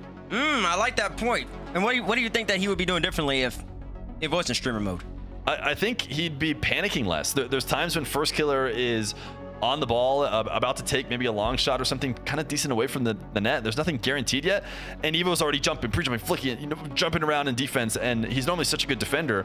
But when you give too much respect and you're panic jumping on around everything, it's not going to work out. I expect to see Evo much more confident and much more casual in net, reacting to late. He's a pretty good goal line defender. He's tried at times to exclusively goal line defend in ones, and he's found ways to make that work. I don't think that would work, historically against First Killer. You can't just do that exclusively, but I want to see more confidence defensively. When First Killer gets possession, Evo needs to expect him to be just another player in NA, just another ranked opponent that I'm sure he's played many times, and I think he'll improve there, get more chances to score himself, and maybe get something going.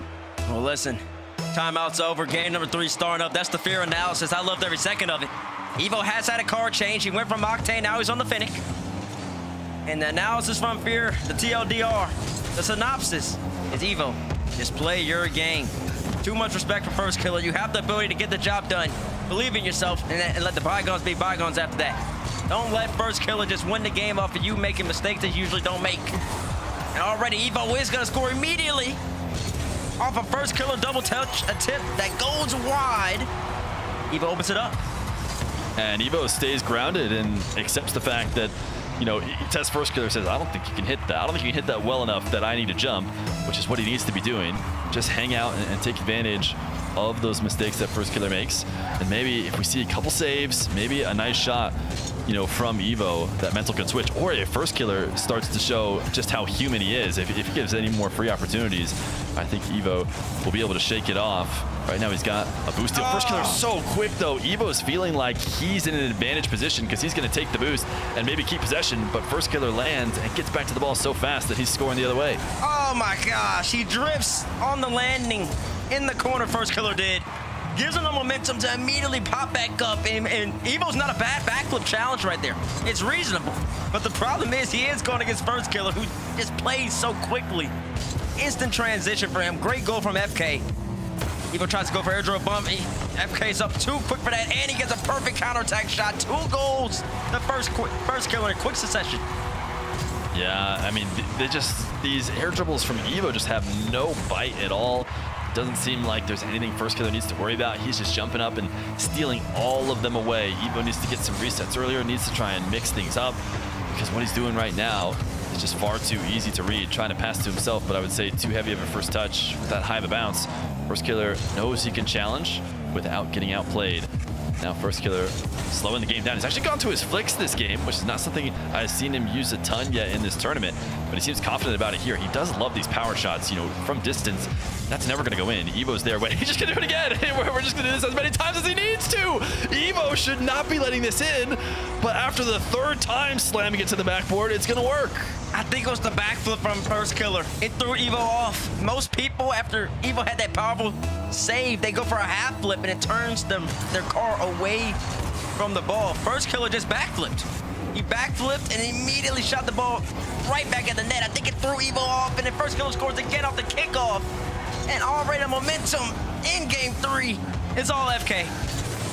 And Evo is somebody who needs to see a lead. This is the reason why he forfeits so early. He wants to get into that next game. He wants to be able to feel like he's competing in the game and not needing to rush back. And instead of getting that after his forfeit and timeout, he's now again back in a familiar position with First Killer, a big lead, or at least a big enough lead that Evo clearly seems affected by it. And now it's going to be another First Killer goal. Evo trying to bring this ball back into his own half. Thought he could maybe bump First Killer off, but ends up just passing it to him. Yeah, he's overcompensating. It's just he's overthinking. He knows that he goes to that boost. First Killer's still gonna be there. He's gotta shoot. You gotta stay in between the ball and the goal. This is universal sports 1-on-1. And he knows that. It's just a mental error from Evo right there. Just has to take his time, get his composure back, and you're right on the money. He doesn't need to force it. He doesn't have to feel like he needs to get everything back all at once. It's one moment after one moment. Still got plenty of time left in his game. Simple mental errors like that, it's gonna end up costing him big. All right, Evo, can he get something going in the air? This could do a lot for the confidence. Pass to himself. The reset is in. Evo is on the board. He attacks through the air. We've actually seen First Killer doing a lot of this, passing to himself off the ceiling for a reset. Evo's going to use it this time to pick up the speed on the ball and make it 2 goals. It takes him halfway through the game to get 2, but that could be the spark. Could be the spark. A couple kickoff wins would bode well for him, but he doesn't get this one. First Killer immediately just takes another pop shot at Neko. Why not? First Killer's one of the few people in ones I feel like nowadays who just keep shooting the ball in net like that. Well, that's a more archaic way of playing ones. Most people go for what Evo's doing right now. A nice little pop reset. Can he get back around it? He might be able to. No. Does get around First Killer. He's done enough. Evo has scored 3. Evo popped us over the top. When I'm watching First Killer POV, he seems so calm. He just goes to, wave dash this wall and take it away. He seems to be sure that every challenge is going to work. This time, challenge does not work. Evo is able to see it coming, able to get it around him. The question is, can he close the distance here and make it feel like we're a kickoff away from him taking over? First Killer bailing out of this as he sees that Evo's going to tap it to his corner for him. And now he's trying to read Evo challenge, and he popped it up. Going to take the shot. Evo denies it. And now Evo used up all his boost to make that play. First Killer going to keep forcing the issue, actually allowing Evo to pick up 100 instead of just instantly booming the ball like we've seen him do before. Going to that flick game just a little bit more than in the past. Evo, air dribble bump, wants to get there. First Killer saw that way before it happened, takes it away, and counters. Counters he does. Counter he did. And he score he will. First Killer is playing so tight. It's one of the best ways to counter air dribble bump. You just play really close to your opponent and you just sense it coming. You get up way higher than they do immediately. There's no chance they can pop the ball up high enough to also then get underneath it and bump you. It's just impossible. First Killer does handle that easily. Evo almost gives First Killer another freebie. And there was in a moment too where Evo seemed like he was gaining some momentum. He was finding himself, establishing himself in this game. Does give First Killer that one, but he will score again. 4 goals now for Evo. After just a constant pressure right here, puts FK in an awkward position, gets right back around the ball, and just taps it on in. Yeah, pretty impressive diagonal flip. He jumped up and was actually not angled to win that, challenge as good as he was going to. But then diagonal flipping to control it easily. First Killer electing not to hook shot here. He's going to try and get Evo starved out and on the goal line, and will swing it around to steal boost. Evo got a good enough 50 that it's going to swing out to the other side of the field, allow him to pick up 100. And maybe if he can get a goal here, he can entertain winning this game. He got it over the top of First Killer. Can he get back around? No, he's not even going to try to. He backs away and lets First Killer tap it. And now First Killer, who has been playing his leads well, might look to do that more here. He's going for a fairly safe shot that keeps him on the ground and around the ball. And he's got a follow-up and got a 7th. Evo's got to recognize First Killer's not going to go goal side in his first challenge. He's just going to go around. I don't even know what Evo actually. He believed that First Killer was going to leave the corner. I don't even know why he challenged in that manner, or in that angle. And now First Killer gets to wave that kickoff and gets possession. And now First Killer's going to do exactly what I expect him to do. Waste time. I'm surprised he didn't turn around. He actually won 4. I know. I thought and he's going to get more. You thought he would turn around too? I thought he was. First Killer just owns this matchup right now, so it just doesn't matter. Like, sure, you can take it back, but also he's got to feel so good about everything he does that why not just flick it? In fact, he's gotten out of the game faster this way because flicking it into the top right made Evo pull next. So First Killer up 3-0. This has, been his matchup historically. He is showing why here today, not letting Evo into this. Timeout's not going to help at all. It's all First Killer, and at this point, we'd be surprised to see Evo even take a game. Yeah, and the camera body language, it's really showing 2 completely different people in 2 completely different spaces right now. Evo, you see it head in hands. You see he's stressed. He's thinking about what he needs to do. First Killer, meanwhile, he's just looking at his phone and laughing. he's just not concerned about the game at the moment. So, yeah, I mean, that is the difference between the 2 at the moment. We talked to First Killer about his previous matchups. And ask him whether or not he was tested or if he just had a specific matchup. He was kind. He said he wasn't just clear better. He said he had a better matchup against the Patos when asked him. But something tells me he'd say that about just about everybody. He would say, oh yeah, it's not that I'm good, it's that I have a good matchup against, you know, a Chronic, an AJ, an Evo, and everybody in North America but Diaz. So I think at the end of the day, it is just, you know, a skill diff for First Killer. He's proven it to be that case, and Evo has yet to give us a reason to believe. We see him going for those air dribble bumps often. To me, that's also, you know, a lack of confidence in his own ability, thinking that that's what he's going to need to take down the likes of First Killer. But in reality, it's probably going to have to be more than that. First Killer has shown he's ready for all the tricks. He's ready to get over the top of those. It's going to have to be spectacular. We saw that one spectacular goal from Evo, and he's going to have to do that. That's what it's going to have to be like if he wants to take a game off First Killer. But for now, it's all First Killer as we start game number 4. What kind of kickoff the First Killer just go for? Oh my gosh, he gets back to the ball too. Wow. And Evo's gonna be in trouble because Evo has no boost. The First Killer's looking for a double touch. The double is on the way. It's top left off the post. Evo gets away with one. That's the type of breaks that Evo needs. What is he gonna do with it? Oh, he has the back flip. He gives the ball back to the sniper. And of course the sniper is gonna make it from across the map. Ah, yeah. I don't even know what to say. I mean, Evo, he just hands the ball over, and that's not what is going to get you mentally back in the game. First Killer missed some pads on the way to this kickoff, but it just feels like every time I see the ball in First Killer's car, I'm expecting it in the net. The exact opposite right now with Evo, but he's got a little bit of air game. I like this. Even though this is now, it's going to have to look something like that. It just has to be a little bit lower to force an actual save attempt out of First Killer. Problem is he reads it and gets down and counters. When it rains, it pours. And it's pouring a lot over in Evo land right now, Fear. It wasn't even a bad reset attempt. They just hit the crossbar again. And not only did it hit the crossbar, it went right next to First Killer. And even off the bump, First Killer comes back around off the kickoff, hits it with the backside of Finnick, far post. Evo is... Evo's not moving after every goal, which is not a good sign. Usually indicative of some tilt. You know, Evo, if he didn't like what he saw in the previous games, he's going to hate what he's seeing here as First Killer going to get multiple resets over the top of Evo. First Killer can do no wrong. He can't do any wrong. Now he's just feeling it, Fear. He's going for his double reset. Nakawana, 1, 2, with the late pop. And right over Evo's head. 4 goals in less than a minute for First Killer. He's already got Evo on match point.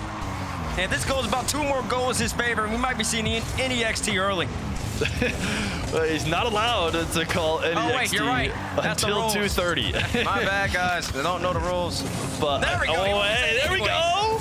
That's what I'm talking about. This is what you need to do too. You need to fake First Killer. You need to do something to make him look at least slightly silly, because right now First Killer has such a big mental advantage. But he did go flying over the top of this fake from Evo. Credit to him. Needs a kickoff desperately. I think he's just has to win this kickoff, the next kickoff, all the kickoffs. But I don't think he's won this one. First Killer to the back wall. Double is in! He's on fire. Somebody's got to put him out. He trips up Evo right here. Instantly gets the boost. The confidence on the double 2. Just with such power. No nonsense. First Killer's not playing around. That should not be easy. That should be a risk too in ones. This should be a risk maybe not worth taking, going for that back wall double. Right now, First Killer in the zone. He's in free play out there. Doesn't mind taking those risks because he is pulling it off. Reset. Wait, this is what I'm talking about. This is what we need from Evo. If he's going to get anything going, it's going to be off the back of this shot. It's a pitch into the top right corner. Look at the power. 72 miles per hour from Evo. Just puts it in nice and clean. That's the type of momentum he needs. Those are the type of plays that will give him a little bit more confidence in himself. Still got to contend with the First Killer kickoff, though. How does he manage it? Stops FK right here. FK kind of gives away the ball. Evo keeps it close. All right, he throws it away. Can he get back to it? No, he can't. Trips up First Killer, though. Evo still with possession right here. Trying to get by FK. He might just be able to. Gets a little wave dash. First Killer, no boost. Evo's not done just yet. The attack is on, pops it up high. Gets one reset. First Killer is equal to it, though. The shot was too timid. Yeah, way too easy of a save. First Killer now, reset the other way. Fakes. Were you on Evo's POV right here? No, I wasn't. I was on First Killer. I'll check Evo POV. Where is he going? He went for the boost in the corner. Yeah. He should not have swung that wide by any means. Did not stand a chance after that. That's a mental error from Evo at that moment. And now first killer just playing with his food. He's gonna get the boost. Evo does get possession though. It's not that bad from him. 2 wave dashes and he gets a 52. But still not much opportunity. Oh gosh. And first killer tried to get Evo to own goal. I think the important thing that Evo needs, I think Evo can't afford to concede another goal. If he does, he's now in the range where he's allowed to forfeit. And if the ball goes in, he might not be able to stick it out, even though his whole tournament life is on the line. First killer gets the bump and taps it in. 7-2, 5-goal lead. Evo's car is moving though. Evo's car is still moving, so I don't expect him to tap out just yet. Means he's got his hands on his controller and he's ready to try and get something going, but it's not looking very likely. It's not looking likely at the moment. It's a lot on him. He's got to lose another kickoff right here. First killer flipped a little too early. And first killer missed a boost. Evo did spot that. Wave dash, Evo just trying to create a little bit of pressure. But that's kind of been its problem in this series. Even when he has straight line dribbles or opportunities, he's not really getting goal scoring chances in situations like this. Everything's just way too easy for first killer to handle. Yeah, first killer fake challenge got Evo to get rid of that ball when it should have been a position that was really strong for him. Just side flips away, trying to connect on a bump, and now might not be able to recover. He does, as he will take it to the side wall. First killer not going to allow any aerial play except the fact that Evo wins the pinch, gets the ball out, but I mean, that is just such a soft little touch. It's just going to lead to a free first killer possession. First killer could even start wasting time with a minute 30 if he really wanted to, and maybe that's what he's doing. I don't know, he just throws the ball away. First killer probably doesn't care. I mean, right now he's playing so well and has such a big edge. I don't think he's sweating at all this series. Just a soft double jump, make Evo shoot over the top. It's whatever, I can do no wrong. I'm up 5 and we're approaching the final minute. Oh my gosh, if he scored right there, that would have been an exclamation mark. That would have been the slam dunk, and I would have had to leave myself. There's no way he would have came in with speed and just came off the ceiling and just dunked it in like that from that angle. That would have been upset me. I would have been upset for Evo. This is starting to look like free play though right now. Yeah, it is. I just feel like both players are just kind of tapping the ball around, not a real plan. Evo is going to score, but you know, first killer, like I said, Evo's scoring because first killer's kind of decided it's free play. Like, you know, I don't know if he's mentally thinking about how he's going to do against Diaz later, but he definitely is not worried about this game. I mean, Evo's going to need to string kickoffs together. That hasn't been going well for him. Not much has been going well for him in this series at all. Hold on now. A demo. Can he score here? These are the positions that Evo should have a big advantage, but like, look at that. Just right to first killer, easy save. He hasn't been successful. He's had multiple of those in this game, and let alone in the series. And he just has not been able to get the ball by FK. And I just don't understand what's going on with Evo's attacking. Oh gosh, he's brought it to his own quarter with 20 seconds left. Yeah, this one's all, this one's all but done and dusted. This is 15 seconds of free play now. Evo, wait a second. It's a good goal, but it's just so way too late. And it's also only going in, it feels like, because, you know, first killer has almost slightly checked out as well. I mean, maybe I'll eat my words if we see 3 straight kickoff goals, but this looks like first killer's series.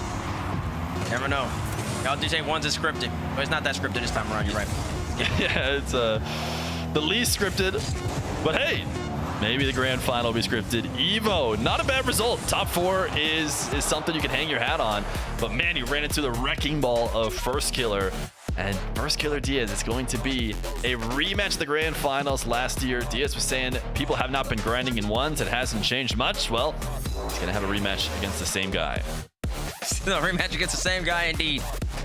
I don't know. Maybe already 8 players need to play 1v1. At the moment, it looks like it's first killer is Diaz, and everybody else is nowhere near. What do you think about that? Yeah, hey, you don't have to tell me twice. Let's get everybody in there. I'm not sure if I can convince these pros to play, but if one thing is clear, is that we need some new blood to try and take down a first killer or Diaz, because if they don't show up, it's going to be them over and over again. We are headed after this break to the grand final of first killer and Diaz. Heath, I want to try an experiment. All right. To help you unbecome your parents, I want you to try a game called Rocket League. Ooh, is it a puzzle like my crossword? No, picture soccer. Okay. With a car. What do I hang my feet outside the window? No, not your car. But you said think of. It's a video game. Oh, okay, I get it. Where's the cartridge? No, it's an online thing. Is there a joystick? Not like the ones you're thinking of. But I need to get some quarters, right? No. I gotta blow in the cartridge. Again, like no cartridge, but you'll need a username.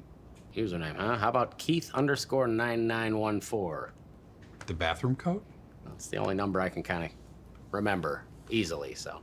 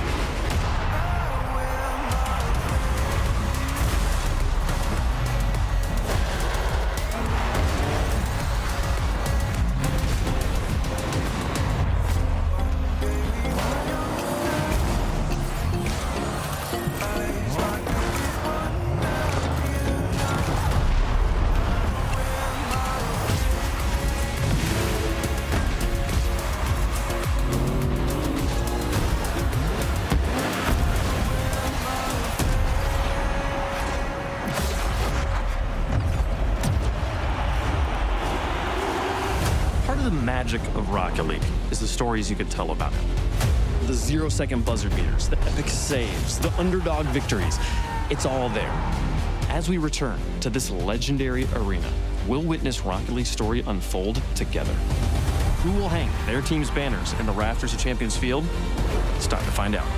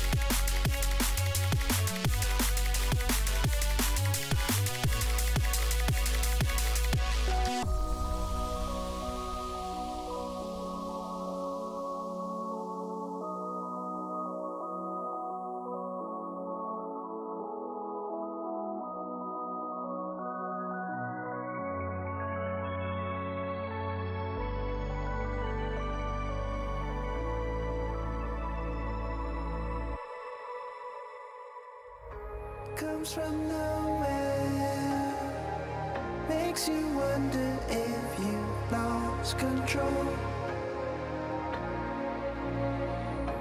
leaves you breathless, changes what you think is possible.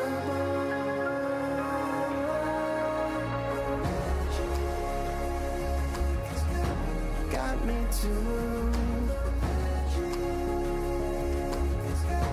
Brought me to you. It's got you too. Your magic's true. Your magic's true.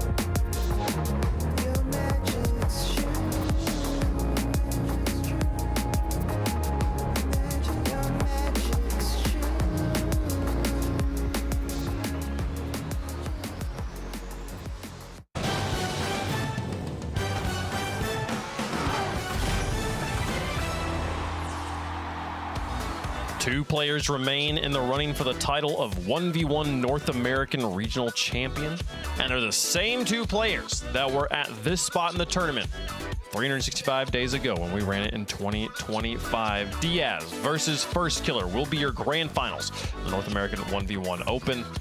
And you know, it feels like we could. Are we just saying we could have just emailed in the whole tournament here, Bates? Because like these guys are so good.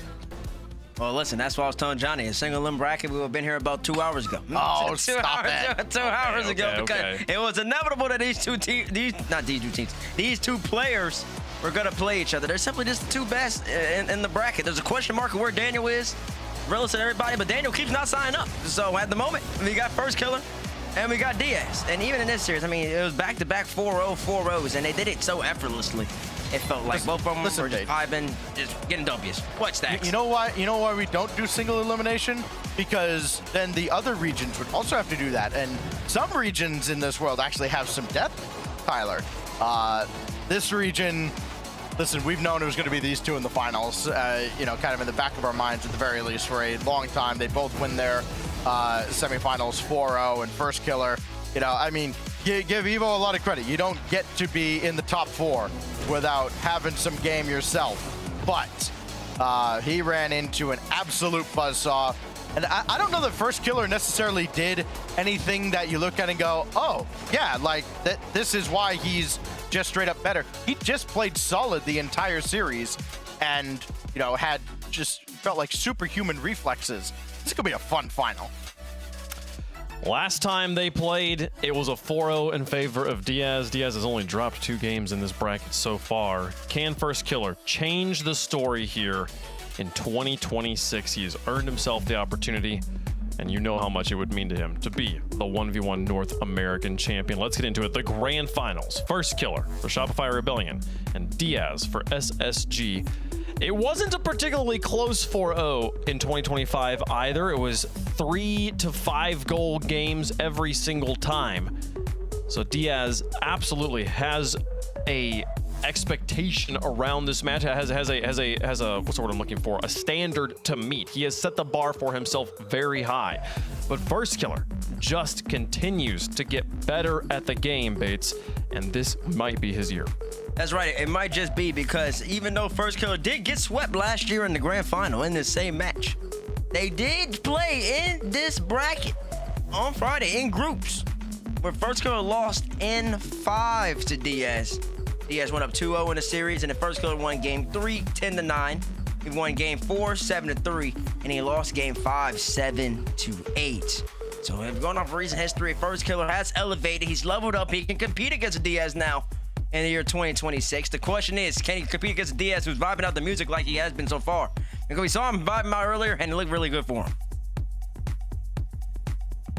Here's the difference, though. You know, that's Friday, and you know there isn't the kind of pressure that players are under when Sunday rolls around. And you know, watching, I mean, First Killer absolutely laid waste to Evo. He came ready and locked in. But the way I watched Diaz take down Wavy, it just felt like it didn't feel like there's anybody in this region. You know, we'll get into it in a moment, but it didn't feel like there's anybody in this region that actually can keep up with him on a 1v1. And you know, Diaz has consistently brought it from Friday all the way to today. Been a huge fan of his game, and excited to see just how far this goes. I mean, Bates, you're talking about like the weight of Championship Sunday and the weight of Grand Finals. There's few players that we've seen be affected more negatively by that burden than First Killer. And Diaz right now appears to be so relaxed. For somebody who is coming in defending a title, it's you know, chasing down the top dog usually is a little bit easier than staying on top when they're nipping at your heels the whole time. But he doesn't seem bothered at all. Getting up, vibing to his music, sitting back down. It's just another day at the office for Diaz, which feels like the worst case scenario for First Killer. I mean, it could be, but I will say this is a better First Killer than ones, at least on form, at least in tournaments that you're comparing the 2025 run to the 2026 run. In 2025, First Killer, I mean, he lost to Wavy in Swiss. Then he had beat Evo 3-2. I mean, he just 4-0'd Evo, and it simply wasn't close in that match. And then also First Killer then lost in groups to Evo. And once again, he just 4-0'd Evo, and it simply wasn't close. I know he did beat Evo as well in the semifinals of last year. That was a rematch, like we just say, beat him 4-1. But the whole point I'm making is that First Killer's been making it look easy against everybody except for Diaz in the one match that he lost on Champions Field.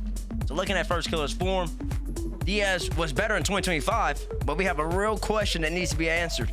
Who is better in 2026? And we're about to find out. Yeah, it's the only question that really matters, and it's why we play the game, because anything can happen, and what a story it will be either way. Back-to-back champions or revenge from the previous year. First Killer on one side, Diaz on the other. Let us know who you think has got this one. Stacks, who you got? When I look at this matchup, again, we've been looking forward to this all day. I've had a lot of time to think about it, and it really, my opinion hasn't changed. I think at the end of the day, when the dust settles, we're all going to be saying, and still, I got Diaz here. Okay. And still. You know, see me, I think Rock League is a game of stories. Well, Rock League Championship. There's going to be a lot of words to say Diaz is going to win. Watch this. It's one of the best parts about Rocket League is the stories you can tell. Exactly. Yeah. And some of the parts are they. I like that from your wave. And I just think that First Killer, a person who has not been able to get it done in threes, a person who's been heralded for so long in North America, I think it's just something, it's poetic for him to go and play ones, get better at it, and then rep North America, go to Dickies Arena that we still have yet to see a North American come home victorious and get the job done. So give me First Killer in this matchup and a rematch against Diaz. And I think he's going to go on to Dickies. He's going to put on a show against Nas. Hey, my parents read me fairy tales when I was a kid, too. Look, I think it would be an incredible story, and I do think that is it's the whole reason we like sports in the first place is getting to see this drama happen. But here's the thing, like I've talked to First Killer yesterday and asked him, like, what do you do? Like, how do you balance preparing for these 3 different game modes? And he said, I'm really not preparing for one. I'm just kind of showing up and playing. That's not that great of a story here. And the story time and time again has been he gets to this point and struggles, and it makes me I hope for it. And I'll be amazed, I'll be so happy when I see he can finally get past it, but it doesn't make me believe it's gonna happen right now. When Diaz is looking as good as he is, the story of the back-to-back is incredible. I think Diaz has this in the bag. It is not one-sided, but there is a favorite. Chat's got First Killer here. We've got Diaz. They've got themselves. Who is it going to be, folks? The European 1v1 champion Nas sits and waits at Dickies Arena for the conclusion of this contest. SSG versus Shopify. First Killer versus Diaz. After 2 dominant semifinals performances, Diaz and First Killer meet once again. Last time, it was an equally dominant final with Diaz coming out on top. First Killer's here for revenge in Game 1, brought to you by Progressive. First Killer had as good of a possible, setup right before this that you could hope for. He looked like he was in free play in that last semifinal. If he was going to play to the level of Diaz, that is what he's going to need to look like against the rest of the field, because that's what Diaz looks like when he's playing against the rest of the field. Right now, North America, a matchup between these two. Diaz is going to flick first, get denied, and First Killer will get the first goal. Great placement by First Killer, and this is off a perfect challenge as well. Straight through the middle of the ball, confident challenge. No chance for Diaz to fake him out. And interestingly, not the full pitch air dribble to start off the game that Diaz usually goes for. He had the opportunity to there, but he opted against it. Now he's been bumped away from the winning kickoff, and First Killer slots it for 2-0. First Killer has been accurate today, and he's going to continue to prove that. This one, maybe, almost offline, but does manage to find it. Last one was tough to get quickly, but quick shots on net, quick, powerful shots on net. That's what First Killer likes to do. He likes to surprise you and take you out of the game. Now Diaz, this is what he likes to do. It's not the perfect setup towards his back wall, but he does like to take possession. He does not mind where he's at on the field. He'll play it from anywhere as he gets a reset. And this shot top shelf denied by First Killer. This is a great sign to open the series. He's going to boom it back the other way. This is First Killer playing his game, and it's besting Diaz's game. Top ends across the pitch. First Killer looking like absolute prime First Killer. Back in the day, this used to be his bread and butter, just lunging across his net to get saves and then immediately counter-attack it with hard-hitting shots. We've seen plenty of that today, like you mentioned. He's been at his best form.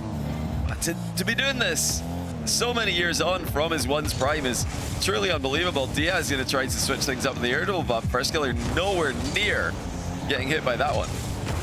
Diaz did back off, though. He recognized that he would be missed here on the back wall. Diaz is going to be in trouble.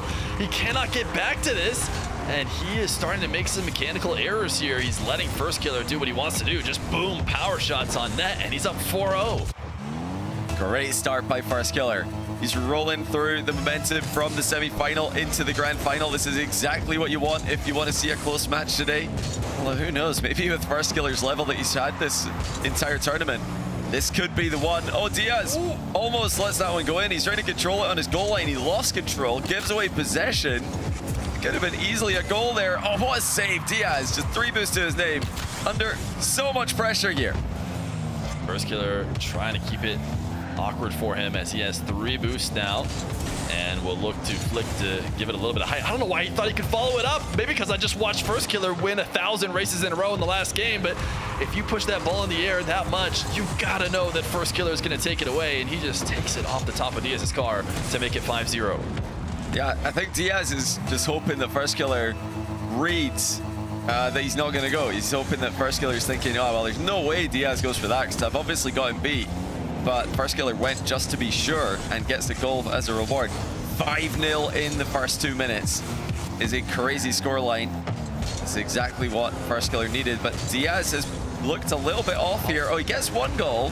As First Killer looks to cross no man's land and challenge. Diaz just pulls the trigger. Yeah, we've seen a couple of mistakes in this first couple minutes from Diaz. He's done that little chair shuffle he did against Zach as well, looking to get comfortable. That was a mix-up from what we normally see. A high bouncing ball on the way to the ground.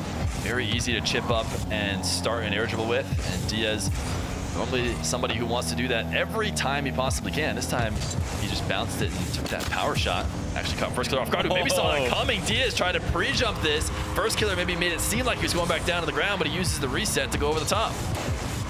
Oh, just a great shot by First Killer. The scoop with flip reset to make it 6-1. Now, Diaz has been known to forfeit early in some games in the past, but I really think he's going to work his way through this one, try to figure out what is going on. The level First Killer is playing at right now is just crazy to witness. He could easily make it 7 here against the Brazilian. It's Diaz nightmare. First Killer off the post, though. That was just a millimeter away from being a goal for him, but instead it's a goal for Diaz. Yes, huge swing. Huge swing in favor of Diaz. Maybe he can use this to get going, but definitely needs to stay in this game. Cannot leave early. This is not like, you know, previous First Killer matches where First Killer runs away and there's no hope. There is hope for Diaz, and he just needs to figure out what the answer is going to be today. But First Killer, man, is going to get his one right back. It's that same blocking style kickoff that he's used a few times. Turning sideways into the ball to completely block it in the direction he chooses. It's not something that really anyone at the top level is doing as consistently as First Killer. This is his strategy that he goes to every now and then, and it's worked out wonderfully there to keep himself ahead by 5. Now here comes Diaz. This is what he is always so good at, and he makes it work once again. The only difference being he's used all of his boost for this one. This was all in. Yeah, this is all in, but it's confident from Diaz. First Killer missed a 100 pickup. He actually dove out to try and get it. Didn't pick it up. Not sure it would have ended up mattering. Might have taken the same approach to that back corner either way. But Diaz gonna get beat on these kickoffs. First Killer's just been so quick. He was winning this way earlier. Once he gets the ball, you know, off the kickoff, he's so quick to recover and get a shot. And he even delayed the shot a little bit there. First Killer knew that if he made the first move, Diaz could pre-flip and deflect the ball to the corner. So he just waited a touch and then made a move for the ball when Diaz closed the distance. It's going to be next. Diaz is forfeited with 1 minute and 54 remaining in the game. What a start for First Killer. Yeah, this is, you know, I don't know if I agree with Diaz trying to tap out of this game. We've seen him score a lot of goals before. 2 minutes is such a long time in 1v1. Yeah, it's just a ton of time. And he has no answer right now. I mean, he needs to figure out an answer to the kickoff. He needs to figure out an answer to something that First Killer's doing.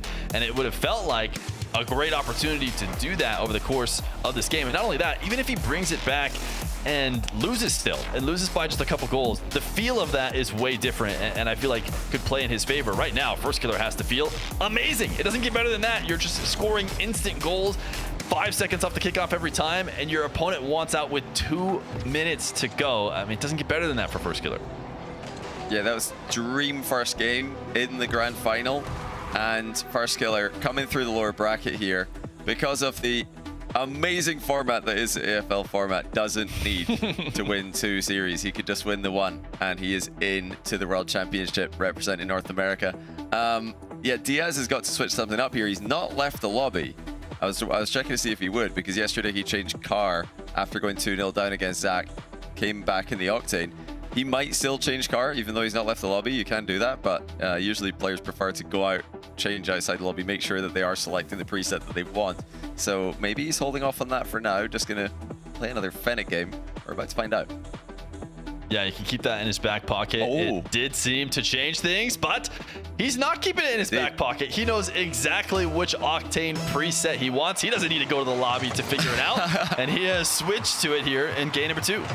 Maybe he just has two presets, Octane and Fennec, but the result this time has been the same. He's lost the kickoff again, and First Killer is going to be leading again. So this is a change up from yesterday. He said so in the post-match interview that the Octane was winning more kickoffs for him, and that's not happened so far against First Killer. We'll keep an eye on the trend.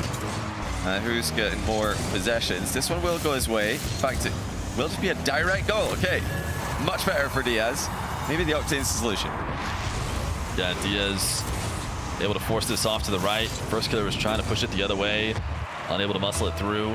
But First Killer, you know, in a Diaz domination, it feels like it would be slow and methodical. What First Killer is showing right now, that a heavy First Killer sided series is going to be really fast, and just First Killer can run it up. You know, when he's dominating, he's scoring goal after goal after goal.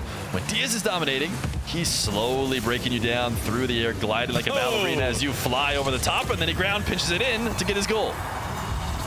Yeah, perfectly timed here as Diaz fakes the high air dribble. First Killer went extremely high with his pre-jump. He was over the top of the ball at the entire approach, which would indicate that he expected Diaz to hit that really hard, maybe even go up to the ceiling. But First Killer with a chance to equalize here with an air dribble of his own.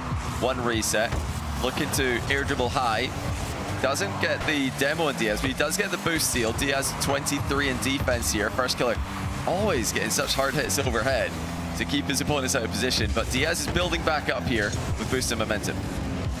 First Killer tries to get the angle. Diaz cuts it off with very little left over and is able to get 100, so reward for a great save. He's going to play a little bit of First Killer's game by just booming the ball towards net and trying to put the defender on the back foot, see if he can't continue that for goal. Maybe wants a demo or a boost grab. He does get the boost. First Killer's trying to dash his way back to the ball and score on 0. Sometimes you can take advantage of that person being on the wrong side of the ball for just a moment. First Killer faking here and gets a goal.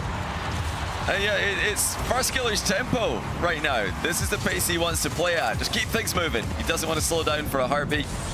Diaz not able to keep up with him there. Knew he had to flip in front of the ball. Otherwise, First Killer could score. Gets faked out as well. Does seem like the kickoffs are going more even, though. Back and forth for the time being.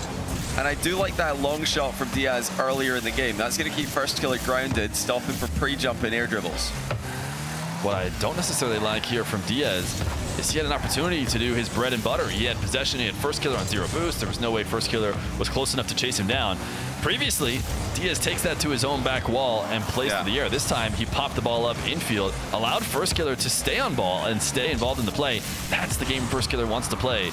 But Diaz now, you know, lacking a little bit on this air dribble. He still has huge boost advantage, so he's just doing this as a way to get First Killer away while holding on to that boost. And this flick is good enough. First Killer just reset on 100, but it doesn't matter because Diaz gets the goal. Wow, what a finish. Diaz had to make this one count. First Killer had the boost advantage in defense there. Diaz does score with this flick, the standard classic style. He's now going to get kickoff possession left side of the pitch. First Killer forced back by Diaz, demoed by Diaz. He'll be able to spawn in the way of this, but Diaz still able to get the goal. Great control, knew where First Killer was going to spawn, baited him in with the pop, and shoots it over it. And didn't just know where he's going to spawn. When he put that shot on target, he knew the one place that First Killer had to go to save it. So after he put it there, just chased down the spot that he expected First Killer to be at to get that demo in the first place. Now another kickoff goal, maybe directly towards the net. First Killer, tried to catch and cut it and to get a nice save, but Diaz gets the goal. It's just fascinating to see Diaz 2 days in a row switch to the Octane and start winning 50-50s, which, you know, is what kickoffs really are. The Fennec's usually the card that's more known for its 50s. But Diaz, same hitbox, of course. Able to, he's on goal, not that he can do much about it. But Diaz, he loses this one. The block kickoff from First Killer, he just created a wall again. Yeah, he's doing this very consistently. A nice bump as well, pull shot, own goal. Yeah, nice play from First Killer. It's interesting to see, you know, a mix-up like this deep into the tournament. We'll see if Diaz tries to pick it up at all, if he notices what First Killer is doing on the other side of the field, because right now it has a really high success rate when he's gone for it. He's let Diaz get baited in, and First Killer will run the field. Well, honestly, I just have no idea what Diaz was thinking here. That's so obviously going to be an open net for First Killer. Someone who can hit the ball as hard as First Killer, as consistently as First Killer can. Diaz has really, really under-hit that touch as he attempted to turn on the wall. Big wall play coming off for Diaz. He decides to go in field with it.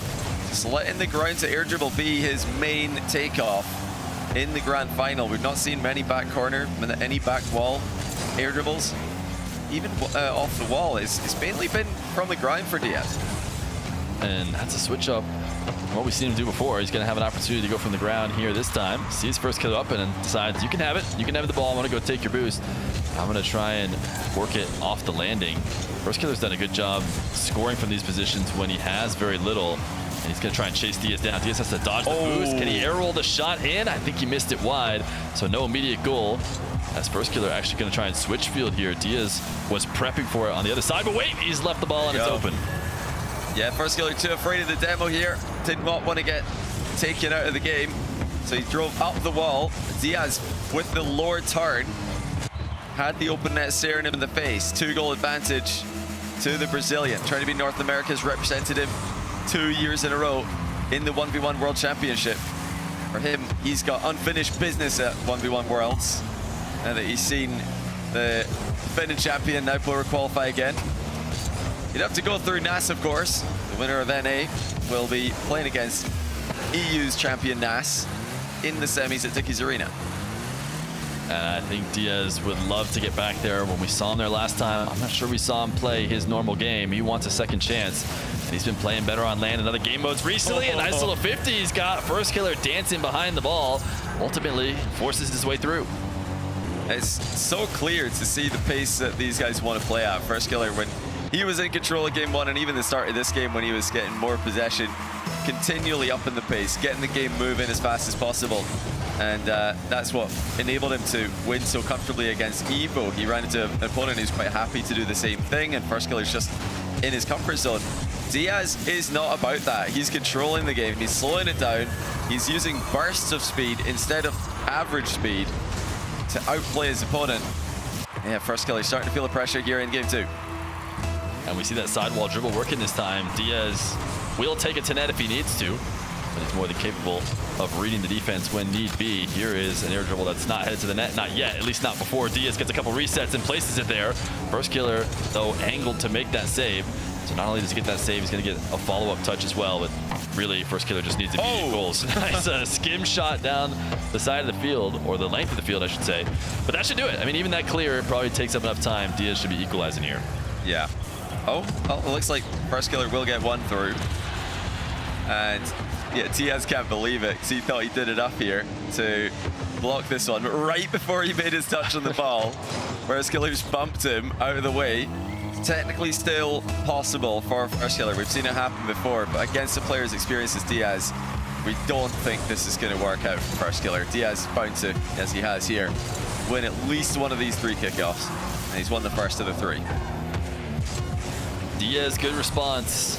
Slowed the game down to be played at his pace.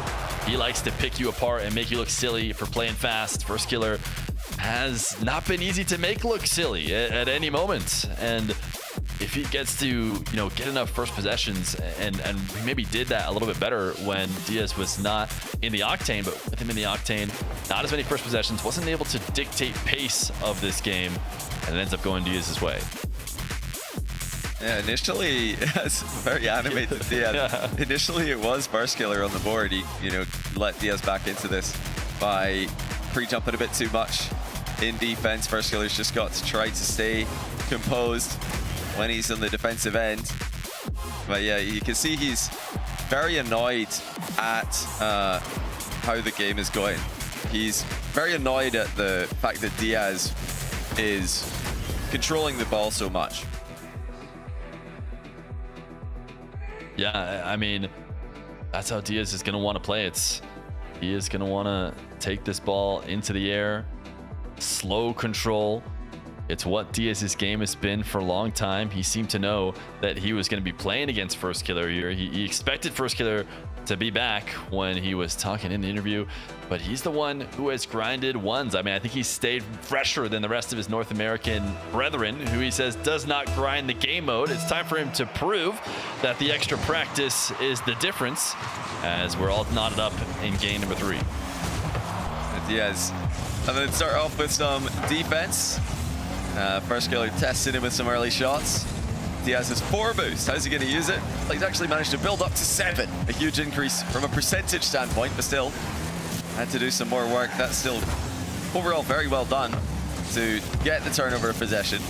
And kind of starting off his first back wall air dribble of the game. He goes low with it as the takeoff was extremely diagonal. And now First Killer tried to launch a long shot, not enough boost to get the power. He's got another chance to air dribble, and he's been declining these, which is very unlike him. For some reason, he's loving the ground to air a lot better. This one's going to get dunked by First Killer. First Killer is always going to try and counter this quickly. He loves his ability to just get a sweet touch to set up the shot. He does it better than anybody else. You know, in fairness to Diaz, he's not ran into too many early challenges from First Killer. You know, whenever he's faking the wall to air dribble and then cutting in field for the ground dribble, or the ground to air dribble even, First Killer's letting him have the space. He's letting Diaz take the bouncing ball. So from that perspective, Diaz messed up a wave dash. Does pre-flip for the save, but he's really in trouble here. Overall though, I think Diaz has made a good read on FK. FK's backing down, giving him space. That one's not enough space, so it's Diaz. Trails by 2. First Killer just taking enough shots to eventually get one through. Yeah, just trying to put it high. Knows Diaz on low boost is going to have no choice but to not jump up there, and ultimately could not clear it out. First Killer looking to try and keep things going as Diaz is going to pre-flip, grab boost, maybe play out of the air, but no, he's going to back off. First Killer will clear it down the length of the field, and now should be able to, maybe missed a catch. Maybe wasn't going for the catch in the first place, but it's going to be Diaz control, or at least every time I think it's going to be. First Killer tries to stay in the play on 0 boost and refuses to leave. Now he will actually leave as Diaz has the ball carry. Double jump. First Killer's doing a great job of cutting these off. He senses them. He smells the air dribble bumps before they're here and gets around and jumps over the top of them. Yeah, he really does. And now right into the pitch. That's huge.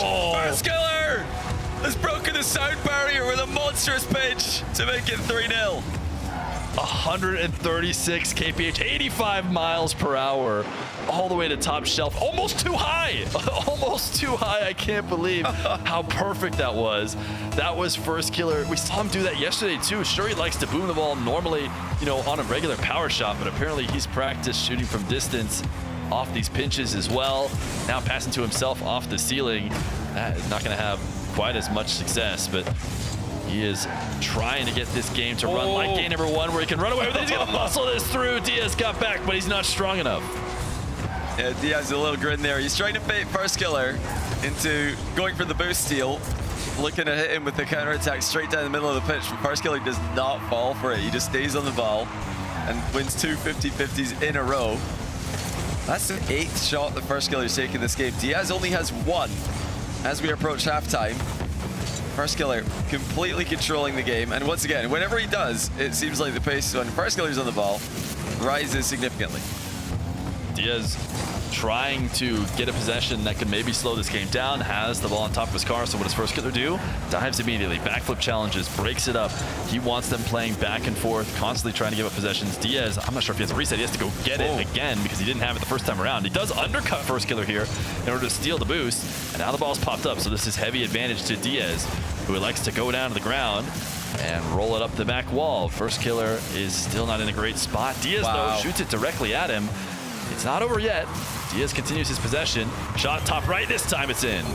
Well, honestly, thank goodness for Diaz he scored, because the previous shot was straight at First Killer, who was stranded in the net. The First Killer, I guess, greeting for that 12 boost pad, if it's possible to be greedy for a 12 boost. He tried to turn around after grabbing that to make the save. Understandable to want that one when you're 0 boost in net against Diaz. And still, Diaz threatening the comebacks. He was down and out for the first half of this game. Now here he comes. And every time he does a wall to air dribble and scores like this, I have to wonder to myself, why is he declining these? You know, why is he declining these in other moments? It doesn't seem like he's, you know, shaky in that front playing today. Every time he goes for them, they seem to be going well, and yet in general, he wants to avoid them. I'd like to see him stick to them until, you know, they don't show success, especially now when you don't want to let First Killer get 2 games. You know, maybe you're trying to save something, or you're trying to mix things up as the series goes on. I don't want to let First Killer get too much. That being said, he's keeping this one close. A nice long shot to make it 3. Yeah, just a little cat and mouse in the midfield. First Killer just lost his momentum briefly, trying to grab mid boost. Well, he did get the mid boost, but left his net open to do so. Diaz, 3 goals in a row. After he got his first one, it seemed like the game completely turned around in his favor. First Killer's got no boost on his back wall. Diaz dunks on him. Great read. First Killer is trying to bait him in, and Diaz obliged. Yeah, this is an example of trying to play for possession maybe from First Killer. He could jump, he could try and 50 here, but jumping with 0 boost is usually a death sentence, and he is not interested in that. He'd rather potentially get the ball dunked over the top of him and get scored on, which is likely to happen either way. There's a small chance that keeping his wheels on the ground allows him to maybe stay alive in the play. Now he's having to play defense again. Diaz gonna rip the crossbar and get forced back. He's had a couple full pitch air dribbles, but he's mostly had to do them off of awkward starts and hasn't really been able to get them all the way the length of the field like he's known for. Does get a good boost grab here.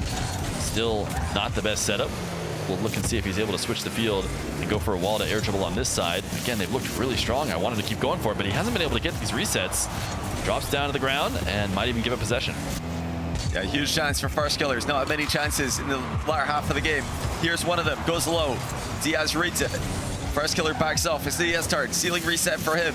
End-to-end stuff. He's used a lot of his boost.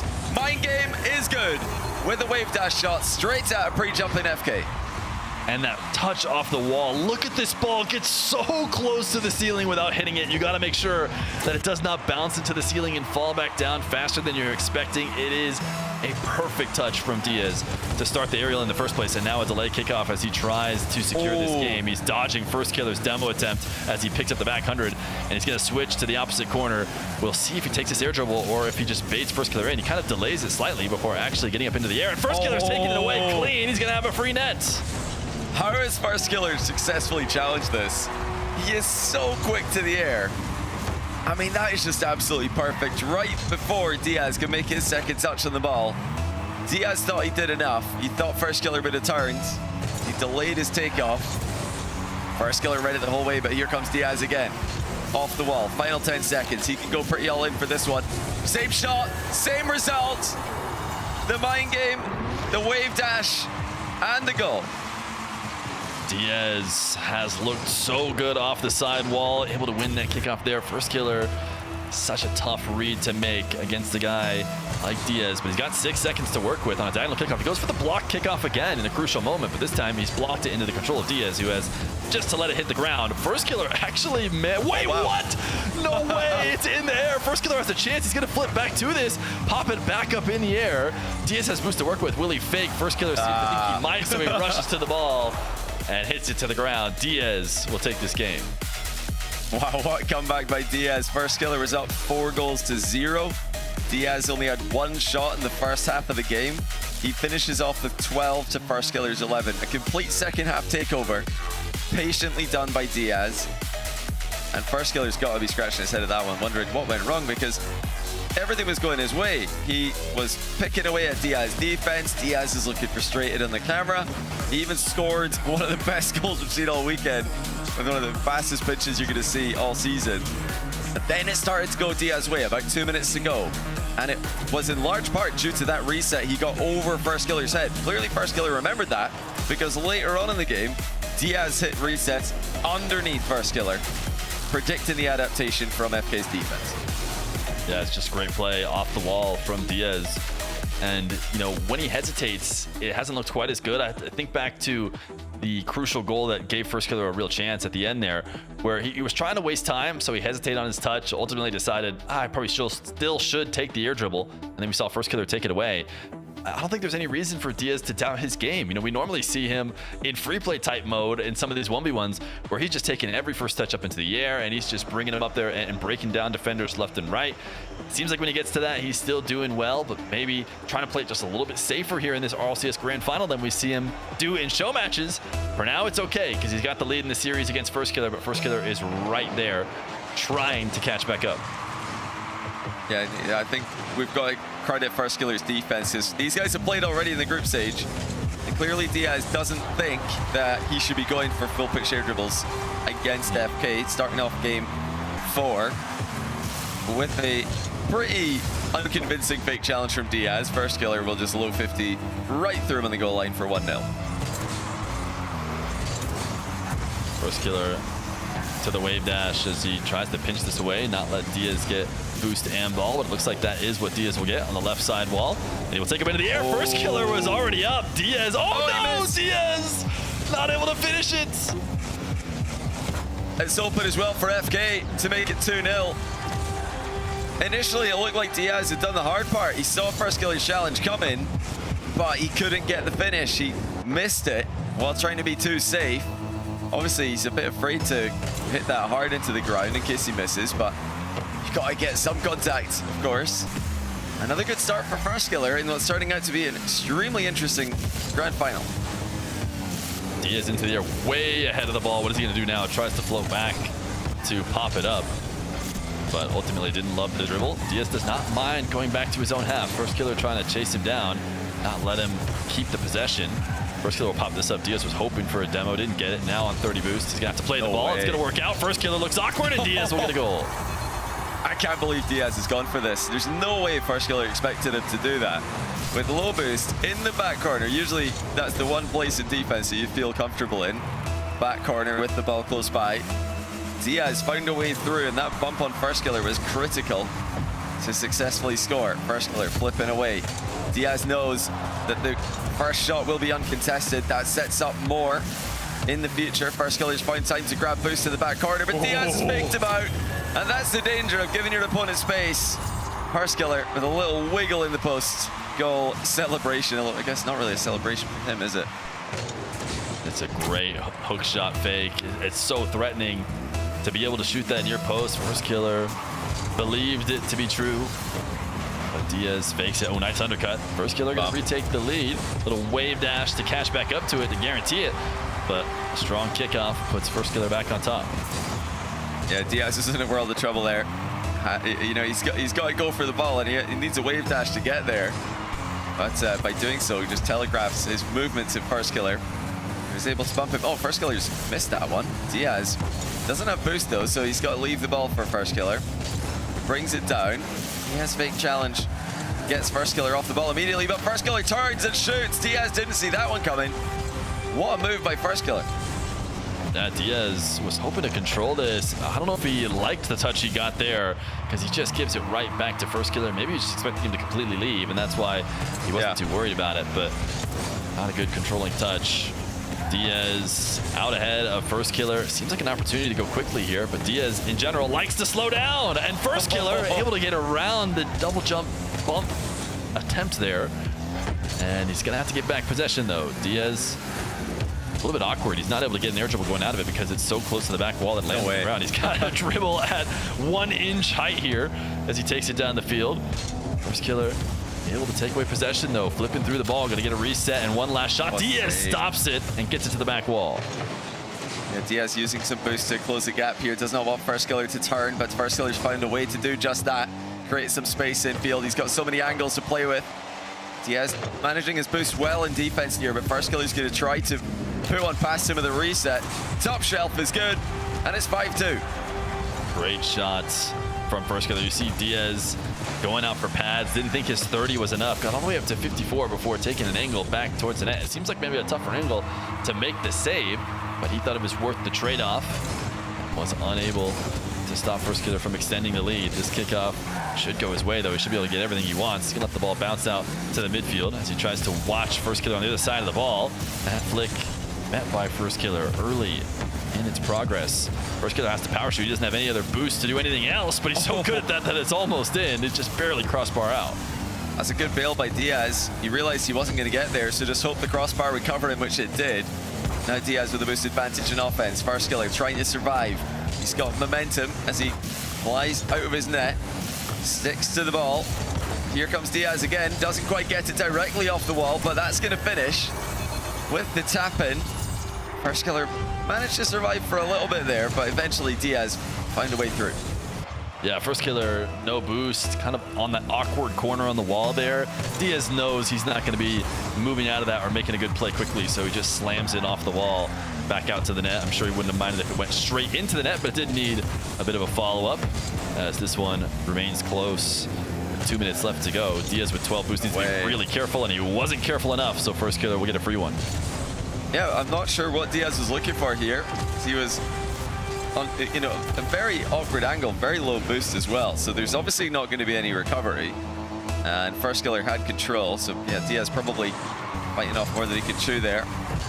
Even if he, did get exactly what he wanted, I still don't really see what the upside would have been. He's got what he wants here though: space, boost, and ball.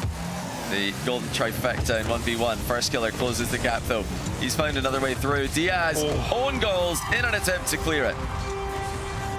You said maybe the previous series taught Diaz not to take his wall to air dribbles, but I might have to go back and watch the tape there because that is Diaz being shook, being afraid.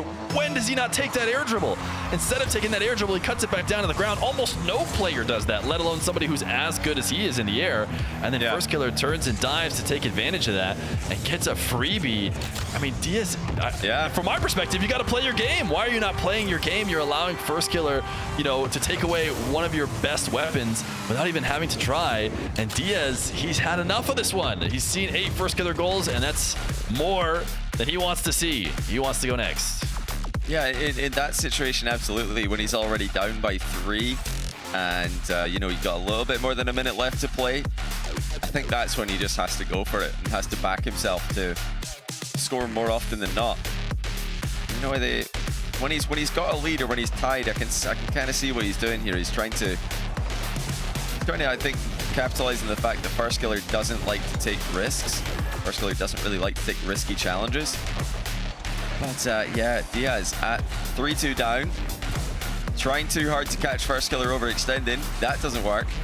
Gets picked apart, and then there was the big moment. Diaz could have gone for the wall play, instead cuts in field and just gets completely dunked on. Yeah, the cut in field is one thing, but the fact he's not even shielded the ball while doing it is very unusual. Yeah, it's not easy. I mean, there's a reason why. I've talked about this in the ones game before.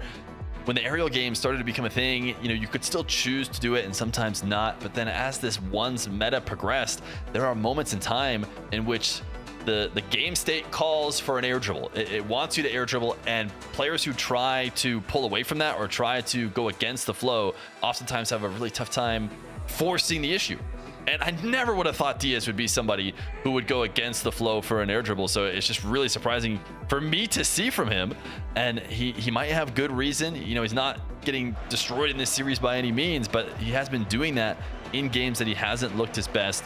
We'll see if he sticks to that, continues cutting balls that are rolling up the wall, back down to the ground. Normally, there's no place on the field where he couldn't do it. Even if it's his back wall, he usually takes them. He doesn't like him right now. We'll see. We'll find out why. And he's back in the Fennec. So he's lost game 1, switched to the Octane, lose game 4, back to the Fennec, and now he's winning. Genius. It might seem like pure placebo, but this will definitely switch up the way that Diaz is approaching on kickoffs, hitting the ball on kickoffs. Even though the hitboxes are the same, the visual being a different image, it gets you playing a bit differently, and also will just change things from first killer's perspective as well. So it's a nice little change up that Diaz can go for here. He makes it 2-0 in 14 seconds. And yeah, this is something you'll see in threes as well. Just the card change, and then straight away a player's leveled up. Yeah, Diaz does not mind making changes. I have to think back to a moment in which I saw him on land changing camera settings while sitting at the desk. That doesn't seem like something you should be doing, but maybe Diaz is just kind of player that switches it all the time. I know there's some pros out there who get kind of camera setting placebos, and they're like, that one FOV didn't work, so let me just slightly change it for this next game and I'll play differently.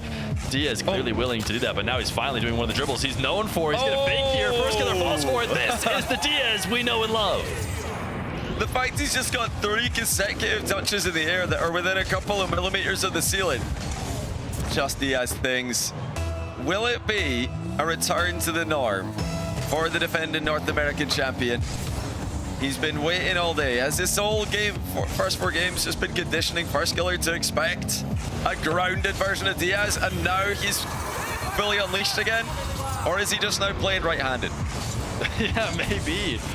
He reads Firskiller off the wall. These are the ways I expect him to counter Firskiller trying to stop his aerial game. It's what you see more often than those cuts down to the ground. And you know, right now it's working for him, so I don't know why he'd go away from it. He's got another reset. These are the positions that Diaz is so good in. This time it gets saved. I wouldn't mind seeing him shoot a little bit more near post because he keeps trying to shoot far post and allowing Firskiller to get that save across net. But even then, he hasn't conceded immediately, so it's still a play that's not terrible for him. And he probably should stick to a bit more. Oh, careful. Oh, Firskiller. Again, not quite enough on that first touch. It's hit the inside of his own post. Diaz looking for another mind game. Firskiller plays the ball, though. Hard to fake him out in that position. Firskiller, he must be wondering what is going on. Why is this guy leveled up again? It's 5-0 inside of 90 seconds. And despite this being a significantly improved performance, when compared to last year, we're still Diaz favored. Definitely. Firskiller needs to claw back now. Wave dash kickoff. He needs to stop this ball rolling. He's got a possession in his favor. Trying to hold power slide there for a little bit, but then bailed out of it. Diaz floating from the ceiling. Firskiller met by him. He doesn't seem to be too panicked by it. He's just going to go to the opposite wall and get another dribble. This first touch is away from the net. So he's actually bailed out of the dribble early. Decided I can't score it. I'm instead going to try and just play this follow-up position. Oh, no way. But we didn't get a couple great touches, and Diaz got a long shot. What fake by Diaz. Completely fooled Firskiller. Firskiller thought this is going across the box for the boost. He flipped in that direction to win the race. But Diaz isn't going for that boost. He's going for the shot on target. It's 6-0. And Diaz is really locked in now, much like he did against Zach after falling down in that series. He's got that other gear to go to. Can Firskiller find his? Diaz high pop, knows Firskiller's low on boost. Follow-up is in, playing great keep away from a defender who cannot do much but watch. Literally 0, not even a pad to pick up. You see Firskiller trying to get more. Nope, he's not going to get that. It's going to have to be with just his jumps, and it's not enough. And it just goes to show you the levels in this game. I mean, even in the pro level, Firskiller crushes Evo in the semi-final. Diaz now 7-0 up on that same Firskiller in game 5 of the grand final. And you look at last season, Diaz goes and only takes a game off Naupo and lands. You know, these guys really are levels above. That's going to be 8 as Firskiller gets faked again. Diaz is inside his head rent-free. It makes me wonder, have we seen a Firskiller forfeit call? I can't remember. Maybe you have a memory. He can't even forfeit yet. It's not even half time. It's a good point. I'm not necessarily that he's going to forfeit now, but that he might forfeit in a game like this, you know. It'd be pretty funny to see him forfeit right now. Just call next while he's floating in the air because he didn't win the kickoff. But you could see it now. I mean, 9-0. Diaz has full control. His car's not moving. There it is. Wow. Firskiller's had enough. 9-0 for Diaz will be the game scoreline. That is a crazy game by Diaz against a Firskiller who's playing this well, who just dominated his semi-final against an excellent ones player in Evo. But Diaz switches back to the Fennec and remembers who he is. Yeah, just, I can't believe what we just saw. You talked about the levels that we're at. You know, when I was watching Firskiller in that last semifinal, I was also thinking about that in my head. Is there another level? Is someone's gonna maybe destroy Firskiller this bad? Which is insane to see. How is it possible that Firskiller, who just dominated, you know, a top 4 NA player as thoroughly as he did, could maybe get dominated 9-0 in a game against his next opponent? But that's just how it goes in ones at the highest level. These players who are not just good, not just S tier, but the ones who win tournaments and get themselves on this very exclusive LAN. Almost nobody gets to go to these LANs. Diaz is the kind of player who gets there. It's just another step up. That being said, Firskiller has gotten a couple nice wins here. You know, it's not the end of the world. He does get to reset the scoreline to 0-0 and try and regain from this, but Diaz has all the momentum he could ever hope for to try and finish off this series. Yeah, that full pitch air dribble was a factor in game 5. It was early in game 5, the full field into the fake. That's got to be the scariest thing for First Killer to witness, because it did seem like you mentioned Diaz wasn't playing his usual style. He seemed like he'd adapted to try to be more safe, be more careful against First Killer. Now he's just gone all guns blazing and 9-0'd him, so expect to see more of that here. Can First Killer stop him? It would start by getting a goal.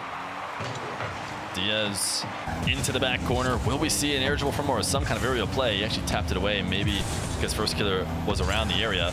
First Killer able to control it. Diaz has to look and be careful to not get bumped by First Killer on this back line.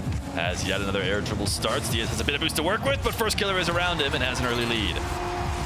Excellent shot by First Killer, and he does what he couldn't do in game 5.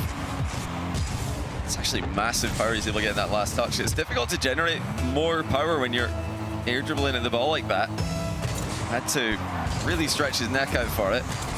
Diaz was closing the distance quickly. Here comes Diaz again. Goes for the low 50 mid-air this time. Trips up First Killer in the follow-up. He does get so many backup possessions, Diaz. Oh, he's landed on the inside of his post. That's going to give it to First Killer, and it's going to be a shot immediately as well. Diaz, tricky position.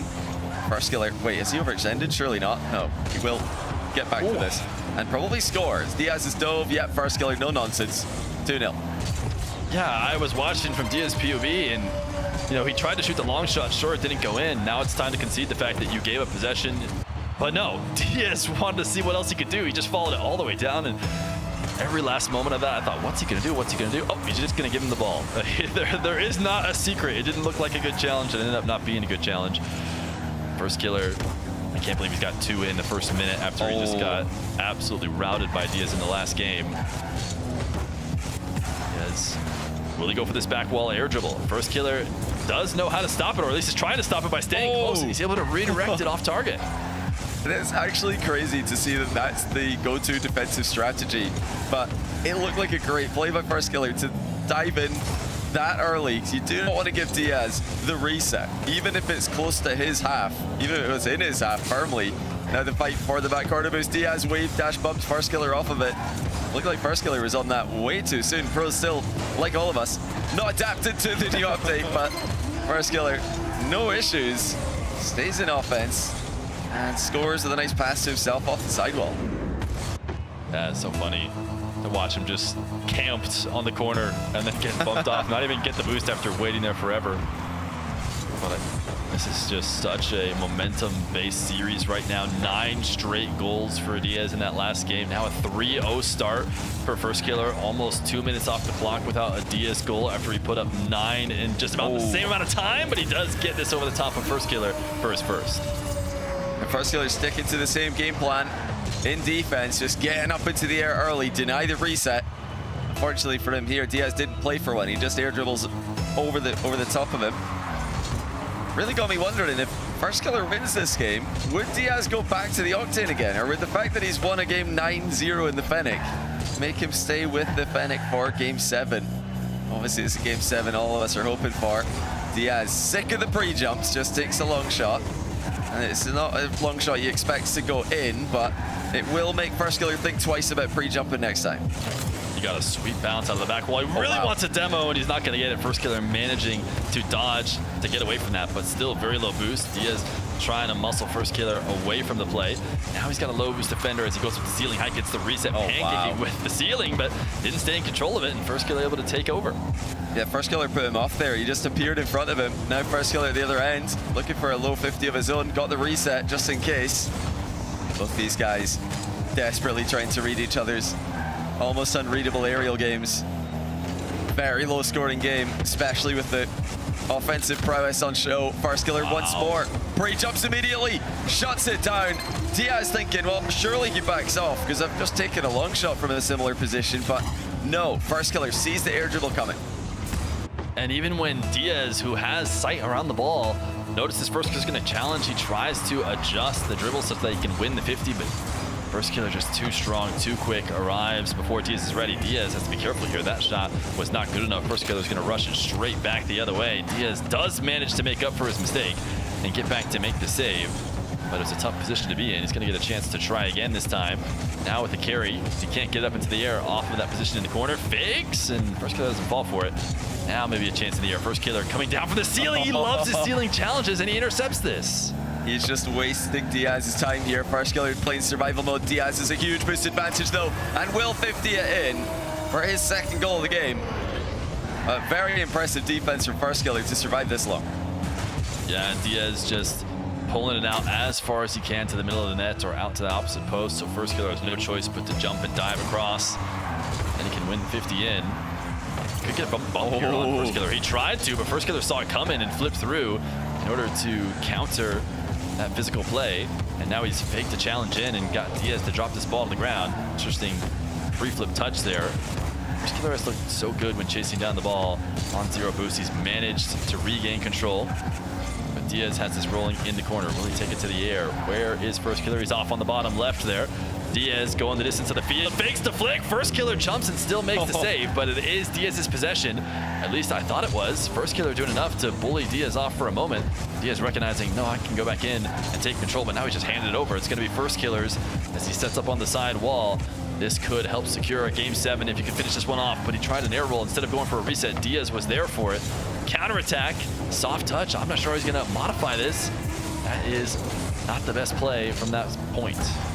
Yeah, First Killer's doing so well to stay with the play, despite being stuck on zero boost in defense so many times. Now Diaz forced back to the ground by First Killer's pre-jump. He cannot find a way through the defense that First Killer sets up at the halfway line. Now here comes the long shot. First Killer's stranded. He doesn't have any boost. He still gets the save, putting it into his own crossbar. Final few seconds of the game. Can Diaz find a way through? No, First Killer stops him again. First Killer is playing on nothing on this field, and it doesn't matter. He maintains his speed so well, and a great flick to just put an exclamation point on the end of this game. He's got Diaz wanting to go next. You know what? North America betrayed us last time, betrayed the 1v1 game mode, not giving us a game 7, but they have given us a forgiveness. We got game 7 in North American 1v1. Once again, 1v1 delivers scripts all throughout the world. We've had game 7 in Europe. We've had game 7 in MENA. I believe we even had game 7 in SAM, if my memory is not failing me here. And North America as well. Game 7. It's just truly unbelievable how often this has happened throughout the years. But this time, it's First Killer going toe-to-toe with Diaz.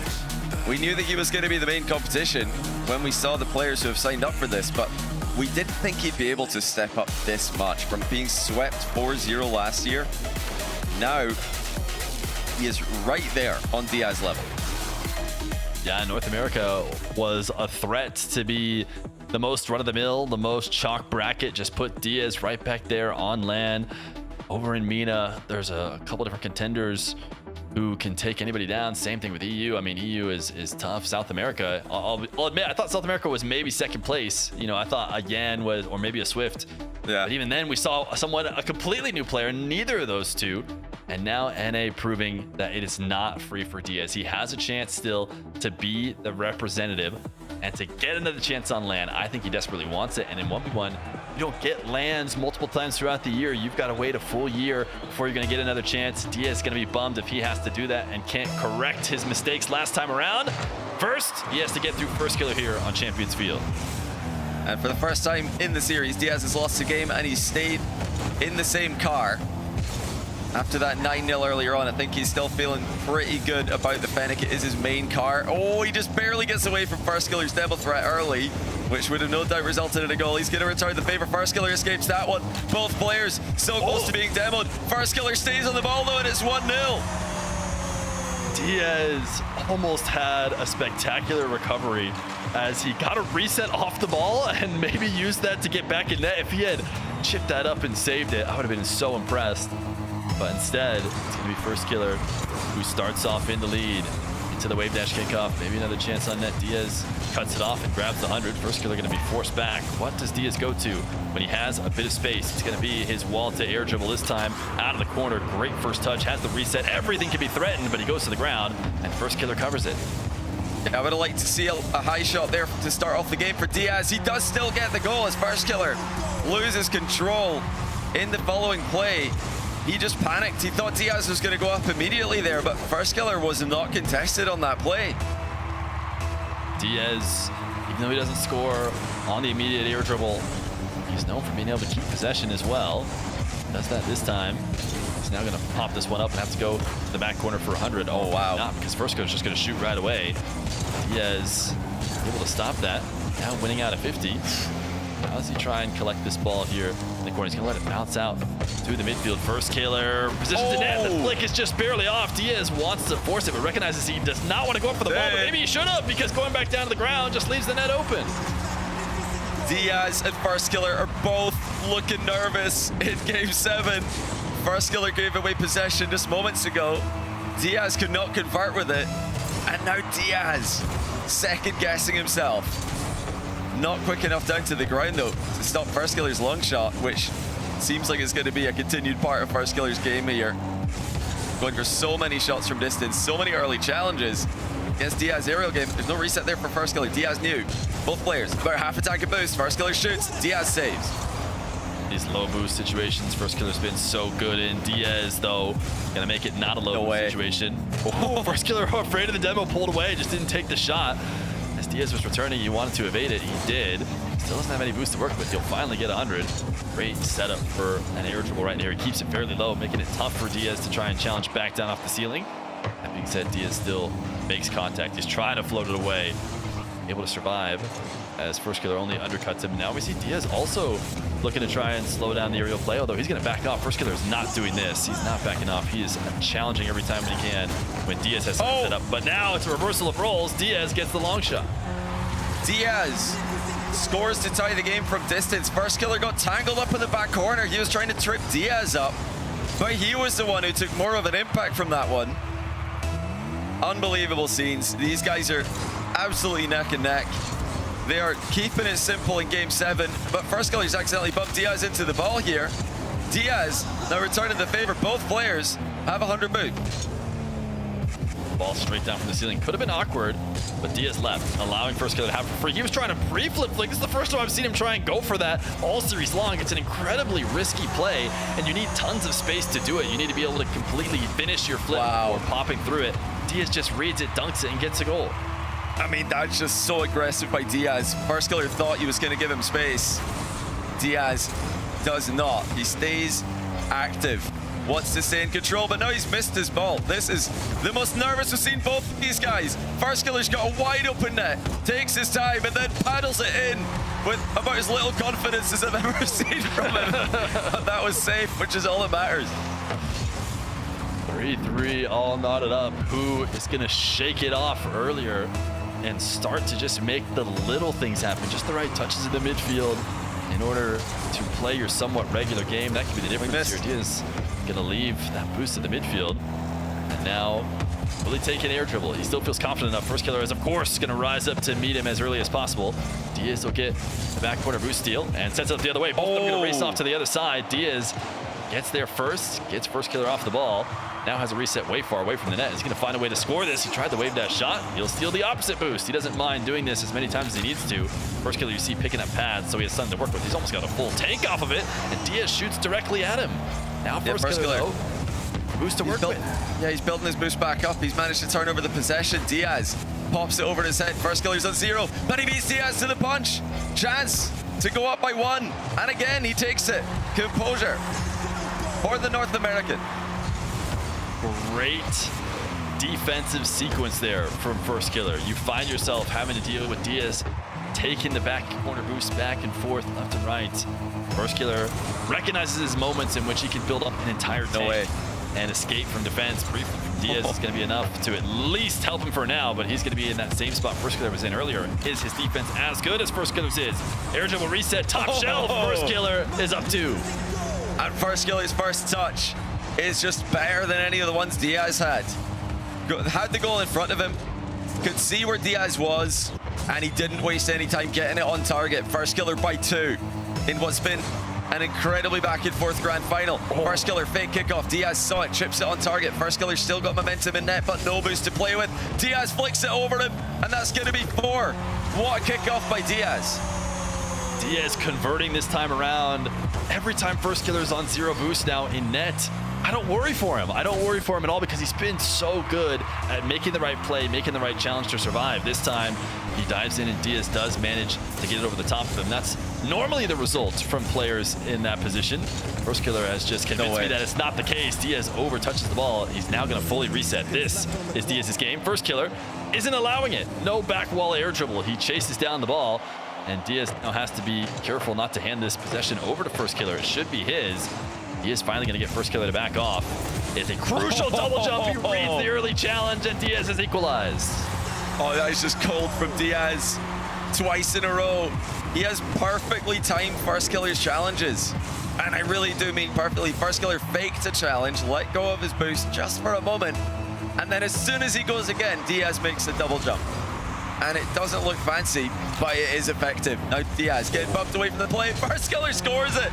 He gets the kickoff goal right back.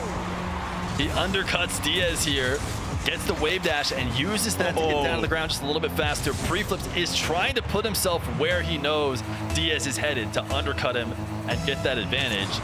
And he has it now, not just in that game, but up 1. Diaz looking down at First Killer to see what he's up to. Going to the back wall for a double. Tries to get a 50 so he can keep it around and get a follow-up, and that's exactly what he does. And he hits First Killer with the same idea. Double tap from Diaz. Actually leaned away from the second touch, though, to keep the ball in the area. He predicted First Killer's save, trips him up at the landing, and we're all tied up again. Huge kickoff on the diagonal. Diaz gets the 100 boost, and he gets a free bounce. Will he take it to the air? First Killer's up immediately with him. Diaz getting lost a little bit underneath the ball. They're going to meet it around ceiling height. First Killer cannot get the shot on target. So it's going to be Diaz possession. 12 seconds left to go. Could be the final possession of this game. Diaz bounce off the wall. First Killer needs to beat it at the midfield. Not an easy challenge from First Killer, but he manages to get there. And now really try and keep it up in the final moments. He's got a ball carry. Diaz shadowing, dunks it down to the ground. We got OT in game 7. Who's going to clutch up? Who's going to lock in? It's Diaz who's got the first chance. First Killer going to play ball in low boost. Diaz trying to get a turn here without getting dunked on. He's got it. Grind to air dribble. First Killer's up again. Pre-jumping him. And Diaz is going to seal the boost away. He got pushed into the corner. Now First Killer low on boost. Diaz in the air. First Killer on the back wall to try and stop it. Diaz goes all the way around him. Never tries to put it on target. He's got First Killer in such a tough spot, but he's escaped this so many different times this series. It's going to be a attempt. First Killer goes underneath, but he can't get the save, and Diaz gets the win. GG's. Diaz defends his title in the most dramatic fashion. First Killer pushed him to a place he's never had to go, least of all in North America. But at the end of the day, there's only so many air dribbles you can defend. First Killer defended so many of them, but Diaz emerges victorious. Diaz just did such a good job of converting that overtime possession. Got control. First Killer was forced to back off multiple different times, and ultimately going back to one of the most reliable moves in 1v1, the pop bump, able to take First Killer out. He even got a touch. He got underneath it, but he couldn't stop it. Diaz is going to go to land once again. He will be North America's representative. He's going to be taking on Nas in the semifinals of the World Championship for 1v1. His second appearance. He's going to try to go one step further than he did before.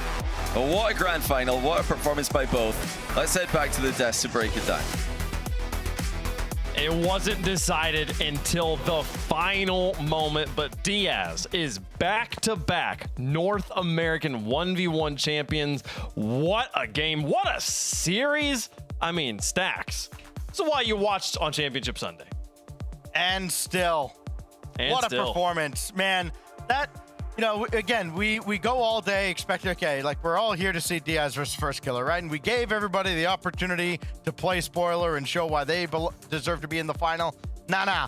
It was Diaz and First Killer, and it delivered. After making us wait all day, they go to overtime, game 7. Just a wild roller coaster throughout the entire final, like 90 seconds and into overtime of game 7. You couldn't ask for a better finish. tough, Bates. I mean, after a sweep in 2025, we were like, is it going to be close? What's it going to be like? They went to game 5 2 days ago, and we said, oh, it should be a little bit different this time around. And First Killer came out of the gates swinging in gate 1, winning it 9-3. Immediately told us we had a different series on our hands, and boy, howdy was it. Yeah, it was a great series. It was Diaz's offense versus FK's low boost defense, and he put on a display defensively. It reminded me a lot of Nobu versus Rawas in their grand final last year in 2025, where, I mean, Nobu had all the pressure. He just kept shooting, and then Rawas's defense, low boost, 12 boost, 16 boost, 6 boost at times, just constantly kept making saves. But at the end of the day, that much offensive pressure, it doesn't matter who you are. Eventually, you got to break in. And Diaz, well, I don't think we saw him go for it the whole entire series. The bump, air dribble bump. FK wasn't expecting it. Lined up, linear line, took him out, and FK even got a touch too. It's just so hard.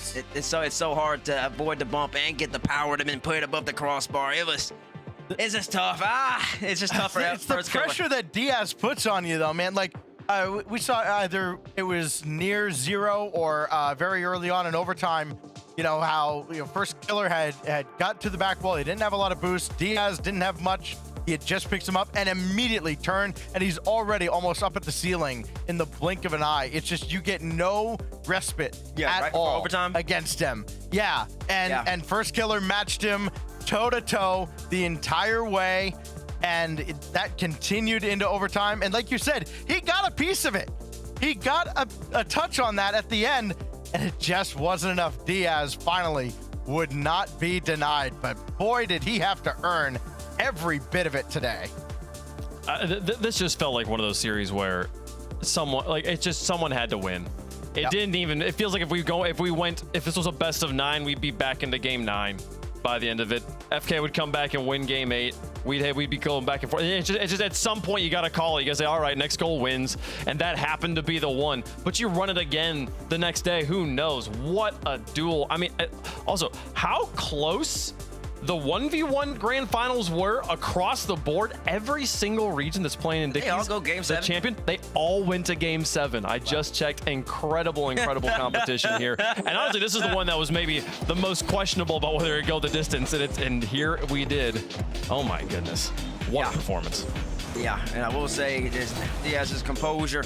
And First Kill, I mean, it came out hot, and Diaz actually started the series with the Phoenix, switched back to his Octane, and it really wasn't necessarily working for him. He wasn't that comfortable in it.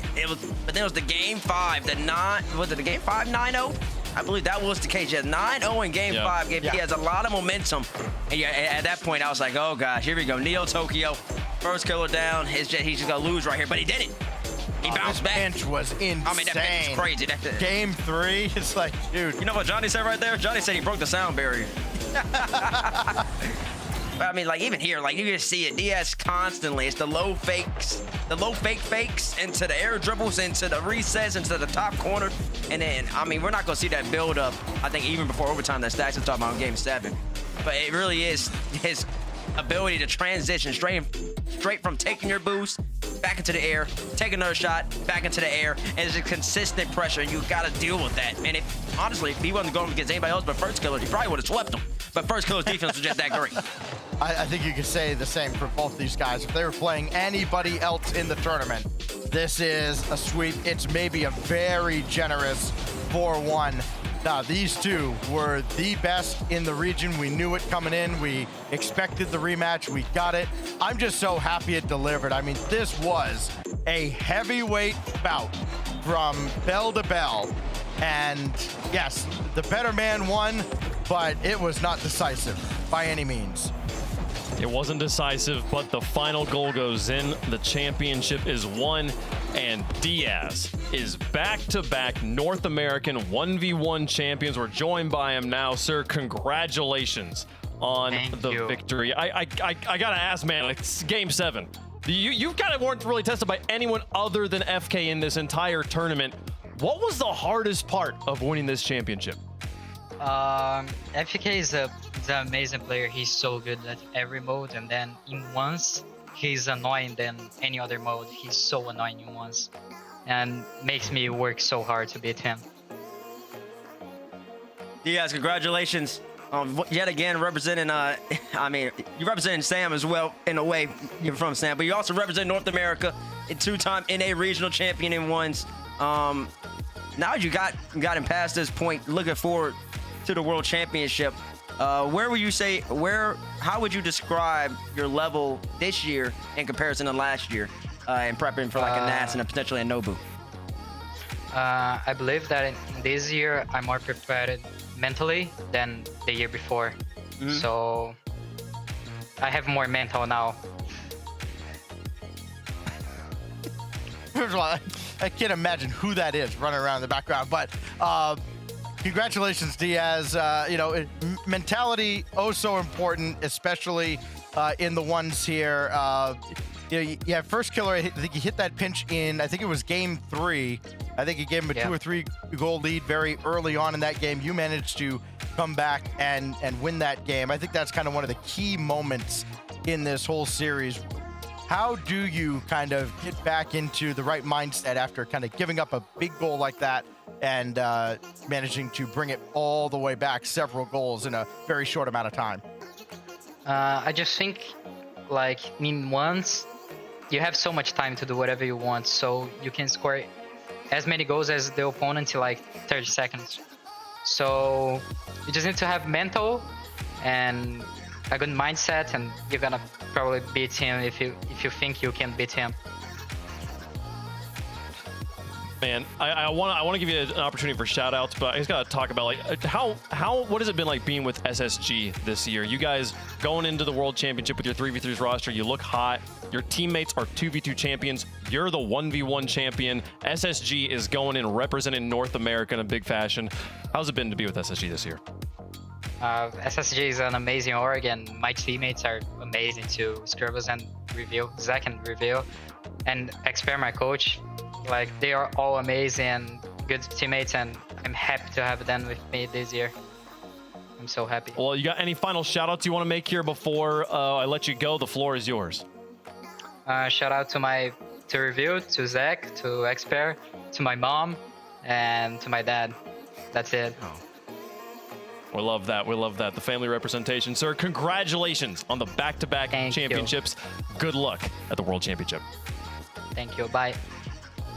All right, Diaz gets it done again. There are only 2 players repeating as regional champions at the World Championship, and what a road it was to get there. Took out his teammate Zach in the uppers yesterday, took out Wavy in 4, and then had to hold off the best first killer we've seen in a while here, Bates, but he got it done.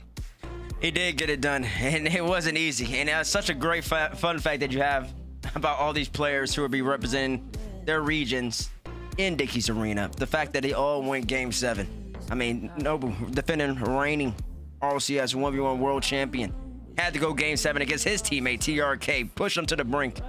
Nas went up against Zen, I believe, if I recall correctly, in that final. Had to go Game 7 to get that one done. I think Diaz going off against FK all the way to the end. It's just like these type of series, this type of level from these players. I mean, especially in 1v1 nowadays, and how hard it is to defend and how hard it is to just reset. It's gonna be good. It's gonna be a show. It's gonna be a show. 1s and 2s are both gonna be super exciting in Dickies. I know that much. It's gonna be super exciting. It's going to be great. I mean, Stacks, he's got NAS coming out of the gates here, Diaz does, but if he manages to make it through the European champion, he might get himself a rematch with Nobu. They played in the semifinals last year. He didn't get the chance to play against anyone else. He had to go right up against the eventual world champion in the semis. Imagine if he gets to the rematch in the grand finals in Dickies Arena. Yeah, I remember the first time we went to Dickies Arena, that Friday night, we had the Friday night duels, and it was like TRK Yan and all these kind of dream matchups that we wanted to see. And now we go back to Dickies Arena. We have these duels. They have real stakes to them. And, I think, all respect to KV1. I would love, for the chaos of it all, I would love to see him upset Nobu and give us a guaranteed new world champion. But Nobu against either of those two, I think, constitutes a dream matchup for me. I can't wait until we're in front of esports greatest fans inside Dickies Arena for that 1v1 final. No, we have talked very little about KV1 in all of this, and it's because he's going up against the reigning defending world champion right now. But what an upset match that is. What a trap game that is for Nobu here at Bates. I feel like this is like KV1 definitely has an opportunity. I mean, KV1's not no scrub. I mean, no. He had to beat Yan, I believe, in the semis, I think. I think he beat Yan, and then he played Wisty. That's the guy who beat in Game 7. And KV1, I mean, Wisty had a run, too, man. It looked like he was going to be the guy.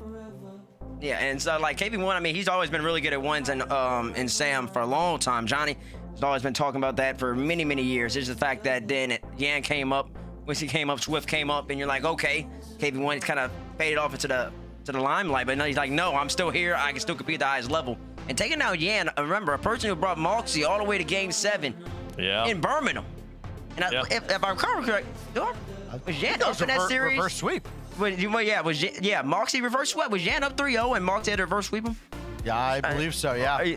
And so, yeah, so like, and we saw the level that Moxie has, all the level, honestly, any European 1v1 talent has at this stage. So to take out Yan and beat Wisty, KV1's not going to be no slouch either. Every single one of those players in that bracket can definitely win it. Now, you got your favorite, but everybody can definitely handle business. It's going to be a fantastic show. I hope to see you there for it, folks. Now, that concludes all of the regulation play of the RLCS before the World Championship. We've completed the 2v2s and the 1v1s down there. The only thing that is left are the opens for the last chance qualifiers. This is 3v3 action. You and your friends can sign up and try to play for the title of Rocket League World Champion. It'll be July 23rd through 26th. We have, I believe through 27th, we have, no, excuse me, it's through the 26th. That's how math works here. There will be 4 days of action in a row. Scan the QR code on your screen if you want to be a part of it. But we'll be doing the Middle East, North Africa on the 23rd. We'll be doing South America on the 24th, North America on the 25th, and then OCE will have a tiebreaker, as well as Europe having their last chance qualifier on the 26th. So that's what's coming up next. Teams are going to qualify. There will be more teams at the World Championship. We don't know who. We got good ideas in a few of these regions who the hot contenders are, but Bates, they've been mixing up their rosters. Anything could happen at any 4 of those events. I mean, anything can happen, and also, I mean, there's a gap. I mean, the 3v3 pairs that was in May, LCQs, the LCQ teams, I mean, they haven't played since some of them in April, and then going into that, that's an April to July jump, and then for the 3v3 teams, their next big tournament is EWC. That's in August. So I mean, the season is all within one season, but there's a big break in between. So a lot of people's levels and how they prepare, how they deal with this break in 3v3 action is really gonna matter a lot, especially on the road to the World Championship. So just because Carmine came out in Paris and got the job done, KC might not be the best team come Dickies. We're talking about a mainland versus a Timberland, so everybody's gotta stay sharp. Lots of time. The mayor's coming back to Fort Worth. That's all I'm saying. Oh, God, not the mayor. It's true. Listen, I'll tell you, the last time the mayor won the World Championship, Base was gone right after that. I didn't talk to not a single person. It's going to be a wild Monkey event. Moon. Pull it up again. I hope to see you guys there. That's the next big event we have, but we will be live Thursday, July 23rd at 9 a.m. for the games of the MENA qualifiers. We'll see you guys there. Solar eclipses.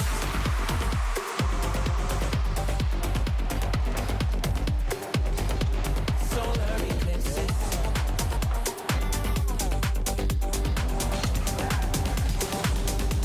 Solar eclipses. Solar eclipses.